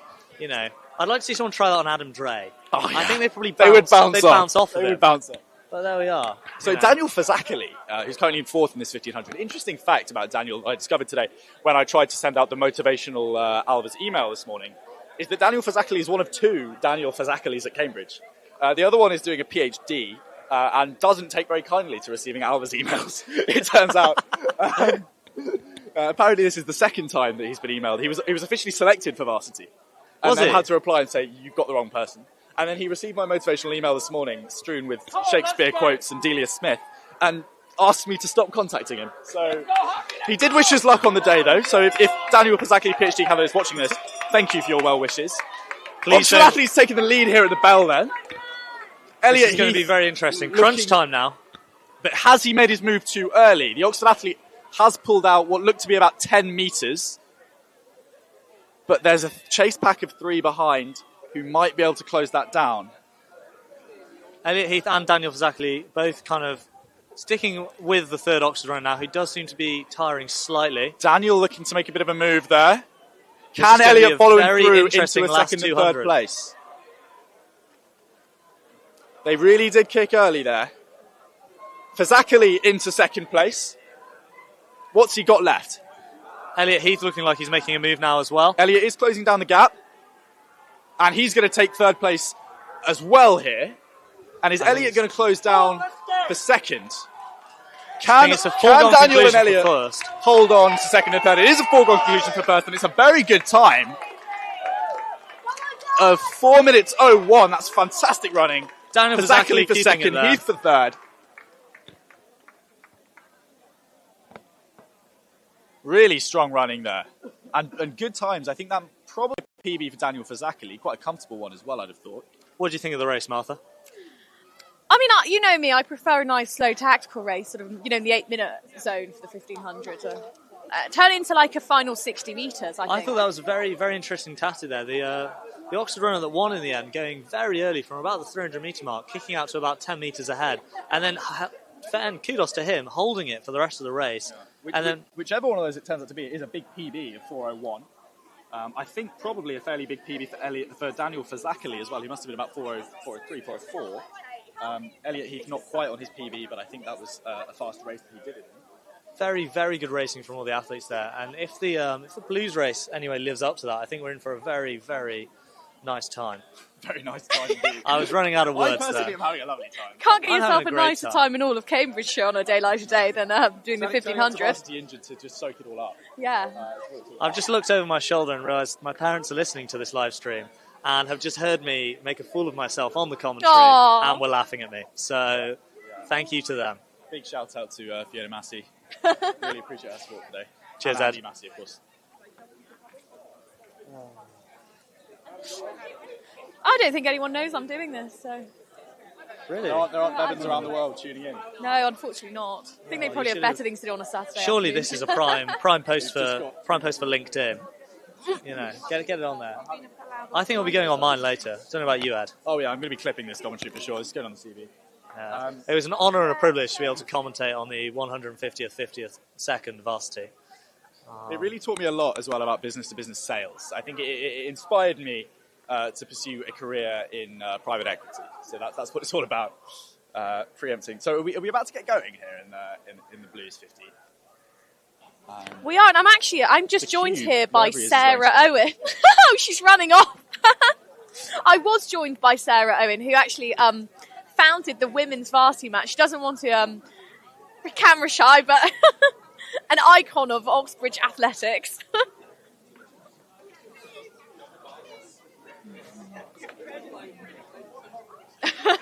Would you like to make some kind of comment? That's, we've received a strong no comment there. Not without lawyers present. And are they about to get going here then? It looks like they're now under starters ordered. The gun has been raised. Off it goes. And let's see how this race develops. A flash of white up the back straight there. Purposeful start. So we'll see. We'll get an indication really of how fast this is when they come past the finish line there. That'll be 300 metres in. And we'll understand what sort of approach is being taken. It's the cube towards the front there. Yeah, he's quite easy to spot, isn't he? So it is a Cambridge runner who's taking it out. I think that's Alex Gruen at the front. I'm not sure. Do you know which is Gruen and which is Whittaker? Mark? So I think that's Whittaker up front and Gruen is in third. Okay.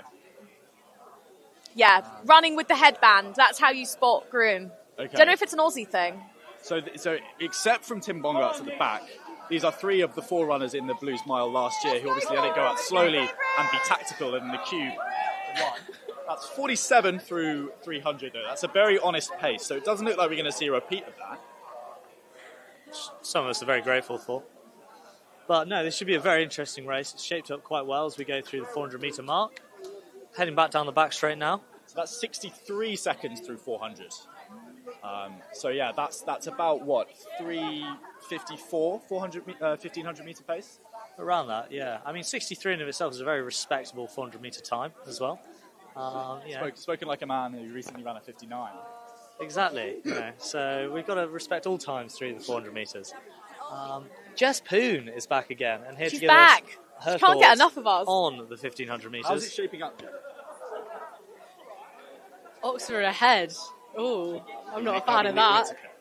Nick Whittaker. Oh, Nick Whittaker's in America.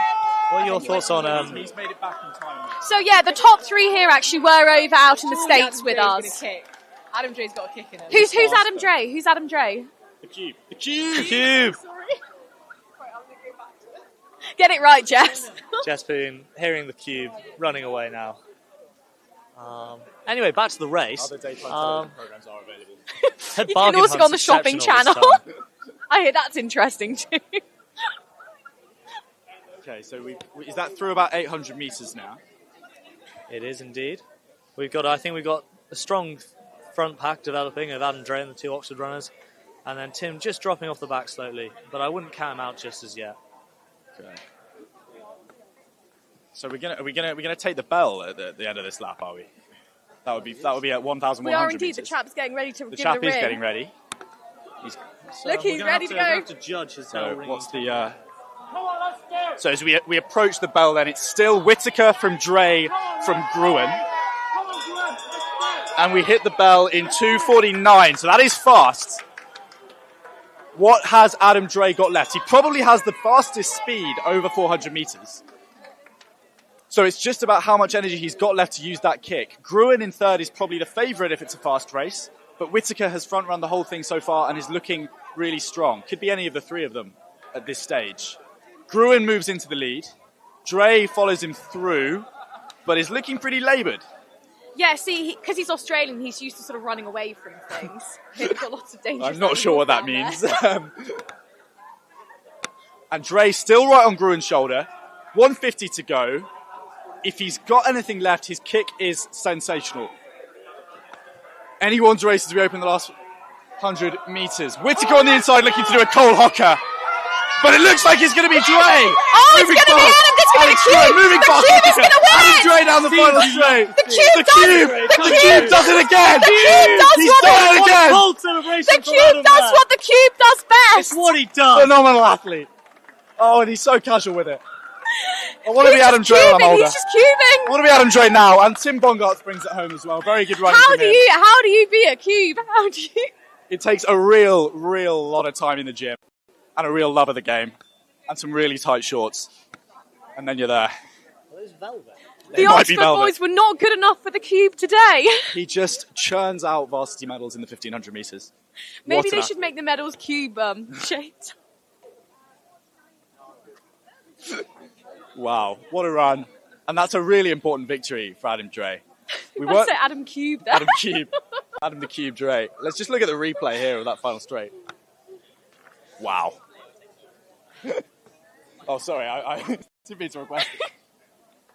Yeah, the replay, especially requested by Ed. So coming off the bend, I think it's Gruen from Dre, but Whittaker coming up the inside, kind of circa Cole Hocker in the final of the Paris Olympics. And I mean, that is vintage Cube there, but isn't it? But the Cube is no Josh Kerr. He's always got another gear. Wow. Well, Cube's Cube. You just love to see it, don't you? You just love to see it.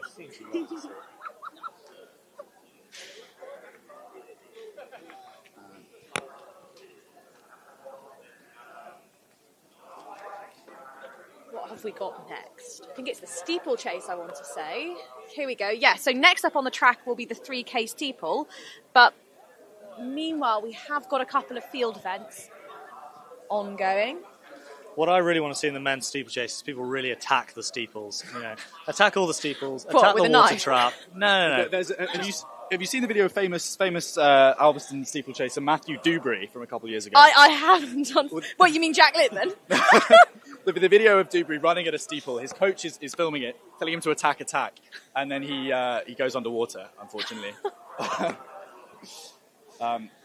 We should probably leave you there after. No, well, it's been great, guys. I and you're would always love to return for the welcome 4x4 back. if that would be okay. Yeah, absolutely. You're welcome whenever whenever you want. Brilliant, thank you. Thank you, guys. Take care. Enjoy the day.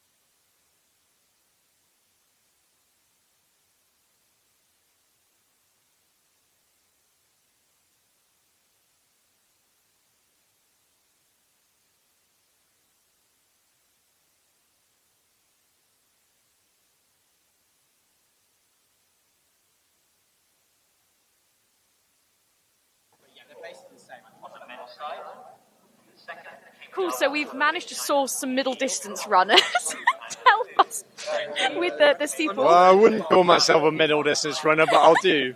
What would you identify as? Well, I'm at least a long distance. No, for me, long is 5k, 10k plus, like Well, yeah, exactly. roadie sorts. I think that's the case, really. Yeah. You ever cross any streams in the mountain race? Yeah, it's true. Yeah, they've got a few barriers and stuff, and river crossings. Very casual. Anyway, we're here at the start of the steeplechase. Cambridge have a strong team. So this is probably the strongest team of the day. Let's get some commentary from we had one of on the commentary Blues earlier. men. We had Terry on commentary. Any thoughts? What are we talking about? The race. The race today? Well, we'll see. Done 400 hurdles earlier on today. Yeah, good performance for Old Red in the 400 hurdles. First time racing the 400 Oh, we've got the man who designed the programme and left me out of it. My name isn't on there. Is it not under the officials thing saying on the Well, live it is stream? there, but no. I'm pretty sure it isn't. Anyway, thoughts on the race? Thoughts on the race? Snubbed. Got round, now to do the steeple. What do you think? How do you think the steeple's going to go? Terry and De Grey are going to probably run off the front. Well, yeah, clearly, I think these two guys are some of the favourites, but it doesn't mean that an upset can't happen. Well, I think it'd have to be a pretty big upset given that PB's 30 seconds quicker than mine. But yeah, I'll go out there and give my best shot. Oh, yeah, it's only numbers. That's all you can do. Good luck. Good luck. So, yeah, good attitude to have there for Renshaw as he approaches the start for his race. They're off in supposedly 1 minute's time, but I'm not Well, he's too got 1 sure minute to about get that. himself over there. Yeah. Cheeky sprint. I think they're a couple of minutes behind anyway. So. Very relaxed. Doing the Jakob Ingebrigtsen type stride to get to the start, by which he's walking around. Nice. Two Cambridge boys you can see on the other side of the track looking very relaxed. Ready to go. I wonder what their strategy is going to be. I think... Probably beat Oxford, I would assume. Well, I guess apart from that one. I don't know how those two are going to take it between themselves. But they're both clearly... Well, and they're relatively very evenly accomplished matched guys. nowadays. Yeah, I was going to say, they're both clearly sort of ahead of the others, but also close to each other. So Terry obviously has been around longer, but Doug Ray ran very, very well in the States. that's true. Both of them went to the States, and they both ran well. Yeah. But perhaps a slight favouritism on Tom, I think. Interesting. Well, that's word on the street. Word on the street, the intel. Yeah. Not Tom Renshaw. Yeah, I was going to say, which for those Tom are we interested. talking Yes, about, by the way? Tom Dugray. Why does everyone of these universities have exactly the same name? It's a great question. Is that why you guys at Oxford sort of come up with names for people? Yeah, exactly. You have to have some kind of differentiation for the Toms. There are 3 Toms, I'd say, of main interest in Oxford, and they've all got to have different names. So Cambridge should start taking notes, really. Well, yeah, I mean, obviously we've got Cube as our kind of key, but we don't do nicknames to the same sort of calibre as you guys do. Good run from the Cube in the last race. He really cubed, didn't he? He cubed well.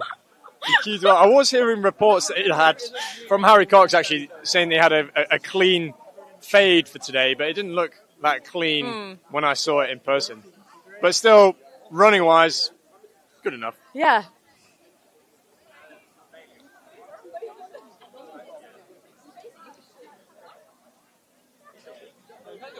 Couple of last-minute strides for the boys on the other side. Another one of those races where the twos and the blues are going together.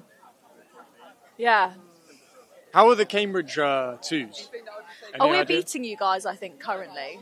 Oh, in the overall or in this? Yeah, in this, I mean, in the steeple. Don't actually know. I'm trying to... Don't know if... Yeah, I'm not sure. I guess we're going to find out. Because obviously when they're in the same race, sometimes you do see people from the second team beating. That's what I was going to say. I don't know how it's going to go. Some slight concerns of injury from Bundy, our second blues runner. And then our men in the twos, we've got Luke Gribbin and Matt Looney. who are both quite good, and they're both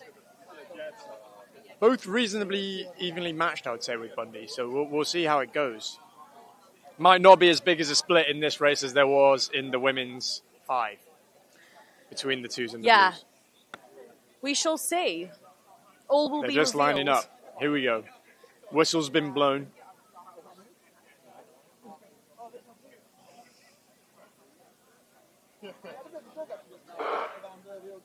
Okay, they're off.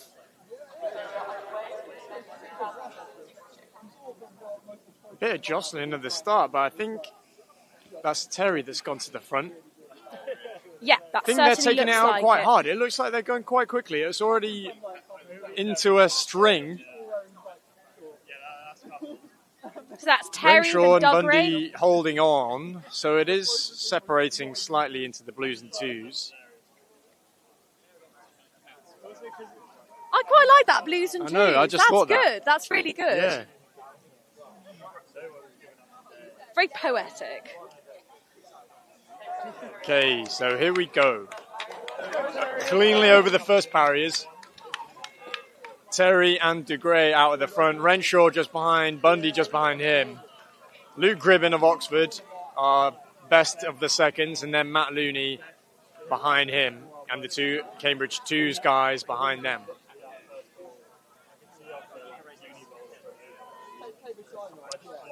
Looks like Gribben and Bundy quite evenly matched here. I think that was kind of to be expected with a bit of Bundy's injury worries and Gribben's recent stint at altitude in Kenya, actually.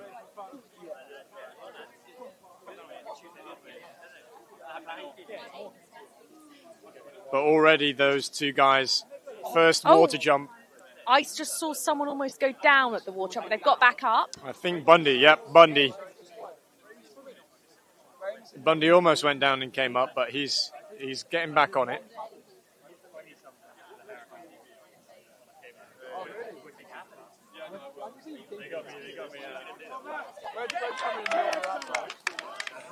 Terry and De Grey looking very clean over these barriers. Renshaw not far behind, despite doing London just 3 weeks ago. Yeah, He's I come was back sat at very the well. 12-mile mark, and I thought, is that Renshaw It running was, past? it And was. I searched it, and it was. And he was running very well by the 12 And Johnny, too. I saw Johnny And as Johnny, well. yeah, that's right. Where is Johnny today? Is he running? Well, he's not any longer, sadly, at Oxford, Oh, so he's not eligible. No, but he did have a good run at He London. I did think he enjoy just wanted. He didn't particularly train for it. He just showed up and and went for a long run and ran very well. Yeah, as you do. But I think Renshaw's opinion when he came away from London this year was that he probably won't be doing another marathon for a while. No, I mean, it was a bit warm, wasn't it? It was warm and it was hard, Yeah. as 42 kilometres always is, I imagine. There we go. Bundy not cleanly out of the steeple pit again that time. Maybe his injury holding him back a bit, but all the guys in front of him are Two Cambridge looking boys up pretty front good. really going for it, eh? They are. Maybe they're even going for a record. I'm not Why sure not? what the record is. Those two boys definitely could be the ones to do it, though. Let's go, Renshaw. Renshaw. Go on, old red. Renshaw looking very clean in third. Gribben in fourth. Let's go, Bundy. Bundy in fifth. Really nice, Bundy. And then Matt Looney just about to be overtaken there. He's overtaken by the first of the Cambridge twos.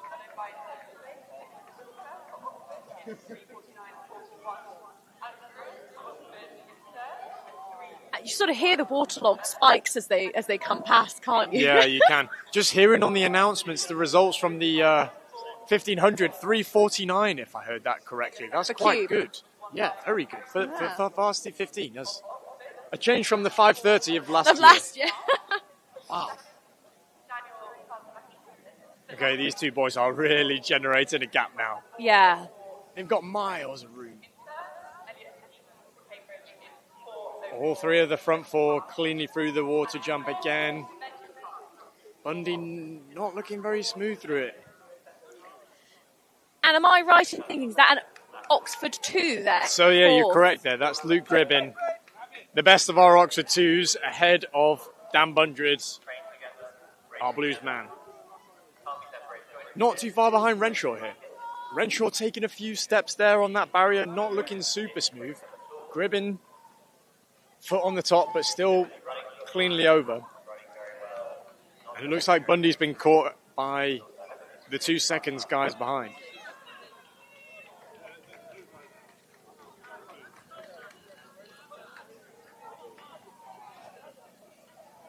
So we'll watch the progress.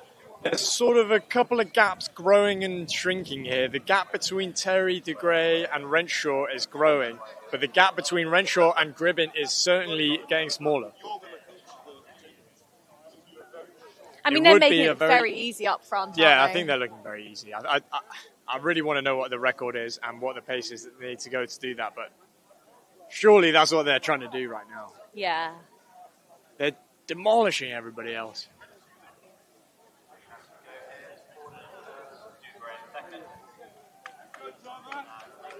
Terry has been leading the whole way, though. I would think that they probably wanted to share the lead a little bit more than they are doing.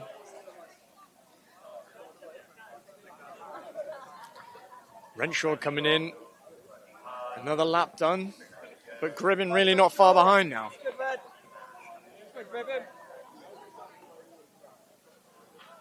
Any ideas on how far they have to go? 3 laps to go, it said. 3 laps to go. Bundy and Looney and Let's go, Bundy. Cambridge 2's man cleanly over this first barrier of the 3 final laps.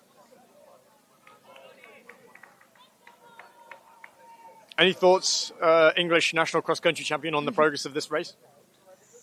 I mean, I think as expected here, we're looking at Terry and De Grey going very clear. I think that's right, but what do you think about how close Gribbin is potentially to even taking Renshaw? I think Gribbin's looking really good. I mean, he could get it done, actually. He's been closing the gap. That's what I think. That's what I've been sort of saying. I'm not sure if Renshaw's going back or Gribbin's going forwards, but perhaps a combination of both. So it's just eyeing up the two at the front going over the barriers. I think Terry looks really good over over the steeples. So I'm putting him maybe as my slight favourite for this one. He has been leading the whole way. I don't know if De Grey's really taken any of the weight. He's doing all the work, isn't he? He's kind of waiting in the wings. And Gribbin has caught. Gribbin overtaking Renshaw there. So that's our 2's man, Gribbin, ahead of both of our Blues. The Blues. Wow. We always knew it would be pretty tough for Renshaw to come back after London and perform well. Yeah, and also doing the 400 hurdles earlier today as well. That's true. Good performance. Good of Renshaw. Good team spirit. Yeah. To get the points on the board for the team, I think. Bundy doing well. He's building a little bit more of a gap from the guys that he had just before. Still results as it stands, heading into the home straight before the bell. Are they going to lap? De Grey has overtaken Forden, though. So here we go, bell about to ring. De Grey about to sort of build a bit of a gap here, I think. There's a couple of seconds between them now.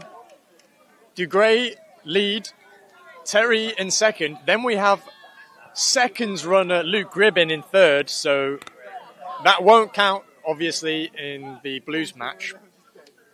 Blues points still would then go to Renshaw in third and Bundred in fourth, but behind Bundred, we've then got Matt Looney, Oxford's second man, and then the 2 Cambridge guys behind. Apologies to those 2 Cambridge guys, I don't know their names.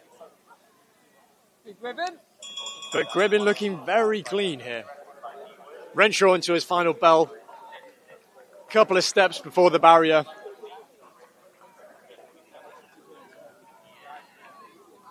Bundy making a bit of a resurgence here, I think, from his early stumbles in the first laps.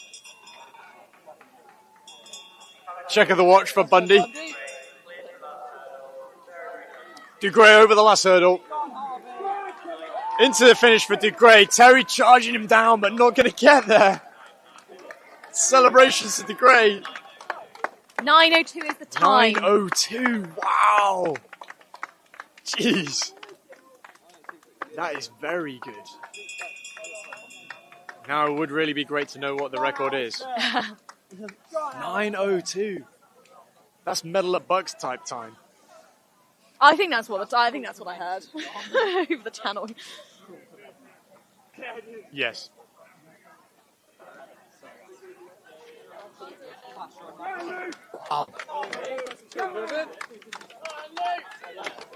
Luke Gribbin crossing the line there in third in the Blues match. Obviously, that's, again, not where he is in. So he wins the seconds ahead of Renshaw of our Blues. Very impressive. There will be some questions asked about the selections, I must say, and as Morrow is posing here, some questions to be asked, but great run from Gribbin all the same. Blues time for steeple was 9:22, I think. Just then, I don't know. So just discussing whether they might be in the Blues time there. Well, that's really frustrating if you're within the Blues time Would be but not on the team. incredibly frustrating, yeah. Usually it's the other way around. Yeah, the worst way to do it, really. But I mean, I know at Cambridge we sometimes will award sort of honorary Blues. Really? But it's discretionary. Okay. It's very, yeah. Maybe we should go for some follow-up words with some of our That's a great idea. Let's go and find Let's some get athletes. Renshaw's thoughts first. Renshaw, we saw you get out to a good start, but then overtaken by Gribbin. What are the thoughts about that? How was the race? Yeah, just didn't feel too good last K, but kind of thought Gribbin might have something in. Like he obviously didn't beat Bundy at Cuppers, but has been away on placement in Africa, so only improving every week. So I'm quite glad that he's actually got a good race out for the last couple of years doing steeple. Yeah, exactly. So we know Renshaw's been recovering from his marathon only 3 weeks ago, and Luke is coming back from altitude in Kenya. So slightly different situations coming into this race, but still, what can you do on the day? Still a good run. Yeah. Still looking clean. Yeah, got round, did it for the team. I'd quite like to, if I did have another year, but I'd quite like to not do steeple next year, but then equally, competition's quite hard to get into the flat races, so if you want to make the Blues team, hurdles and steeple are the way to go. That's it. That's it. Actually, on which note, I've gone on the record question. So, Miles said, you realise, is that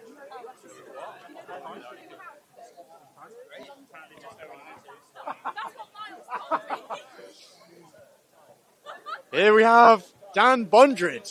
Any post-race thoughts? Looks solid. I hate steeples. Yeah. Don't we all? But, you know, not my day today, but still a cool event. Couple of early stumbles over the perhaps. Yeah, all right.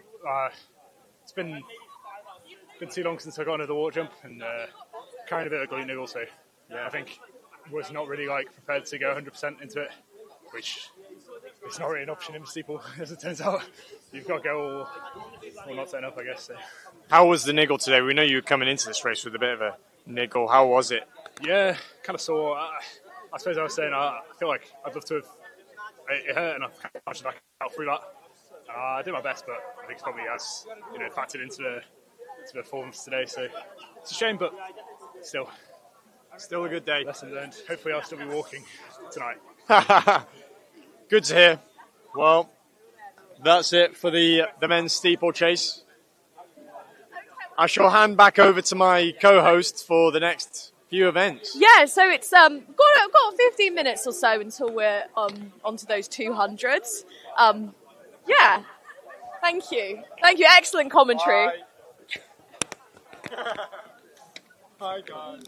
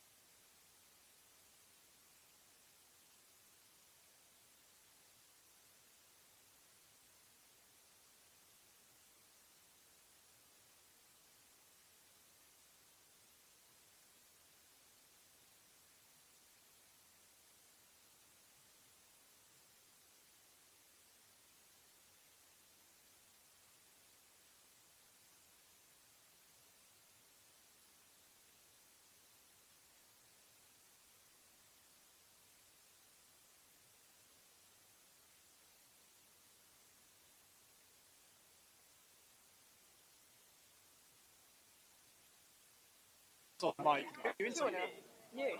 good. Right, what have you got to say for yourself? Yeah. Okay, so how was your race, Jack? Sorry, I meant Dubes. Yeah, I've been getting a lot of Dubes chat today as well. I do think you two should just swap vests. Are we live? Oh, yeah, of course we are. Oh, good. Okay, I thought I might be being filmed as well, to be fair, but that's not a problem. No, yeah, I mean, if you like to be filmed. That handsome face for you. Yeah, face for radio. Face for radio. No, yeah, good day, thanks. Actually took Jack Littman's scalp in the 400, which is big content for this evening's after party. It's going to be getting rinsed. But yeah, successful day so far. We've still got the relay to come. Yeah. A little nervous about that. One of our hot guys, Mr. Cherry, and yes, we noticed he. Is that why he's not here? Apparently, yeah. I think he's working on his dissertation. For a couple of reasons, but none of them super valid. We'll see. 4x4's always on heart, in my opinion. These guys know that. Never lost. That's quite useful, isn't it? Yeah, well. What's the next question? So, 200s. Tell us about the 200s. We've got the 200s next on the track. Oh, yeah. What do you know about 200 metres? Don't tell me I could run the Blues 200 metres. I've already heard far too many I distance runners tell me that. That's an answer fee comment. I wouldn't say that. I think this is sort of game, set, match already, isn't it? Maranga's winning this. Hard to look past Tim. Why don't you talk about your experience across the pond in April? Yeah, tell us about the trip to the US. I was actually. I heard it was really well organised, and was exceptionally especially so. the welfare officer was really, I don't know if you've had a chance to look through the anonymous feedback form, but Well, Miles told me the that nicest things ever on that form. So I hope you found that. I think you can quite easily trace it back to me. Yeah. Yours, the photon. Yeah, trip across the pond was good. It was a real experience. Didn't necessarily race my best individually, but it's a team event, isn't it, lads? Yeah. And I was delighted to be the men's team captain for the first victorious Harvard Yale fixture in 16 years on the men's side. You and Ninsola? Yeah, that was excellent. And I hear I'm being given the trophy today to take back to Oxford, which is exciting. So, great. He was team manager. Yeah. Two roles. He pulls the strings and I'm the man on the ground who's... Well, we were at that dinner with Yale, and we were sort of like, who should we name as captains? And so I was like, I'll make Ninsola the women's, and Miles was like, we'll make Barrett the men's. Did Yale guy come up with like a scroll of about 1,000 words? No, you come up they with, didn't give us any gifts. Nothing. I don't know, as in like for his speech. No, he brought a laptop. Yeah, he brought frankincense. No, the Yale guy actually went a little political, didn't he? I got told explicitly in my message, no politics, and then Monsieur Yale decided to make it political, which I thought was a compliment to the Achilles Club that he felt we have diplomatic powers to come back over and make some changes in well, Downing reverse the revolution, why not? Yep. No, it was good. Quite a few Fortnite references in the speech, as you'd expect. I didn't. I actually did get massively pranked. Jack Paget told me, I went to the toilet before the speech, and I got back and Paget was like, oh yeah, so the guy came over. Confidence booster. He was like, yeah, you've got to introduce, what was the guy's name? George, the old team doctor from Achilles. That was funny. And I was like, it's a bit odd, but alright. So at the end of my speech, I introduced George from the Achilles Club, who obviously was not doing the speech. Paget just completely stitched me up. And he like turned around and went, what? And it was really embarrassing. That was probably the only blip of the speech, really. That was quite good. The girl from Harvard forgot her speech, didn't she? Yeah, she did. But it's all about the I took my phone up so I could watch reels while I was doing it. Stay locked in. TikTok. Yeah. Try like tung tung tung tung tung so. Is this the kind of interview content you're looking for? Yeah, of course. I need to get my cool down in actually. What have we got next? We've got the 200s next, yeah. Right. And actually, I can see people hanging around there. So yeah, we got the big name in this, Maranga Makaya. Yeah, I hear that caused some controversy. Is he eligible? Well, there we go. That's the key question. Yeah, pretty deep into his PhD, must be at this point. Apparently, he handed it in yesterday. Oh, it does, mate. It's a weekend. Hasn't had corrections yet, though. It's a weekend. They've not counted it. Also, if you really want to do, you could probably hand it in on Monday. Yeah. The question is, will he be running in the Park End sunglasses? I hope so. The visor. It's still there. They're closed. It's been a while since I've been to Attic. Oxford. No, the attic's still there. Well, there's a lot of dawdling actually. Oh no, there's some discus throwing. Dawdling. Yeah, what do you guys make of discus? Literally nothing. Some of the biggest men in the sport do that on that. It's one of those things that happens, and I don't have any opinions or knowledge of it. I won the discus in my Year 4 sports day, though. So, how far did you throw? Don't think it really got measured properly, and it was a little like rubber ring thing.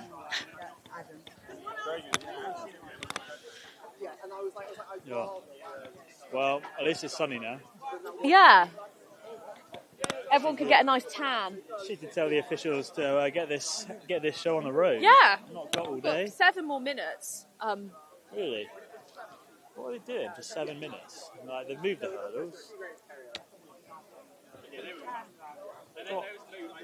We've got a bit of long jump going on over there too, by the looks of things. I think they're just practicing. They've still got their. They're still got the yellow t-shirts on. Don't know why they've got the jumpers on.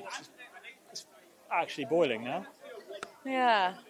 Sort of weather that really gets me jonesing for a beer. Well, I hear they have Tomer over there, so. Yeah, maybe.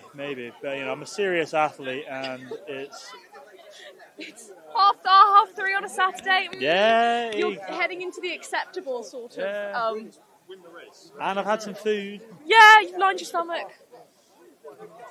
Yeah. Depends how early you want to start. So, someone just went for a big pole vault. Didn't make it, but he tried. It looked high. 7 years, I heard. 7 in a row. Let's see. Anything else? Birds flying over. Are they in the blocks? I can't see them anymore. No, we're they're definitely not. going to miss the start. It's going to go. I'm not going to be paying attention. Actually, they may be.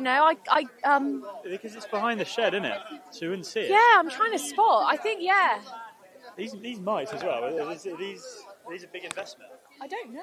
They look fancy. When you come back for another course. Huh? When you come back to YouTube for another Yeah, when I do my panic classes after hitting my You job. feel recruiting, trying to get some depth back in the distance events. Chat probably. Yeah.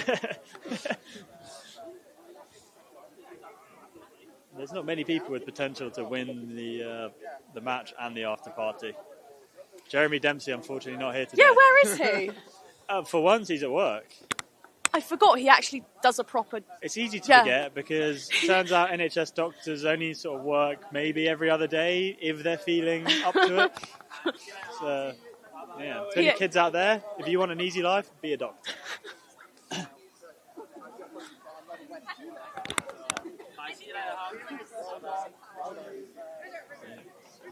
Absolute dosser.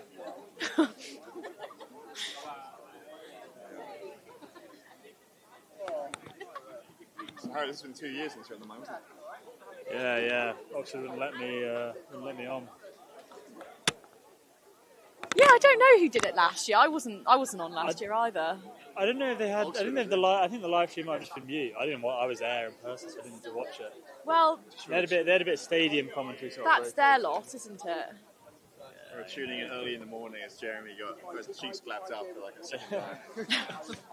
Talking about the 400. So this is the 800, surely. Yeah, tough day out that. It looks like they might be speaking to some runners now, so maybe something might happen. Yeah. So what the Grand Slam? Then we can stop watching this discus. So if Michael Johnson was in charge, who would he win?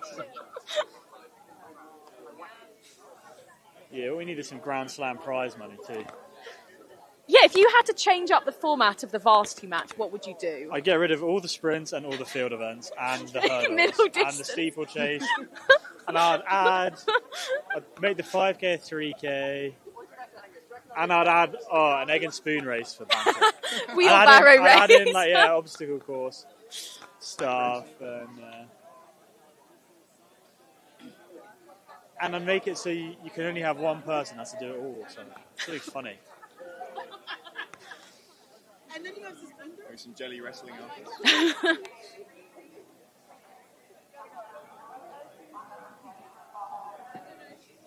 Oh, t-shirt cannon going off. No distance. Oh, looks like they might be thinking about running now. Well, they've got 2-3 minutes. This is such a long break. Yeah. It's the steeplechasers shouldn't have run so quickly. Wonder who else we could interview. Yeah, who shall we target? Should we could target Ben. Ben?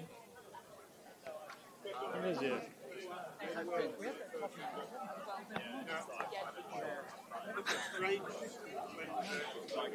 Maybe we'll hover back in a bit.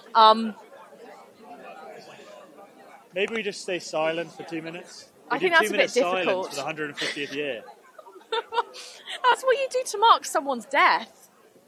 Not, There's no guarantee that there'll be another varsity match like this one. Thank you. I'm on live. Yeah. Hello. I'm not saying anything, but How's it going? yeah, going well. I'm going well. Surprises from your end? Surprise victories? No, I'm so out of touch. I have no idea who's really expected to win. Basically, any the distance events I still know, and none of them have been surprising. The rest is just happening all around me. Speaking about birds.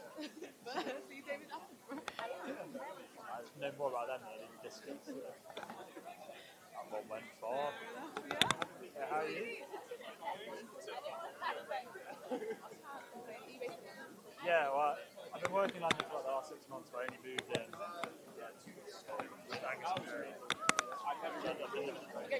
Where are you guys based? Got quite a central little pad.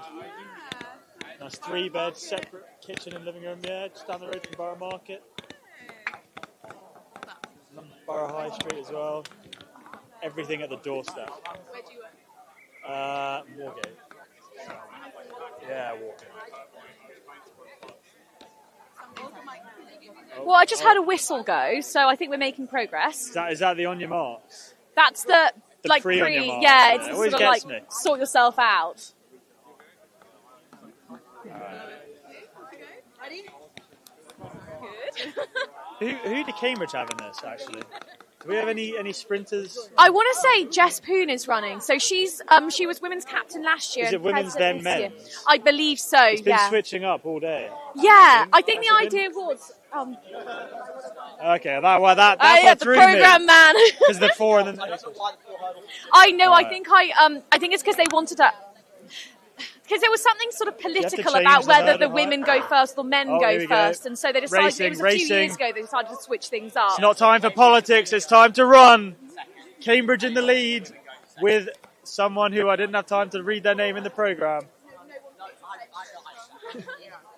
Cambridge still winning, Oxford almost catching up. So I think there's Bria Smith of Cambridge there too. I can recognise. It's close. And that's Cambridge, Maya yeah. Vandermark, who's just won that for Cambridge. It's just So Jess isn't running. Is she the captain? She's the president. She's She's the president. president. Taking a managerial role today. Yeah. Pulling the strings. Running around in an Ospreys blazer. Those Ospreys blazers, they're dangerous because they're white. Very difficult, these light coloured blazers. Yeah. I mean, I can Dry see cleaning, not cheap. mine on the felt. is got, nicer. I always say I'm going to go and get it dry cleaned, and then I never do. There's no point. I'm only going to get it messy again. Yeah. It shows that it's had a good life. Yeah.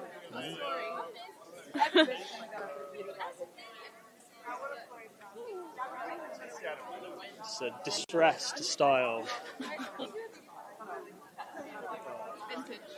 Yeah, exactly. Shows I've been around the block ish.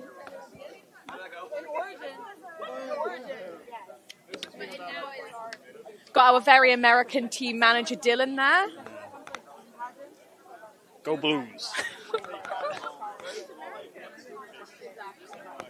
forget he's American. Yeah. I want to say from Seattle. He's definitely that side of things. Oh. That's a massive photon aura farming there. Hot off the 400 metres. Yeah. So we're going to get women's blues next. Yes.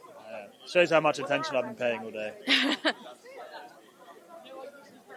So I want to say I think they're running the same 4 as they ran in the 100, but I don't know. That makes a lot of sense, right? Yeah. If it ain't broke, don't fix it. Well, there was a false start in the 100. Did we win anyway? Yeah, we won. Okay. We being. Is it false start gets you insta? Yeah. Unless it's in a multi-event, in which case you get a second chance. Okay. I'm a big believer in that, actually. I don't believe in second chances. In redemption arcs. You can't make mistakes in this game.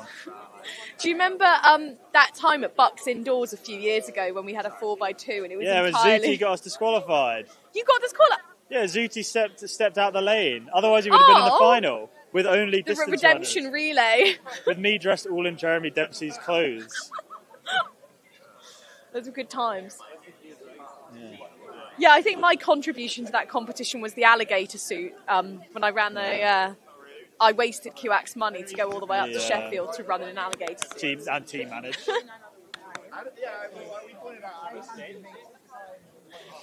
Tom Barrett just popped by to say hello again.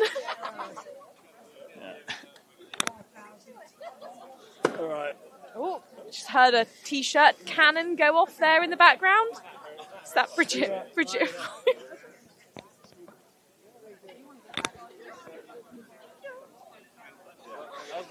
All right.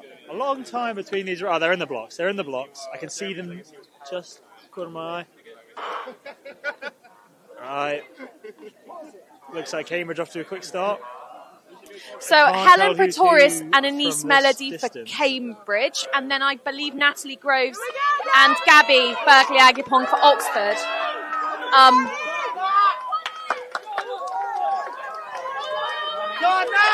But it looks like I think Helen Pretorius from Cambridge has just beaten Natalie Groves there from Oxford.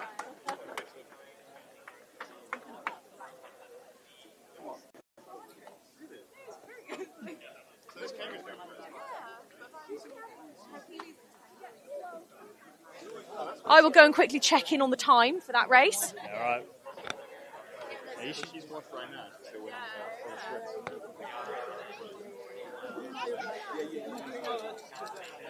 So that was 24:46. So that's rapid. Sounds like all the knowledge is coming from Hepsi there. I'm just sitting here in silence.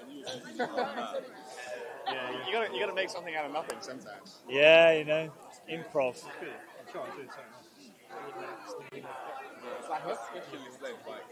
Give me a 2378. But Natalie Groves basically is Well, so just to check in on overall scores. Rolling back too. the years to Who's that? The one that won? the one that won, yeah. She's doing a PhD or something? So I think as it stands, It never leaves you, people. Never leaves you. Sometimes you just can't stay away. should we go and interview Ben? Who's Ben? Ben is over here.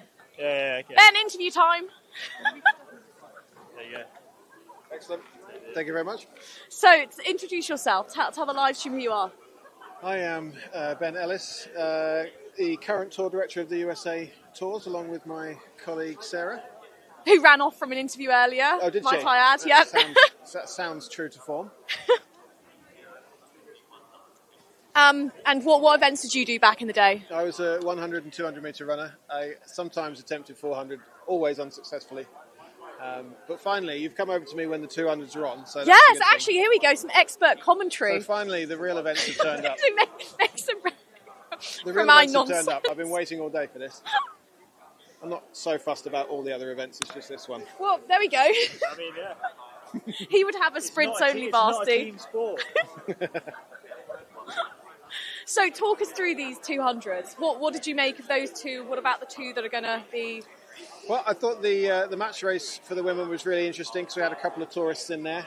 So nice to see them come through. It was won by somebody who didn't come on tour. I don't know the name of the... Helen Pretorius, yeah. Okay. So she's very quick. I do think we might have reached out to her, but yeah, I think she may have bigger plans. She was concentrating on other things and has won the Varsity as a result. So yeah, it's good for her.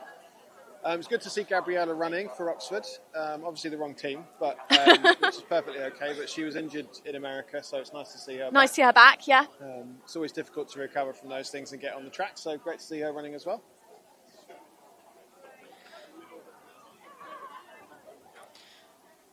Favourites for the men's race? Yeah, favourites for the men's race and predictions. I have absolutely no idea. Well, Zuti obviously ran well in the 100. Yep. Zuti is still here. He's the OAP. Yeah. He's going on the Jeremy Dempsey path. He ran very, very well. Obviously, he's already been to the US, so he declined the invite this year, unfortunately. I think he'll be going. Sam Ashadu ran very well earlier. He ran a blues time. In his first Varsity, which is fantastic. As a fresher. So his family have travelled all the way down from Manchester to come and watch him. Amazing. So you want to talk about OAPs? You got Maranga Mackaya in there as well. Maranga Mackaya, OAP. The real OAP coming down from the 400 hurdles. Allegedly submitted a PhD.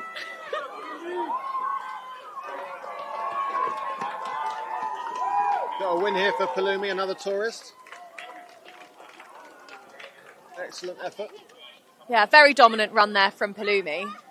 So, yeah, I would say it's probably between Zuti and Maranga 200. I would say... That's Palumi, I think he was short. Also, Philip is the short one. Yeah, Philip. I thought Palumi's the one that did really well at Bucks that year, right? You think he did well at... He's doing too. Yeah. Well, Palumi was injured on tour as well, so... yeah. He was injured prior to coming out and tried to get fit while we were there. So yeah. Did a couple of relays and did a 200 at Yale. But looks to be coming back to form, which is good. But this 200 is going to be interesting because it's the you essentially have the flyer in the 100-meter runner and the person who's coming down to 200. So it's speed versus endurance. Yeah. The two OAPs. It's like a veterans race. It's going to be probably slightly difficult going for the first part of the bend, and then they'll get swept up by the wind on the way out. Does it make you nostalgic for It does a bit. So I was injured when I ran at Varsity, so I did a standing start in the 200. Wow. So I never really got the chance to do it properly. Yeah. So I can't say it's a regret because it is what it was, but I wish I could have run it properly. Yeah. I would have tried to go for the match record, I think, and didn't get the chance. Yeah. What is the current match record? I think it's 2093 or something like that. 20. That's quick. I might have made that up. I believe it. Somewhere around there. Better than nothing. Sounds possibly. But obviously, you always get the very helpful tailwinds here at Cambridge. So yeah. I didn't get the chance to run 100 here either, so I think that would have been quite nice. Well, do another degree, come back. Yeah. I don't think you actually need to have an OAP race. So I hear they're looking for applicants for land economy, so... What is it? Currently live streaming. I'd like to introduce you to the doyen of Achilles Athletics, Mr. Paul Wilcox. Delighted to be here. What a great... Can I just say congratulations to the organisers. I think QAC have done They've done a fantastic job, yeah. They really have. And it's been a real pleasure to be here this afternoon. I'll hand you back to Dr. Ellis.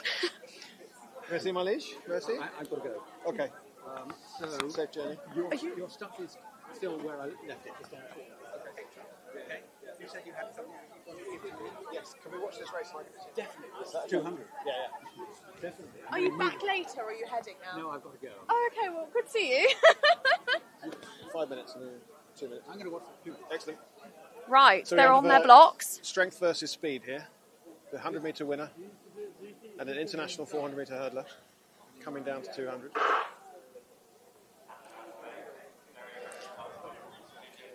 clear speed from the middle two athletes, so that will be the 100-metre winner.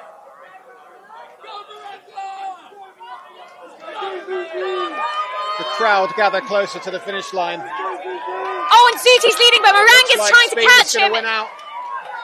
I think Suti's just about got there.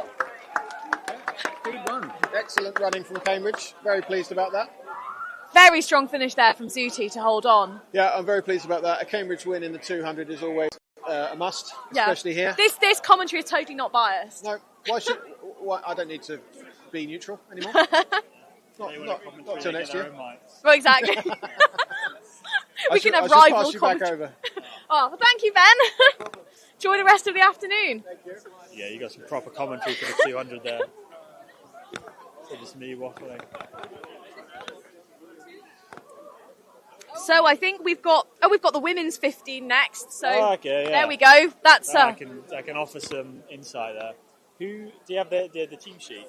Let me have a look. Or is it in the program? What I do know is that Millie Dickinson is running it. Okay.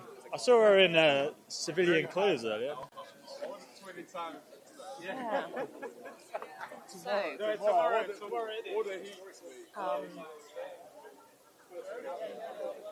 We've got I stand correct. We've got the 200 para first, I believe. Wait, we've already seen the 200 para. No, we've seen the 100 para. No, I definitely. Oh, it might have been 400. Yeah. I definitely saw them going around a bend.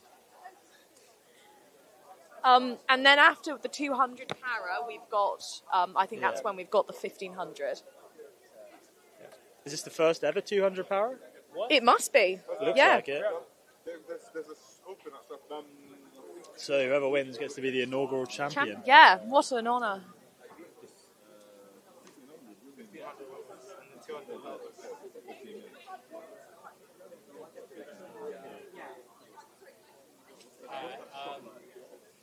What's this on?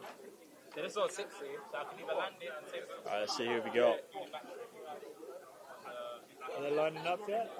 I didn't see anyone in the block. Well, I didn't see anyone at the start line. Okay, yeah, so just land it and then we'll do that. And then what's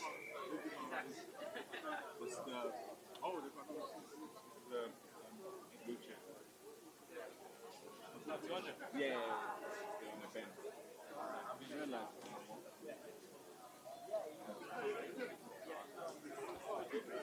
Oh, Miles has been commenting on the live stream. As Miles watching Stuck in Traffic. He said, "Well judged from The Apprentice. Harry Wilson, not a PB." And Joe Dempsey's commented too. Dempsey should be at work, it sounds like. Working hard or hardly working. Yeah. Probably on strike at the moment. He doesn't get paid enough for his 2 days of work a year. All right, the 200 power's off. All right, see if I can figure out who is who.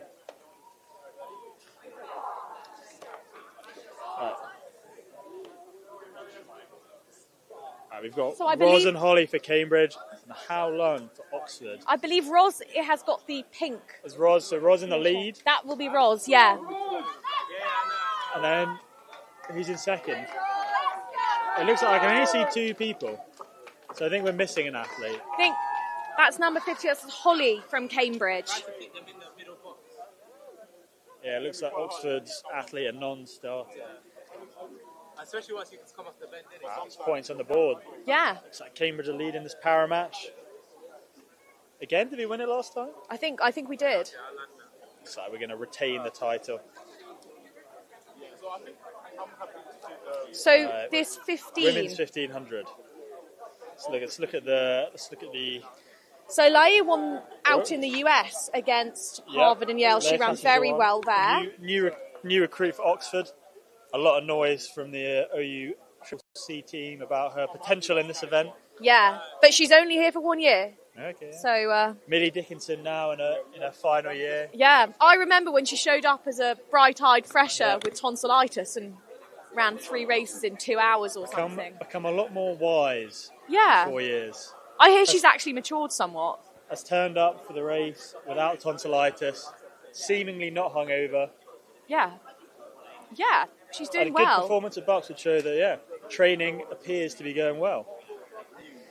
Then, So Leia, though, with a 4-second lead on her in PB, but Millie- SB, this year Millie's gone 5 seconds quicker. Millie has sharp elbows too, so Yeah. got to keep an eye out See, for at those. this point in the season, not everyone's raced that much, so it can be deceiving. Then we've got also Jemima Ridley, also 4:31, so quite close to Millie's personal best and season's best. And Beth Rogers for Cambridge, who a bit slower on paper, but you don't win races on paper. No, you win no. them on the track.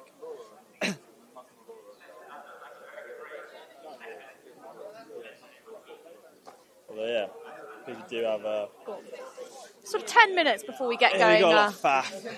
Yeah. Go and disturb Yeah, on a people. one day, yeah. Go and harass. Interview Sam Clark? Oh no, he looks like he's working. Flanked by Dylan.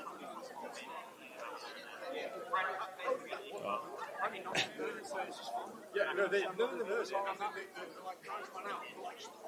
just kept going. You're allowed to. Discussing some of the day's earlier controversies. Oh, really? Right. Well, have you got a seat? Well, we just lost 2 of them, so there's no way we're winning. And it also looked like victorious. Yeah, exactly. Yeah, so just as an update on the overall matches, Cambridge are currently winning every single match except for the ladies' blues, which Oxford are winning quite convincingly. But, you know, anything can Sounds happen. like word on the street, the Photon is giving up on the 4x4. Oh! He's taking his 2 wins and he's riding off into the sunset. It's a shame Miles won't get to see him run. I know, but he's watching our commentary. He was watching it, so... Yeah. Broken down on the A1M.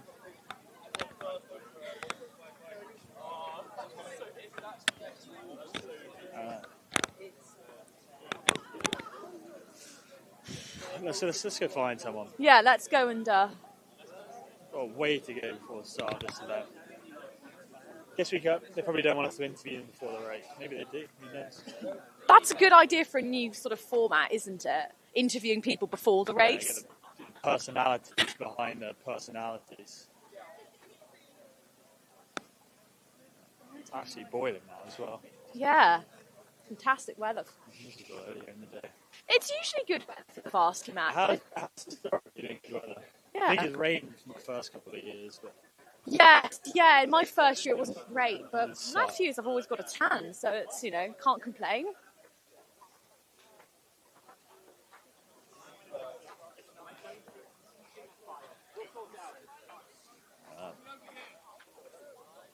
It's Barrett running the women's 1500. He definitely stand a chance of coming second. It's the sunglasses. Yeah. Let's see. Not much else to speak of going on at the moment. Oh. No one's even shouting stuff. Well, I've got some discus. Discuss. I knew someone was going to say that. Let's see how far this guy's going to lob it. Oh. Whey. Oh. Big cheer for that. Yeah, wow. They seem happy with that one. Cambridge bringing the noise.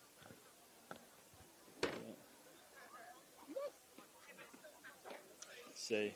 Oh, it's quite sombre over here. I was going to say, is that an injury we can see? People whinging about injuries. Let's go back to the happy side. Head back to the happiness. No moaning about injuries here.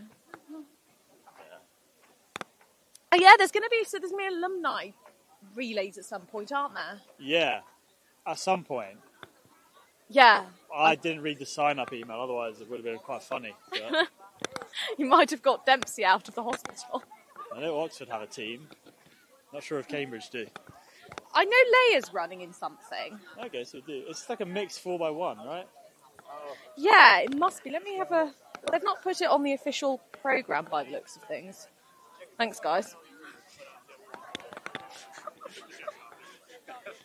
Got Max Walk there, hyping himself up for the men's 5K. 5K. Where he will try and take down Oxford's Olympian, Jared Ward. Sixth at Rio, first at Wimbledon Common.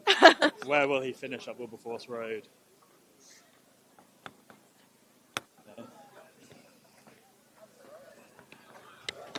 Hello. It's going all right. Well, I'm not really saying a lot because nothing's happening and I know nothing about discus. Was that a good I won't one? say Was nice that a good things. throw? Oh God, I can give you a commentary about this. This is her event. You don't have to say nice things. Okay. You know, this isn't the woke media. Yeah? This is the real commentary on what's actually the people's happening. commentary. Oh, we've got the men. Okay. They might be quite good, the men, I think. That sounds a bit sexist to me. It did. No, I was sad that it's in the programme that none of the men had hit the blue standard yet, but one girl threw very well, so I don't know if she did hit it today, maybe. And there was a lot of yelping and cheering, so maybe she did. But yes, not to be sexist. Yeah, the men might be quite good according to Yara is pretty good. Yeah, Yara's good. to There's Bridget. the American Must have been speaking to Seb Coe. Joel is very good. That big American. That's Seb Coe reference. Yeah. Joel. Joel is Which from team is he on? From Oxford. Yes, Joel. He's very good. Good luck. Hello, good luck. My mum's not watching. Do you want to give an interview? To everyone. Maybe after my race. Good work. I'm loving the old. Did she tune out because of our commentary? No, my mum's turned up. Okay. She just turned up. She was like, "Hi, darling." I was pretty high stress level, and she like tapped me on the shoulder. I'm like, "Oh, what a lovely surprise!" Surprise! It is actually nice now. I've got over the interview. She seems to have just found all my mates. Oh, so this is Joel. Okay, Joel. Yes. About to send it. Is that far? Doesn't look that far. That's probably like high 30s, I think. I think apparently Oyara, I'm hoping that's his name, can throw mid 40s. He's very good. He's got blues in a number of events across the throws and the jumps. Yeah. Is mid-40s? That doesn't feel that far. How you try throwing mid 40s. How heavy is it? 2 kilograms. How heavy it is though? With Yeah, that I reckon. Well, have a go. When they're done, I'll have a lob. Pretty, awkwardly shaped thing, isn't it? I know, but I think it's not. It's not. I think if you pick up.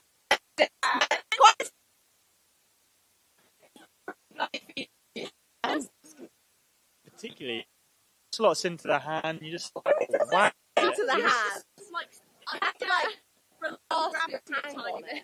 I think you just wang it. No. I just think I'm made of more. I reckon you throw, and I think that would be quite good for you. That's almost 40 meters. We'll meet in the middle and say I could probably throw about 30. You could definitely not throw 30. So I won discus at my sport. Yeah, technique. And you threw a 30 No, I threw a frisbee. I won that as well. But near 200 meters was the distance there for like 7-year-olds. Yeah. Commentary. Miles and Jeremy. We've got Miles and Jeremy. Miles, his car broke down and Jeremy's supposed to work. Yeah, Jeremy's a work. Oh, he's a doctor. For He once. actually does something useful. He was worried to be losing the 1500. That's why he didn't show up. Yeah. Work. I was going to say, this year has worked. Are you coming to dinner? But I think me and Angus are going to the real. No, we're not going to the old person. We're going to the kiddies dinner. Three rooms. Older alumni, one with more recent alumni. Okay. I think I'm in the kiddie one. I've seen the table. With old current people and Angus. Yeah, like your Terrys and your Barretts. Okay. Yeah. I forgot to bring my sort of suit though. So You're doing that. Oh well, Hawks will be the. yeah, exactly. The only reason one of them. Really, the reason I didn't want to go to the dinner was to spend the whole time in Hawks. Wow.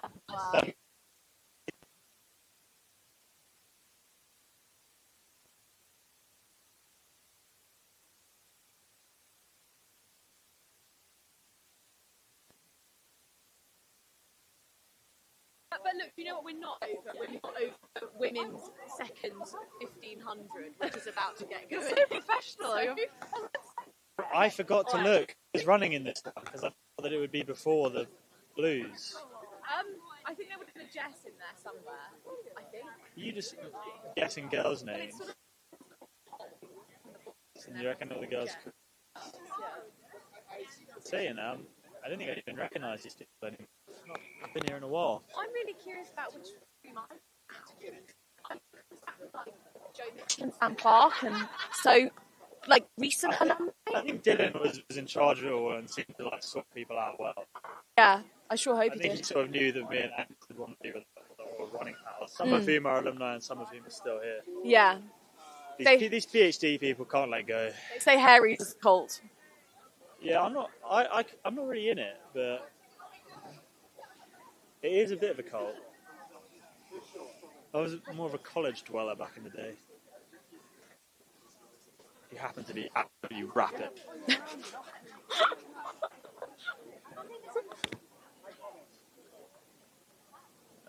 Are you? Hello? Are you a commentary? Dude. Are you the people I'm hearing on the last week? No, we're on the live stream. We're on the YouTube. What can you say here about... we go. Women's 1500 coming through. 300. Oh, we've got Beth Rollinson. Shout out to her because it's actually her B-day, so she's going to go for a big PB. Happy birthday, Beth! Like Come on, Beth! Someone from... And then second Oxford girl, Big Sophie leader. Bencross, also doing amazingly and going to finish strong, no doubt.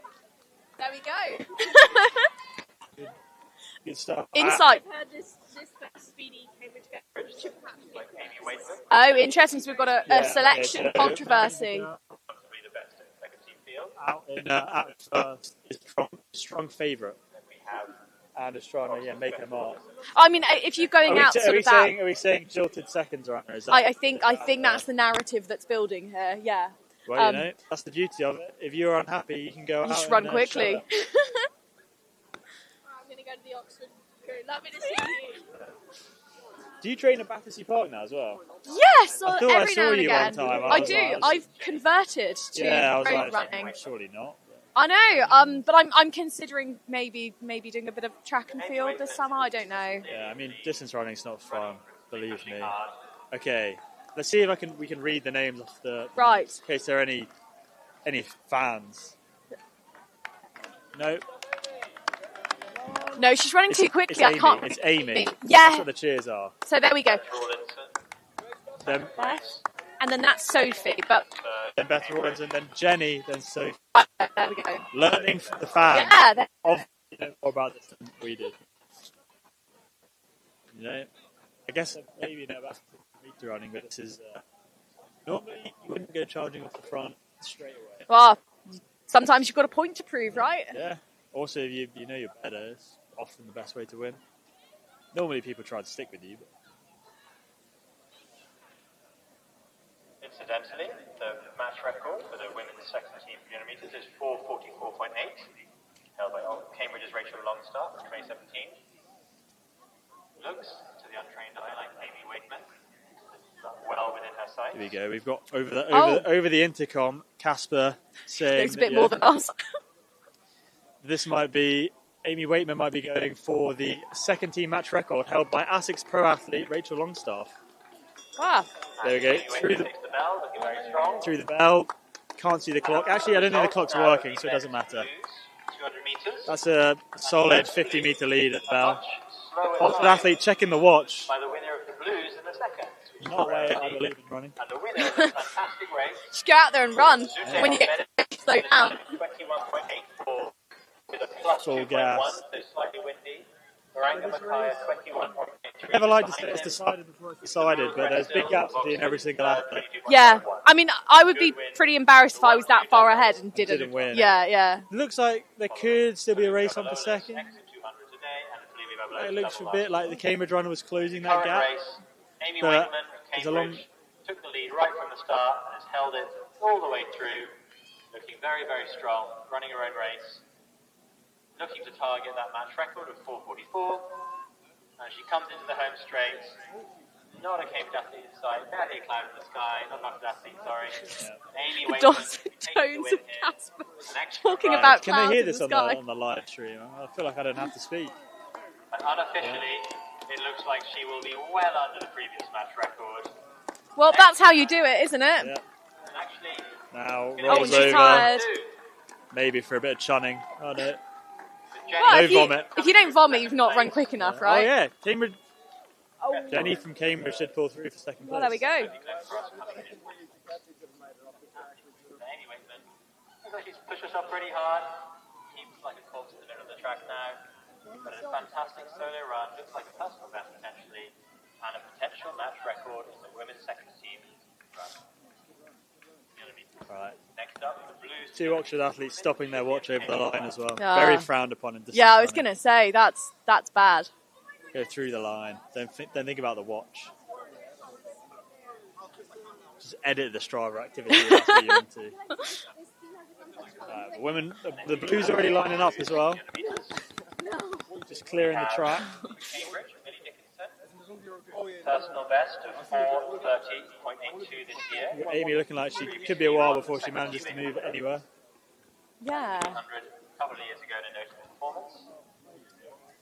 And we have Beth Rogers of Cambridge. I think this one could be a more tactical affair. Yeah, yeah. It looked in the looking at personal best and season's best that they're should be closely matched, so no one's going to try and tear the field apart straight away. Well, Jemima Ridley has One run for the purists. 4:31.27 this year, which is her personal best. Neve Brinson Hubbard, winner of the last 3 miles at 300 metres, of course, came second at 5,000 in time under the old match record.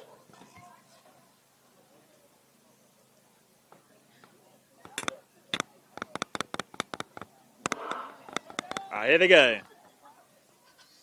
Lights out and away we go. And it's going slow. Nice. That's what we like to Jogging up see. the line. No one wants it. No one's in a hurry. Very cagey, very slow. Sometimes it takes. Very demure. Tactical is the word I believe we should use. Looks like no one wants to take pace. Sometimes it takes the cojones to race. But Mm. There's no shame in running slow. No. Well, there is a bit of shame in running slow, especially if you don't win. But Yeah, have that on your sort of power of 10 that you Yeah. ran a 6 minute 1500.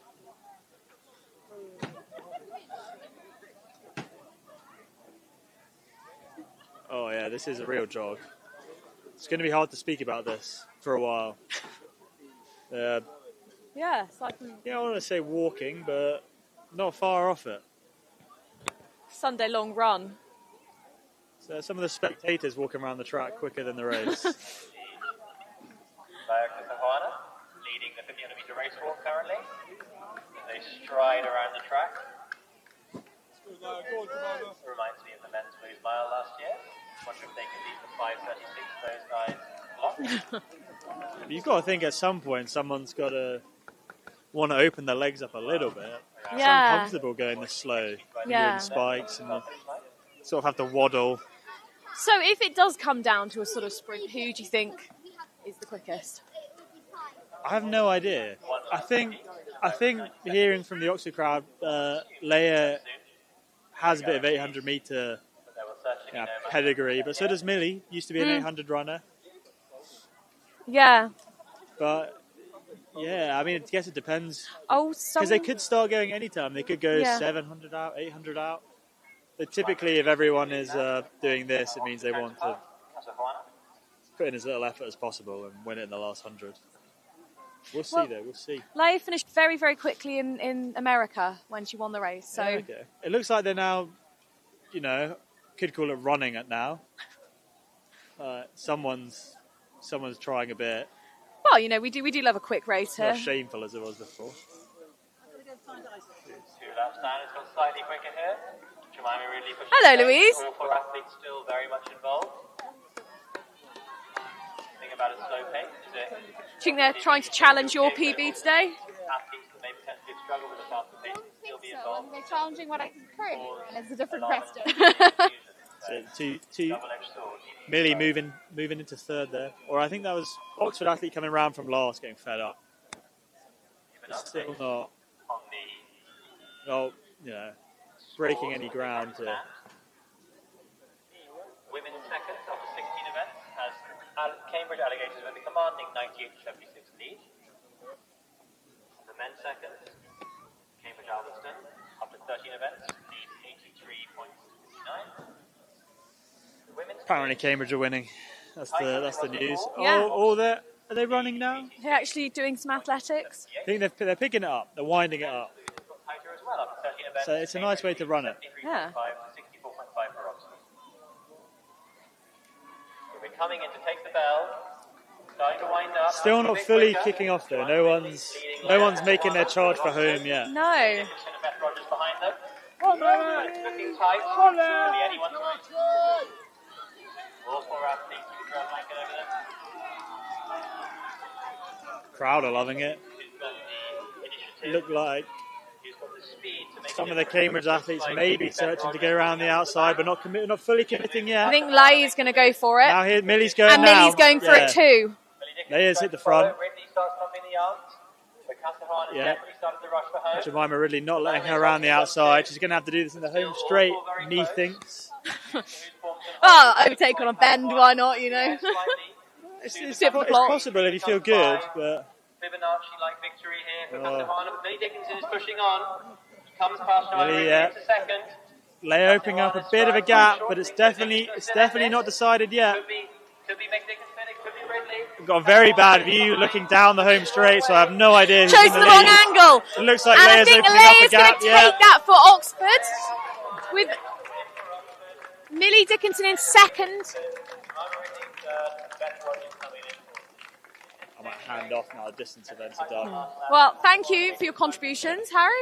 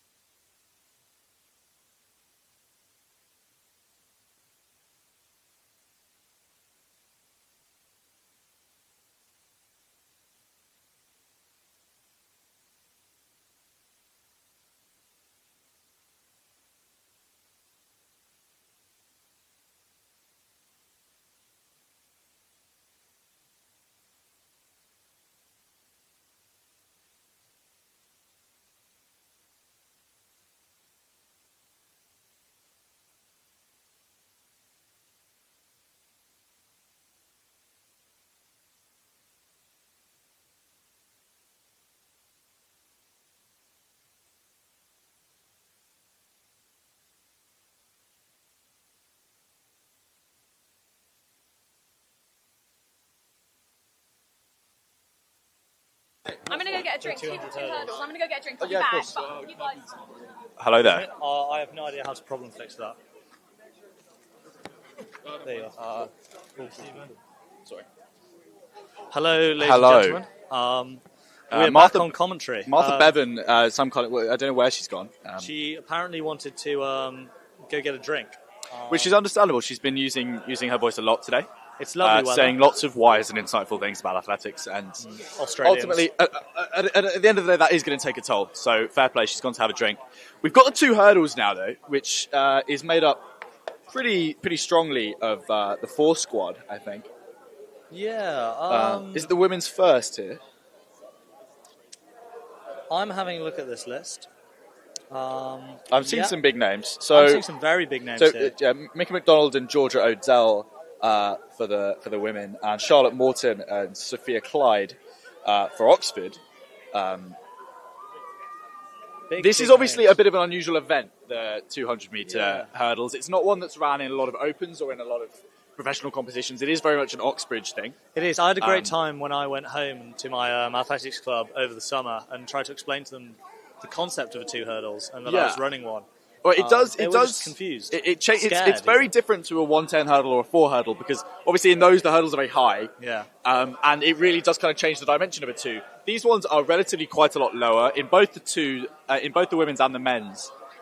So your kind of raw 200 speed is often the biggest deciding factor in the 200 hurdles, as opposed to the 4 and the 110 where your hurdling ability is the main thing. Exactly. I think we've said it before as well. It really just comes down to how much you want to attack the hurdles, and that makes it is a question of how much you want it. Yeah, you've got to attack the definitely hurdles. you've got to try and carry as much speed as possible over those hurdles because, as Ollie Hector has said, you can basically just step over them. Yeah, which if those of you that were at the QAC Open, which was an excellent event, thank you to Millie and Eleni Millie and Anise for putting that on. Ollie Hector ran an excellent 200-metre hurdles. A really excellent, really good. Hurdles. Actually, I think the first 90% of that race, he was looking good. The last hurdle, he did fall over. He did slip. But ultimately, that can happen to the best of us. I think someone left a banana peel on the track or something like that. I think that as well. There was some kind of practical joke played on the poor man, so he did end up on the floor. But otherwise, he did really well. Though. He got up, back, he finished the race, and he's ran well. He took it with a smile, And he will be running today, so he can redeem himself. Since then, we've played a lot of Mario Kart with him. We've taught him how to overcome a banana peel. We've taught him how to overcome the slip. That is true. I heard him say that he would be the best 200-metre hurdler in the world if his opponents didn't partake in such unsportsmanship conduct. I know, and it's not what you like to see in the modern game, is it? It's not what you like to see in the modern game. The use of mystery boxes to get power-ups to beat your opponents. And as someone who's often in the lead, the blue shell is his greatest enemy. The blue shell is his greatest enemy. He struggles with the blue shell, I think. Yeah, it's really and that's tough. what he's really got to overcome. And if you can't tell, we're running out of things to say in between these 2 events. Yeah, we get some odd looks here. So the women's are about to get going. I think people seem to be setting up their blocks over there. Thank you. Do you know the match situation then? Where are we? I where are we up have to? no idea what is going on at all in the overall standings. I think the if men's I catch the eye of someone who knows what's going on right now, I will ask them. The men's Cambridge, I think, are doing quite well. The women's, I'm not sure about. We've got Joe Moss and Deska Nash. Have you got anything you want to say for the commentary, mate? Introduce yourself. Talk about Soam your study Carmartha and here. measurements. Tell me. So we've got an aspiring biomechanic, would you call yourself? Engineer. And he's been measuring people today. Do you want to talk about why you've been measuring people? No. Okay, no, he doesn't. We are desperately trying to fill time here. We've got a sign they here. set up the women's 2 hurdles, and no one's being very helpful for it. But there we are. The 4x4, the blues 4x4.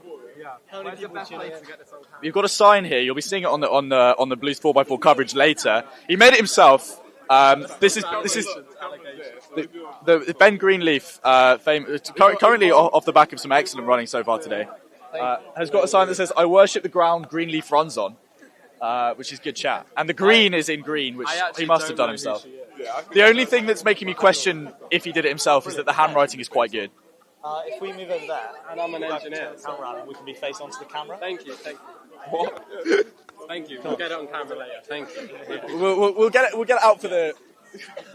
Come on. He's very cute. Okay, we'll do a bit of to camera stuff. What are we doing? Yeah. We're just doing. We're gonna get a bit of sort of, you know, trackside action here. Yeah. Circle the BBC. Further back. Dylan, do you want to do an interview for camera here? No, I don't. Dylan's in a race vest and some really quite tight shorts. He's going to come and comment on the men's 4x1. I think. Yeah, we're good. To the camera. Look into the camera. There we are. Here we are. So we've got Dylan Renaro here, QAC vice captain, vice president. I should say. Thank you. Also known as the GOAT of all things admin. I have heard lovely that. Oakleys you've got there. I heard Would you there like were some QAC Oakleys in the work. Can you comment on that? No comment. Would you like to talk us through the outfit for today, for the alumni 4x1? I've got shoes and some socks. Are they sponsorships? No sponsorship. Not in the fit. I do have a Huel discount code though, if anybody's interested. What's the Huel discount code? I honestly don't remember. I've never used it. Use code. I honestly don't remember. I've never used it at checkout for 20% off. I think it was 15 all quid Huel off, products. 15 quid off. Heard it here first, guys. Yeah. Save that. I need to warm up. Great. Warm up. Do us proud. Anyone else we can interview here, because this is a struggle. Elliot Heath, do you want to come be interviewed for camera? Come. Elliot Heath, Elliot Heath over here. The camera is up there. Hairy social head sec, third place in the Alvas 1500. Yeah. Very strong run. How did it go for you? It felt awful. It felt really quite bad. Oh, look. Thank you, Ed. It means a lot.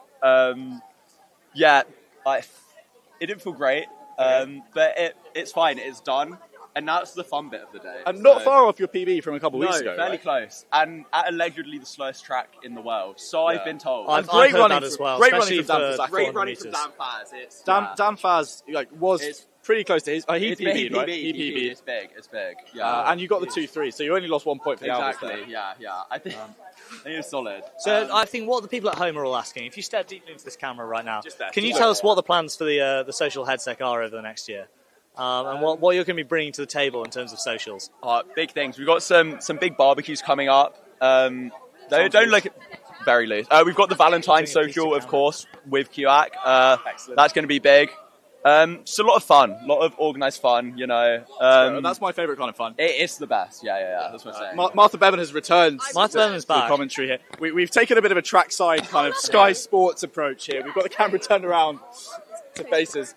Do you want to kind of address the camera that you've been commentating for throughout the day? Yeah, so just up there. Hello. Yeah, so I've sort of been on chatting nonsense for the past few hours, and you should have heard what we've been doing since you've been getting a drink. It's been great. Do I need to be worried? Ofcom Not at all. Jack Lippman. Sorry, we got my fellow Alveston's captain. God the off future, the track. The future of Cambridge University Athletics. Double Northern Irish national champion. The race is actually happening. There is actually a race going on. We should probably move. We're going to go back to the commentary for the... Sorry, there's an actual race on. We should return to commentating on the action. Jack Lippman was about to say very inspiring things, but the second team women's 2 hurdles is underway. The programme has closed on We've lost the programme, but it's currently a lead for Oxford, second for Cambridge, and it's very tight between third and fourth, between an Oxford and a Cambridge athlete. Oh! And she's gone through that barrier there at the front. She's going to follow it home to get the win. It will be a question for the adjudicators whether she made a reasonable attempt to clear that barrier. I'd imagine because she stumbled, she'll probably be okay. I think she'll be all right. I didn't see it myself because I was flicking hurriedly through the programme. We're going to get a replay here. We've got a replay. It's this penultimate barrier, I think, and it's the leading Oxford athlete. She, I think, stumbles and doesn't jump. Oh, so no. I personally don't know the rules of the 2 hurdles in enough detail. But I would be some Gary Neville noises from me there. That might not have been an attempt to clear the hurdle, which obviously is a necessity. It's in the rules. It is in the rules. You know, even if you fail to clear the hurdle, as long as you've attempted it, you know, your trail leg can tank slapper it as many times as you want, but you've just got to try. Is there anyone in the vicinity who is an aficionado of the hurdles who could tell us what the exact rule is here? Bob is not around. Bob's not around. Bridget has just disappeared. I'm looking for anyone that looks official. I'm not seeing them, so we're going by our very uneducated opinions. So we will wait to hear. We'll get a formal answer in a moment. But I'm not sure. I'm not sure on that one. It's controversial. It's a difficult decision because she was obviously trying her best. We'll have a look, won't we? Though we'll definitely have a look. Of course, we'll have a look. Yeah, send that one upstairs. TMO. Soam Kamaka, I reckon, will be able to comment. What did you think about that second team hurdles women's race? Do you think she made a valid attempt to clear that penultimate hurdle? I was in the loo. Oh, he's providing us. So I was in the loo. What are your spidey senses telling you? I reckon she did. So I reckon she did. So that's Right, a good sign okay. for Oxford. We've now got the blues race. Now the blues race. So we've got Jess O'Flaherty. Massive name, women's massive captain name, this yeah. year of the Cambridge Blues. One of Northern Ireland's proudest products. Alice Isons from Fitzwilliam College, who's got a PB and an SB that she set at the QAC Open of 32.5. QAC Open again, massive event. QAC Open was a great event. Yeah, it then was really for good. the Oxford Blues, we've got Julia Johnson, and then we've also got Ceres Lee as well. Yeah, Ceres Lee. So Julia Johnson has the best PB of the field, but no season's best, which isn't unusual, as we mentioned in the 200 hurdles. It's not as regularly ran, and they are underway. They're off. And Ceres Lee hasn't raced this either. But as we say, it's not unusual not to have a PB or an SB in this event. It's a rare event to run. And underway then, Oxford looking strong so far. And it's a 1-2 for Oxford as we come into the home straight. Jess O'Flaherty within touching distance of the leaders, though. They're pulling her back. And Jess is pulling back 3-1-8. This one. Both of them coming through. I think they've got this. They're going to come through it's gonna be to make it a Cambridge 2-3. Oh, that's what we love to see. So it was 3-1-4 Julia Johnson, who I think came through in the victory there. Came through to win. And then I think Jess O'Flaherty. But Jess O'Flaherty and Alice Isons, they're catching Ceres Lee at the last. So really, not a bad result for Cambridge. And we got the lose 1 replay point here. there. We got the replay. You can see both of them making up ground, and this is the importance of just kind of the final straight in the 200 hurdles, because you don't realise the lactic that really does hit your legs. I'm speaking from experience here. Yeah. It's It's a very different kind of tiredness when you've been doing the hurdling. You sometimes end and you think, I maybe could have run faster, but I couldn't go over another hurdle. So can we have some analysis here of the high jump, of the pole vault even? Sorry. How was the pole vault? What were your thoughts? It was an excellent event. Everyone should try pole vault. That's great. And for the benefit of the live stream, can you give us a summary of what happened in the women's blues pole vault?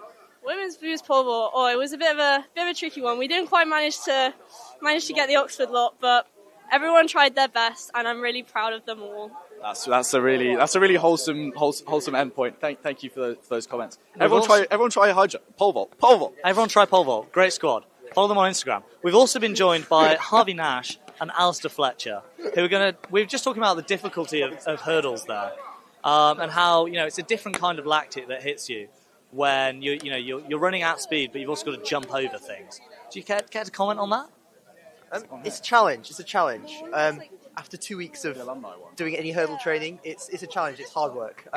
Hit my knee into one of them, but yeah, got over them. Didn't embarrass myself too much. No falling in the water, so pretty happy. Yeah. Oh, really? I think anyone who's gone really lactic knows how much your head hurts. Okay, the second team Hard it is to think. 2 hurdles on and the I way. couldn't do a lot of thinking there, and you've got to think to get over hurdles. So interesting experience. Actually, the second team 2 hurdles have been called back. Have they? Sorry, Alistair was saying wise things, so we got a bit distracted. Yeah, this happens a lot. He's got away with words. I'm struggling to turn a page. So what's going on here then? So we're in the second team race, which is it's not Matthew Dowsett anymore, as it says in the programme. Matthew Dowsett unfortunately pulled up injured this week, which is a great shame because his PBs over the short sprints are exceptional. But he was replaced here by Jersey Ho. Jersey Ho is an incredibly versatile athlete. He won the 4 hurdles earlier and the flat 4 in the second team. Little story about Jersey. He hadn't hurdled in several years until the QAC Open. It's unbelievable. Up, didn't realise the hurdle event was going on. Just decided he was going to run it for fun, and then won. Yeah. So I think he was bored in between his 2 and his 4, and he won the 4, and he won the 2 hurdles. I mean, it's just crazy. He's a really he's done so much athletics growing up that you could just sort of tap him on the shoulder and be like, "How do you feel about this event?" And he'll drop a really serious time in that event. And it looks like they're getting ready to go now, under starters' orders. Okay, so we've got Jersey Ho for Cambridge and Case Mitchell, who of course won the 110. So both of these athletes have won events already today against Annie Shah and Matthew Kemble of Oxford. Annie Shah with a pretty serious PB of 30 seconds. Matthew Kemble, no time, but as we say, the 2 hurdles, that is not unusual. One of the Oxford boys, I don't know who, because I didn't catch his name. I was having a lovely conversation with earlier, because apparently knows someone at Cats. Yeah. So make yourself known to the live stream, if that was you. Just come forward, say hi, Speak now or forever hold your peace.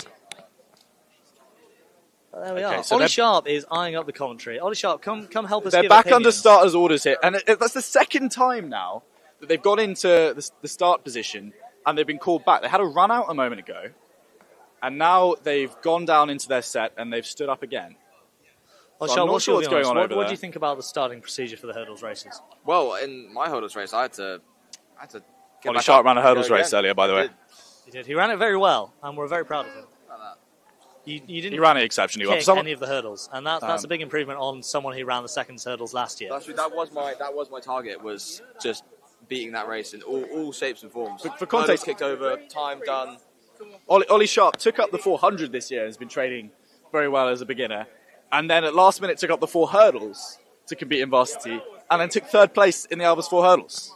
And you happy that went? Very happy. Excellent. Could have gone a lot worse. As your Albers captain, so was I. So was I. And that's what I do it for. Praise of the captain. He does it for the badge. This man has love of club. And we're underway then. Oh, the race in finally the Albers began. 2H. And Jersey has already made up the stagger. I just want to be him when I'm older. How is he this good? How I is mean, he I this have good? questions. Case on the outside is also running very nicely. So it's a 1-2 for Cambridge as we come off the bend. This is what we It's love just a to question see. of who is going to be the winner of the 110 hurdles or the winner of the 4 and the 4 hurdles. It looks like it's going to be Jersey, but Case is still right there with him. Jersey crosses the line in first, Case in second. What a Arms up for celebration, Jersey. pumping his arms. 3 It's events what we that love man to has won see. today. That He's done kind of passion everything for the badge. athletics. He loves it. So and he's won the 4. He's won the 4 hurdles. He's won the 2 hurdles. What can't this man do? That's what I'm asking. What can't he do? It's a pretty narrow set of things that he can do, but he does it really well. He's a jack of all trades, and he's a master of them all. Oh, I love him. I think So I then really love him. that leaves us then with the Blues 2 hurdles. Oh, and I'm looking at the names here, and I'm seeing some massive Is it names. Maranga Makaya again? It could be. I can't see over there. He's on the start list. You see the replay again here. Jersey is just looking so comfortable as he comes down the home straight. Case is also a very accomplished hurdler. He doesn't have the same raw speed over the flat as Jersey, but he hurdles super efficiently. Good running as well from the Oxford guys. On another year, those 2 times will get them a 1-2. It just so happened that Cambridge bought, the greatest blokes we have. It just so happens that Cambridge came to play. We did. We're not here to mess around. We're here to win. But there we are. Don't mind if I yabba dabba do. So then, for the Blues 2 hurdles, it will be QAC men's captain Ollie Hector. He's just doing a practice start over there. It looks like it's James McCulloch. Is it? For Cambridge as well. He's Who's on the start down list. there? Yeah, that looks like James McCulloch. I'm straining my... Okay, we've got a camera over there as well. So Just yeah, for the that viewers is- at home, just to tell you what we're working with here, we have a small iPad with a lot of glare on it. So Don't criticise that. No, the iPad is excellent. The The iPad iPad is is excellent. So I'm just looking to see if I can see numbers on here. So we've got 2... It's fine, to be fair. That wasn't a criticism, I promise. So who have we got for Oxford running in this event? So we've got number 205 and number 204 for Oxford running. Who's that? That is not Maranga. It's not So Maranga. Charlie It White is Charlie White. from Christchurch College, who have lovely grounds. They do have lovely grounds. They've got rather a lot of money kicking about. Harry Potter, famously, some of that film Famously. there. No Maranga Mackay. He was holding something after that 200. Yeah. If Maranga isn't running in the Blues 4x4 later, that'll be a real blow to Oxford. Neither of us are smiling at that. No, I would rather... For the love of the game, I'd like to see him run. I'd like to see him run. I would like to see the Cambridge Blues beat the best version of the Oxford Blues. Exactly. So it would be a shame if Mr. Mackay wasn't there. There are rumours that he's handed in his PhD, so, I want to see him here, I want to see him run, but there were people querying that decision to let him run. Not me. Not me. Not me. Dylan Renauro. Yeah. Blame Dylan. And you've now all seen his face on the stream as well, so you know exactly who to blame when you see him at the dinner later. Okay, so they're under... The starter is just checking that everyone in the right position. Green card for everyone there. That's good. Let's hope this gets away the first time, We're And on the they marks? take their marks then. So, James McCulloch, winner of the Blues 400-metre hurdles earlier in the day, wants to get a second medal. Ollie Hector, also for Cambridge, runner-up of the 110-metre hurdles, runner-up behind, of course, Maranga Makaya, who is an incredibly elite athlete. The GOAT. And then 2 runners for Cambridge. One of them is Charlie White. The other one we cannot identify because he was not on the original starter list. Hector has gone out hard here. And Hector has made up the stagger on McCulloch already. Hector has never won a Blues event at Varsity. This could be his day to get that medal. He's looking really strong. McCulloch following as well. And then an Oxford runner, I think Charlie White on the inside, looking to steal second place. And he's left head-to-head with James McCulloch. Hector wins it, and that's going to be so close between Charlie White and James McCulloch. We're going to have to send that upstairs. We'll see a replay. I think McCulloch has just edged it. 25.9 for Ollie Hector is very quick. But have we got a 1-2 for Cambridge, or is Charlie White still in second place for Oxford? At this stage, it looks like White has got the edge on him. It does. And as we clear the last, but there's a little clip on that one. Yeah, as we clear the last hurdle, it is perfectly head-to-head. And I think it's McCulloch. Oh, it's so close, but I think it's McCulloch. I think it's McCulloch as well. I was too distracted looking at Ollie Hector's celebration there. Celebrating before the line. Celebrating before the line, still running a 25.9, unofficially. Very impressive. Should we go and interview Ollie Hector? I reckon we can get him on the thing. Yeah, we'll run over to him now. We're going. We'll go. We'll Ollie Hector, for the Speak to your people. Speak to your people.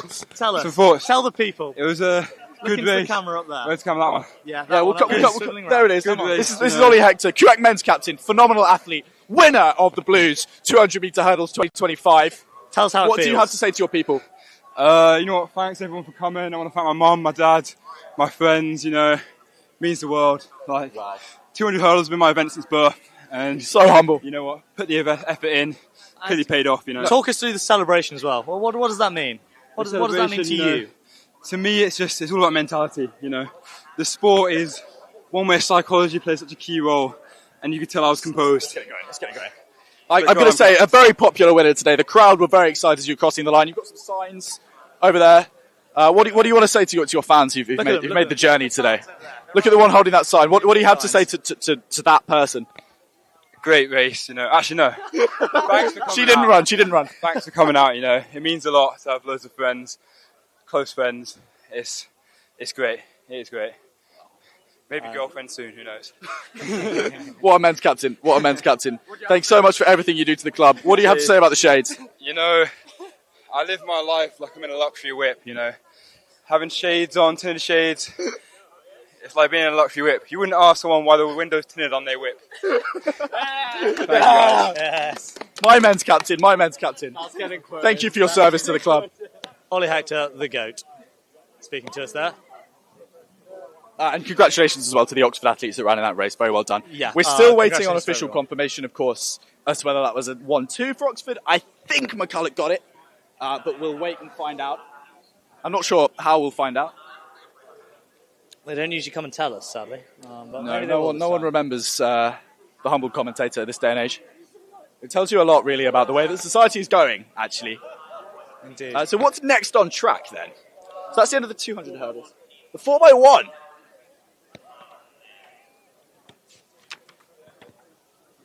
Okay, so we've got a 15-minute gap here until the 4x1. We've got a few field events in the meantime.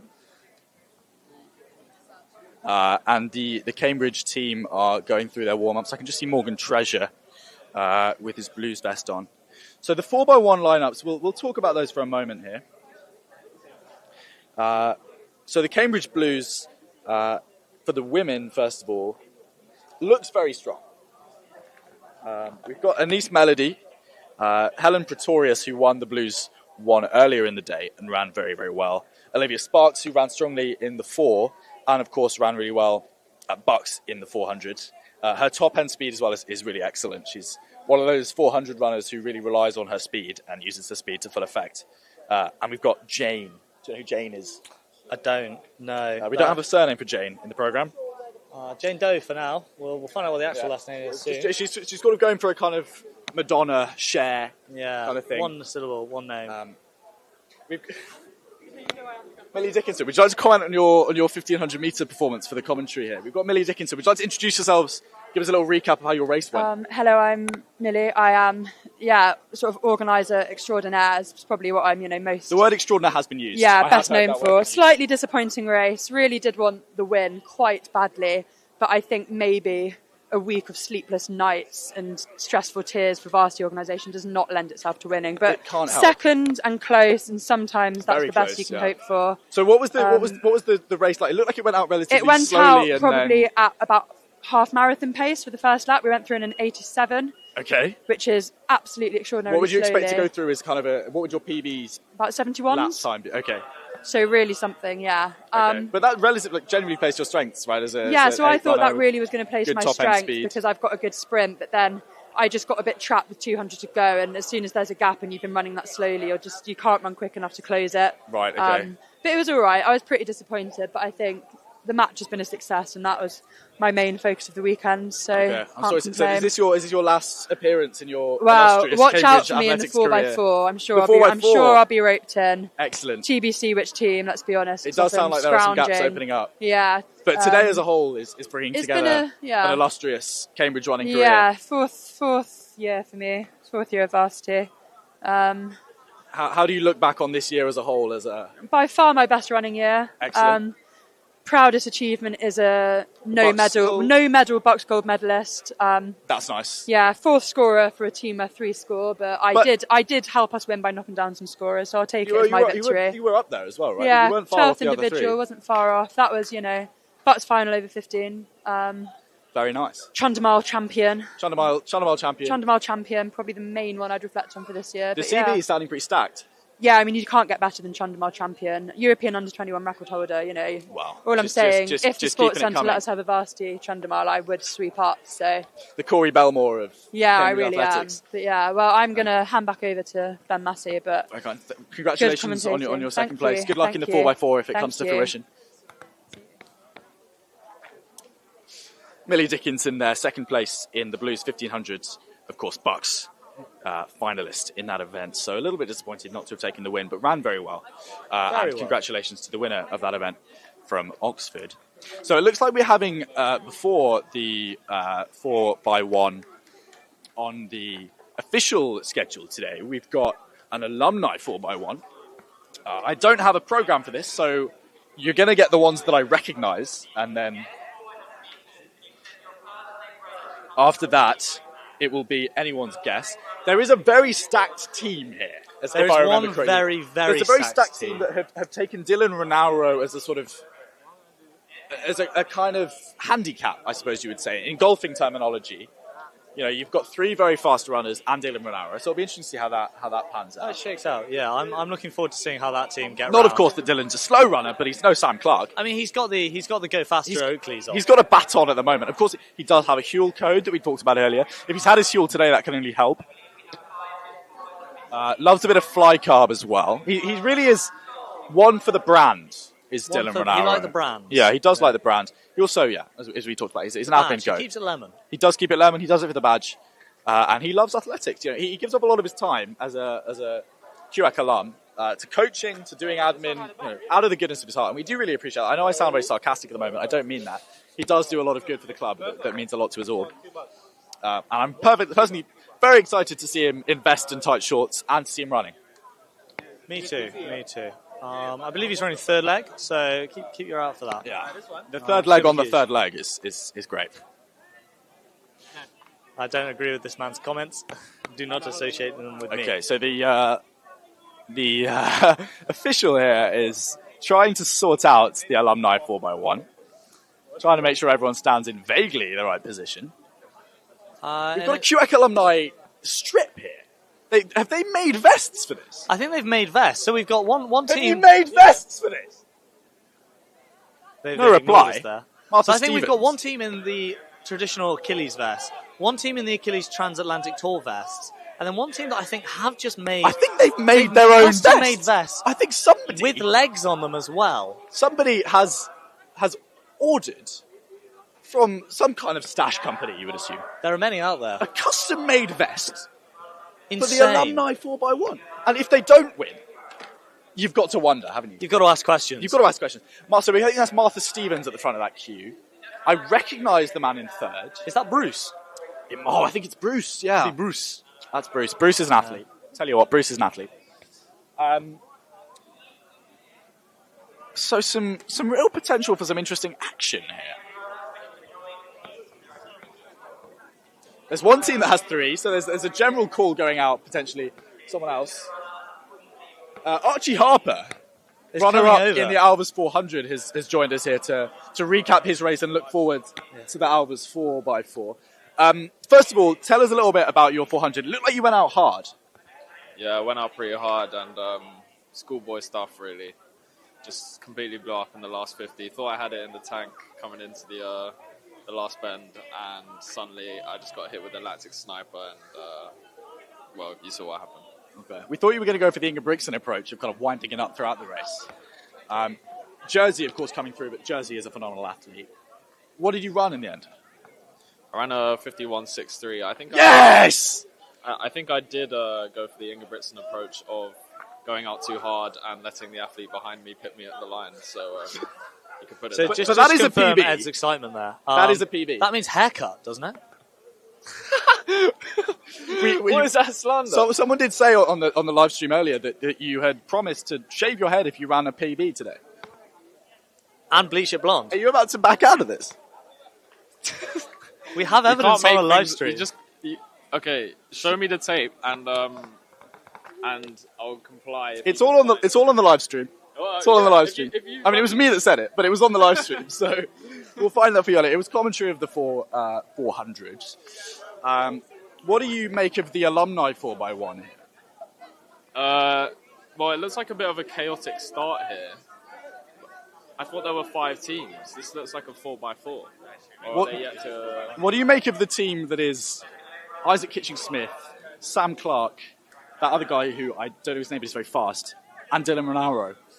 I think Dylan Renaro is the sleeper pick for the star boy of that team, if you will. He's got the Oakleys on. He does. He did actually tell me earlier he felt embarrassed about running with Oakleys when he's going to run a 13 split. And I thought it was quite, optimistic that he was going to run 13. That's unusually self-reflective from Dylan as well, isn't it? Yeah. Interesting. But boy, does he look good. Boy, does he look. I mean, that's the bottom line, isn't it? I think someone's roped Jasper in.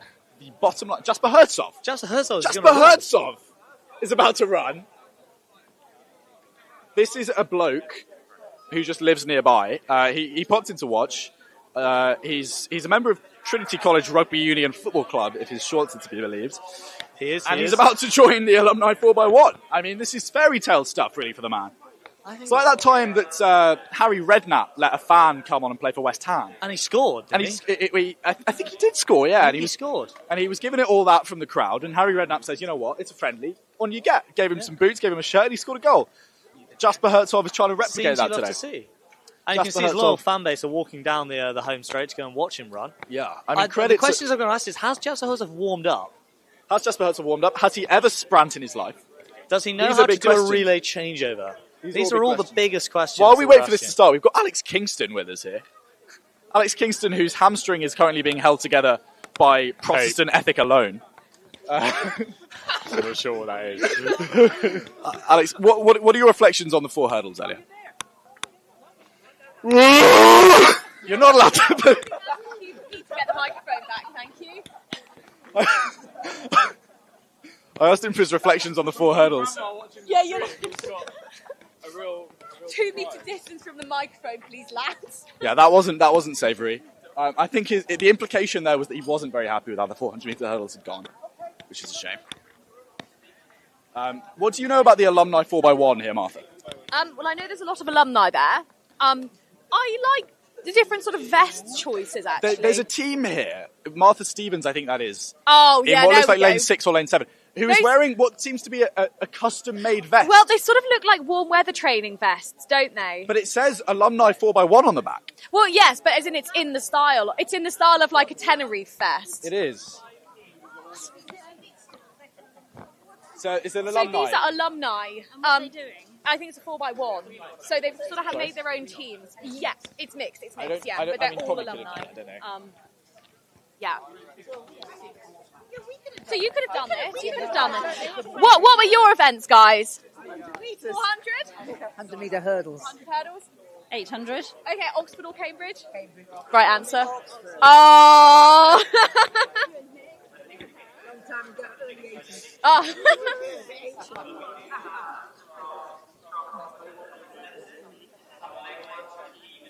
Right, what do you know about these relays? I mean, not a huge amount. This is the first time we've done this, isn't it? Is this the first year we've had an alumni 4x1 Varsity? I think it's a very good idea. Oh, it's a really good idea. It gets everyone a little more involved. It's always good to keep the alumni community involved. Gets the people going. Gets the people going. I mean, the crowd are perked up. In the words of a... And yeah, these are all people who, obviously, in their day were pretty prolific athletes as well. No, not all like the 4x1 though. I can see some distance runners in there. I can see some New Balances in lane 2. That's an interesting choice. There we go, yeah. Those appear to be fairly casual trainers. But they're under starters orders, so I should lower my voice slightly. Minute silence for the hamstrings that are about to get pulled. Yeah, there will be some pops. What time do you think this is going to be won in, Martha? 39 seconds. 39 seconds. There is one team that is incredibly strong, I'll be honest. Isaac Kitching-Smith, Sam Clark, Dylan Renaro. Is that in the Achilles, the white in the Achilles. vest? Do you know who that is on the start? That's Justin, I think. Justin is pretty speedy, isn't he? Yeah, he was a sprinter back in the day. Yeah, so... My prediction is Sam Clark is going to take this way too seriously. Oh, Sam Clark takes everything, yeah. He's a serious man. And he's going to get upset when he gets disqualified. Oh, I mean, that would be lovely, wouldn't it?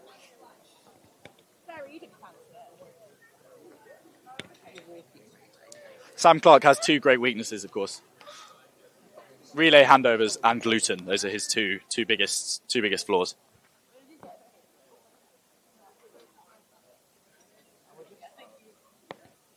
We're waiting for the relay to get underway here. There's a couple of red flags around the track still, just as they all get ready. Do you reckon anyone will have taped out their changeover zones?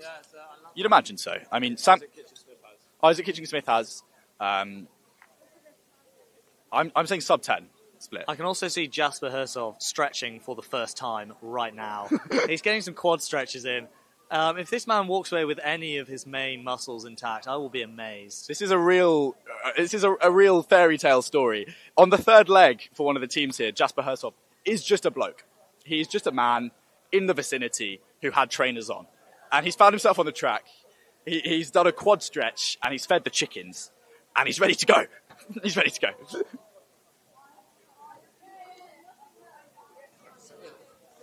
I'm excited to see it. If you hear me getting high-pitched and excited about his performance, yeah, don't get me wrong, because he's a lovely it's bloke. a fairy tale story. He's a lovely bloke. And I'm excited to see what he can muster. He deserves to run fast. Okay, the whistle's gone again now. Important question there. Could he beat Dylan? Could he beat Dylan? This is a real David versus David story. But one of the Davids has 3 Goliaths behind him. Well, there are a lot of Goliaths involved, but it's the Davids that I really want to see do themselves justice today.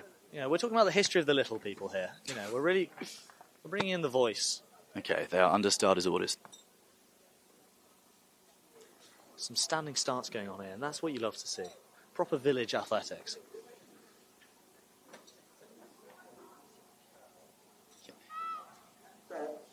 Okay, 5 red lights, and lights out, and away we go for the alumni 4x1. Fast start in the middle there by Justin. Pretty good leg as well on the outside. Now this is the important. What about the handovers? How the changeover's going to go? Kitching-Smith's got it, and Kitching-Smith is travelling. And now it's Dylan. Dylan's coming up. No, this is Dylan. Dylan's set off there, and he's got the baton. Oh, this is good. And the handover then... Jasper's still waiting. Where is Herzog? He's in the light green. Herzog has it. Oh, Dylan with his Oakleys. Dylan with his Oakleys is moving. That's Sam Clark receiving the baton.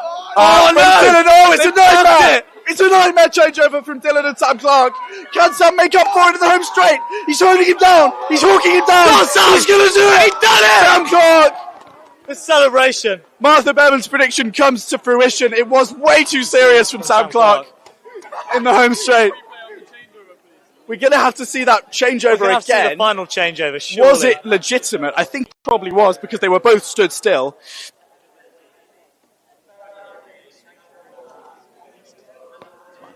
Okay, so watch here. That's Dylan trying to give it to Sam Clark. Sam Clark stops. So he's probably clear. The green flag goes up because he just stops running, which is fine. That is allowed. And he's just got that natural raw pace. I mean, he's so good at athletics, isn't he? He's so good at athletics, yeah. This is what we're seeing here, and Jasper hurts off with a jog. Jasper, great leg. Do you want to come and... Yeah, a little high fives all round. That's what we love. That's what we love to see. Should we... Oh, thank you. Potentially put it behind reception, or leave it here. Is actually... I mean, it's bound to be one of the athletes. Yeah, I'll put it on the... Do you want to put it on the QX chat? We've got a replay here again of the changeover. Oh no, it's tough to watch, isn't it? That's just not what you want to see. It's so tough to watch. Yeah, another one. Oh, it's slow motion as well. See, what's happened there is in his jogging to get started, he's actually just outran Dylan anyway. He has. He's not realised quite how slow Dylan was. Dylan's celebrating there. Dylan's celebrating. Massive. He's going to come over and comment. Sam Clark. Sam. Sam Clark has sat down. No, he's coming. He's coming. He's been called by the officials. Naughty. I want to listen to what's saying. Dylan, do you want to... Dylan. We've got it. Can we get another replay of the handover here for Dylan to watch and talk through? No. Dylan. Come on. We've got it on the camera here. Explain to the good people of the live stream what happened here. So, I mean, we're going to start off. You can see... Get Dylan. Dylan, commentate. Yeah, it looks really great, So, Sam Clark doesn't have it yet. What's the plan here? What are you thinking right now? Well... Where are we? They've been DQ'd! No! The fairy tale story's over. Do you want to... Right straight from the horse's mouth. Real life has struck. Sam Clark, in spite of having taken it very seriously, has been DQ'd. Sam, do you want to explain to the crowd what happened? Went off a bit too hard. Well, since I've done a 4x1, it's got a bit too far away from Dylan. Tried to slow down, but obviously not enough. I think we were half a metre outside the box. But I thought I may as well try and see if I could overtake Sam, which made it more fun. Shame to not actually get the win, but never mind. I'm really sorry to hear. It's reminiscent of Jack Lippman and Barnaby Corey at the QAC Open, if you remember that. Yeah, QAC Open.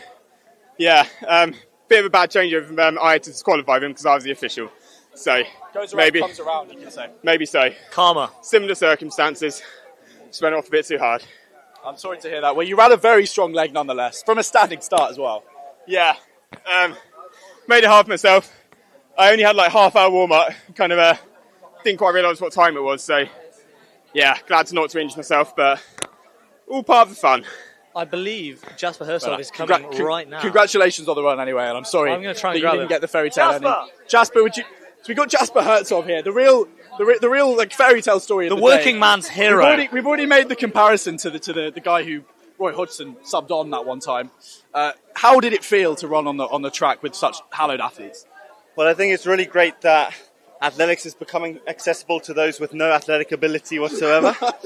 I'm pitched up here halfway through my daily 5K run, and I wanted to watch some primetime athletics, and I was able to take part and run in this prestigious event. I don't think we came last, which is probably there was a DQ as well. The so highlight of at my least third last. Yeah. And you know what? You beat all the people that didn't turn up. Exactly. That's important. The bottom line, isn't it? Turn up and you win regardless. That is the bottom line. Yeah, I mean, athletics is the winner today, I would say. Athletics is always the winner, mate. Thank you for your attitude, Jasper. Go enjoy a beer. All right. Okay, we've got some signage here. I'm not giving the mic to Alex Kingston again. He's not to be trusted. Okay, we're just doing a little photo up here. Ed's unserious. He's too busy taking photos to and enjoy doing the commentary. Don't worry, I'm still here. I'm still giving you serious commentary. Toxic from Ben Massey. I think coming up now we have the real serious 4x1s. It's one of the events where the blues and the twos run together at the same time, so it's going to be interesting. You'll really see kind of the quality of the blues athletes come through as they power around. So what's the situation then for the women's 4x1 here? I think Cambridge are looking quite strong for this. I think so, yeah. So I think for the Cambridge Blues, we've got Anise Melody, Helen Pretorius, Olivia Sparks, and Jane is back again. Still haven't quite figured out who Jane is, but we'll try our very best when we see the start line.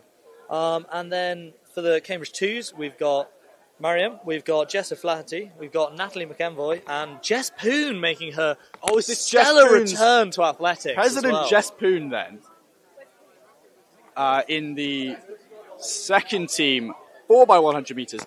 President, captain, leader, legend, really, of the club. I think for all the people new to the sport, new to the stream, new to the club, this is a very exciting moment because a lot of us haven't seen Jess run since Varsity in first year. I personally, as a third year now, took up the sport in my second year. I've known Jess Poon as a huge name around the club, but I've never seen her run. I'm very excited to do so. Martha, of course, you know her story better. Yeah, well, as the person who recruited Jess Poon to this club and put her under undue pressure to come to training and compete, I have very much seen Jess Poon run, so please rest assured she can actually run. I'm sure she can. Unlike myself, I'm not as an insult at all. It's a pleasure to see her run. So how do you think she's gonna fare today? I think she'll do really well. Yeah, she was a great athlete back in the day when she ran. I still have fond memories of watching her run the Blues 100 in first year when I was but a young fresher. What, 2022? In 2022. My year. Yeah. Oh, the Bevan year. The Bevan years. The Bevan years. I've seen a video of her running the transatlantic 4x1 when it was here. Yeah. In the 4x1, the first transition there was liquid, if I remember correctly. Sublime. I remember being at an athletics dinner once, and I think there was a story told about why we do so well in the relays against the Americans, and it's not because of the individual athletes, it's because of the team ethos and the strength of the transitions and the team. And I think that really speaks a testament to the ethos and the spirit, and I'm running out of words if you can't tell. Dylan's back. Dylan is back. Word from Dylan. Dylan's already talked through his hand over it. Yeah, but I want to see if he's got any more thoughts on reflection. Dylan, you've had about 5 minutes. Dylan, you've had 5 minutes to stew on this now. Say something profound, what do you think? Please. What does this teach you about the meaning of life? This is the thing. Actually, Samuel don't say and I anything because they're under starters yeah. orders, please. Dylan, please. He's hogging the mic. Thank you. Okay. Do you know the match situation, Martha? I do, because I've just checked. So, 40-point lead for Cambridge in the men's blues match, 10-point lead for Oxford in the women's blues match. It's a lot riding on the relays in the women's blues. Yeah, and the javelin. Don't forget the javelin. Okay. Remember, relays double points. Relays double points. So what's the swing? If you win, you get what? If you win, you get 10. And they get 2 or 4? I think it's 4. So a potential 6-point swing in the relay. Yeah, well, 12 across the 2. 12 across the 2. So, yeah. So if Cambridge win this, they're in a very good position. But if Oxford win this, they're right back in the mix. Yeah. Well, as in, so Oxford are currently leading, obviously. Oxford leading in the women's blues. Oxford leading in the women's 10 points in the women's blues. 40-point lead for Cambridge in the men's blues. Okay. And then the second team matches, convincing leads for Cambridge in both. Excellent. Okay. So Cambridge needs to win at least one relay and the javelin. Yeah. Okay, actually, probably both relays. Oxford could drop a baton. It happened in my year. It does happen. Not that we're hoping for that. No, I'd never hoped for that. We'd hate to see that. Really, I really would. Okay, so we've got Anise Melody on the first leg here for Cambridge. Yeah. Do you know who the first leg Oxford runner is? Gabby or Ninsola or? Yeah, it's Gabby. Gabrielle Berkeley. Yeah, okay. So Anise has been running well today. She has. She trains very consistently, of course. Very kind of committed member of the club, and has been right up there with Helen in that 100. Not far from the 200 either. She made real progress this year. So not a bad person at all to have on that first leg. We've got Helen Pretorius, Olivia Sparks, and I personally don't know who Jane is. I don't know about you. So Jane is a long jumper. Jane's a long jumper. Yeah. Okay.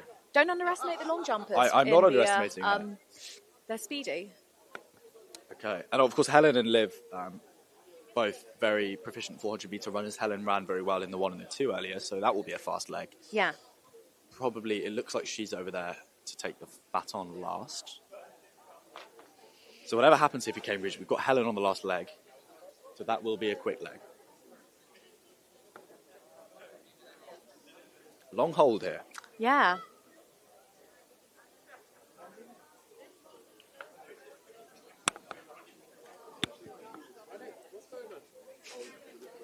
This is really nerve-wracking. They're building up the tension. I've been here before. I was running the first leg of the 4x4 last year, and it was ages that we stood there behind our blocks. And I mean, less nerve-wracking because I ran earlier in the day, but it's the worst time to be an athlete. It's just stood there waiting to go. Yeah. As soon as you get running, it's your thing. You're doing it. You're good. You're You're good to go. Yeah. But it's this period here. You don't really know what to do. And especially on the 4x1 because that start just is so important, isn't it? It's just all about the start. You just more time to get nervous, get a bit more stiff. And it could just be the case that whoever deals with the pressure better now runs the faster leg and gets their team off to the better start. Yeah. They also set out the lanes differently, don't they, in the relays, because we have Oxford Blues next to Cambridge Blues here. So it doesn't go first, second, first, second. It goes second, first. Well, I first, suppose it's because the middle lane's sort of what you want, right? The middle lanes are what you want. Quicker teams there. But it means that if you're looking at the race between the second teams, that's the double stagger. It's going to be really hard to work out what's going on until they come into the home straight.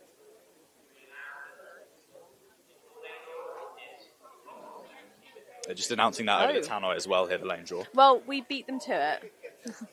Another win for the live stream commentary there. That's the real competition today, isn't it? Absolutely. Tannoy And I hope someone's been versus keeping score, frankly. People operating the cameras have been doing a fantastic job today as well. Lots of excellent replays. The drone footage, I've been bloody stunning. loving. Yeah. If I was in my blocks, I might find it a bit annoying, but today I've been having a great time. And they're still waiting to get started here.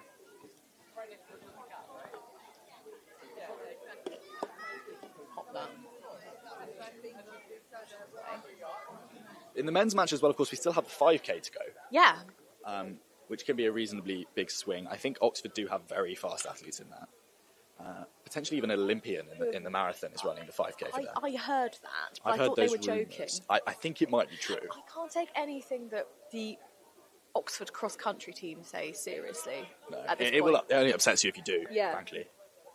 You just have to assume everything they say is in jest. Yeah. Which is difficult. It's difficult to tell sometimes because when they are jesting, it's not very funny. So it's hard to tell, isn't it? You know? Big word. Okay, whistle has got again. Yeah. So is this finally time to get going? I just feel so sorry for the athletes that have been stood there waiting this whole time. All for a 10-second run. But now they do take their marks.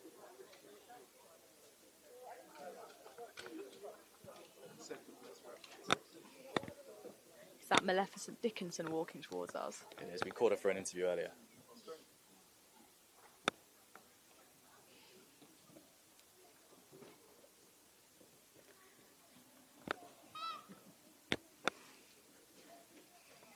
The drone is up. And away they go then. Good start for Cambridge and for Oxford, actually. Away cleanly. It looks like the Oxford athlete has pulled out a slightly bigger stagger on Anise there. What's the handover going to be like? I think that's to Gabby there. Running for Oxford. So the handover for Cambridge, and he's going to be handing over neck and neck, really, with Oxford. The stride will work itself out. But that's Anne-Sophie Brayman's on the final leg for Cambridge. She's going to do it. Pulling she's away. She's a 400-metre runner. Look at her go. She's going to win this for Cambridge. Massive win for Cambridge women. That keeps the varsity match alive. That really does, because that's closed the gap now down to 6 points. So that was a 10 point originally. It was 10 points, and now it's 10-4, so it's a 6-point swing. Yeah, so it's 4 points in it now. Well, yeah, I think it's because it's 6 points if you come second in the relay. 6 points if you come second. So it's down to 6 points. Yeah. So Cambridge still need to win the javelin. They need either first and second or first and third in the javelin, and then they need to win the 4x1. Yeah. The 4x4. So it's all to play for. And look, they've got strong girls in the javelin. So the javelin, 1-2 in the javelin is not beyond the bounds. Absolutely not. I think the 4x4 Cambridge, Oxford are very strong. So let's just have a look at this javelin. So it's very much within the. So they'll definitely win that. So it's how Leonie performs, I think, is the key. So, but she only needs to come third. Well, they'll definitely get a 1-3. So they'll probably get a 1-3. I mean, Catherine Kohler may well have a much better PB than that. We don't know. Or the performance than her PB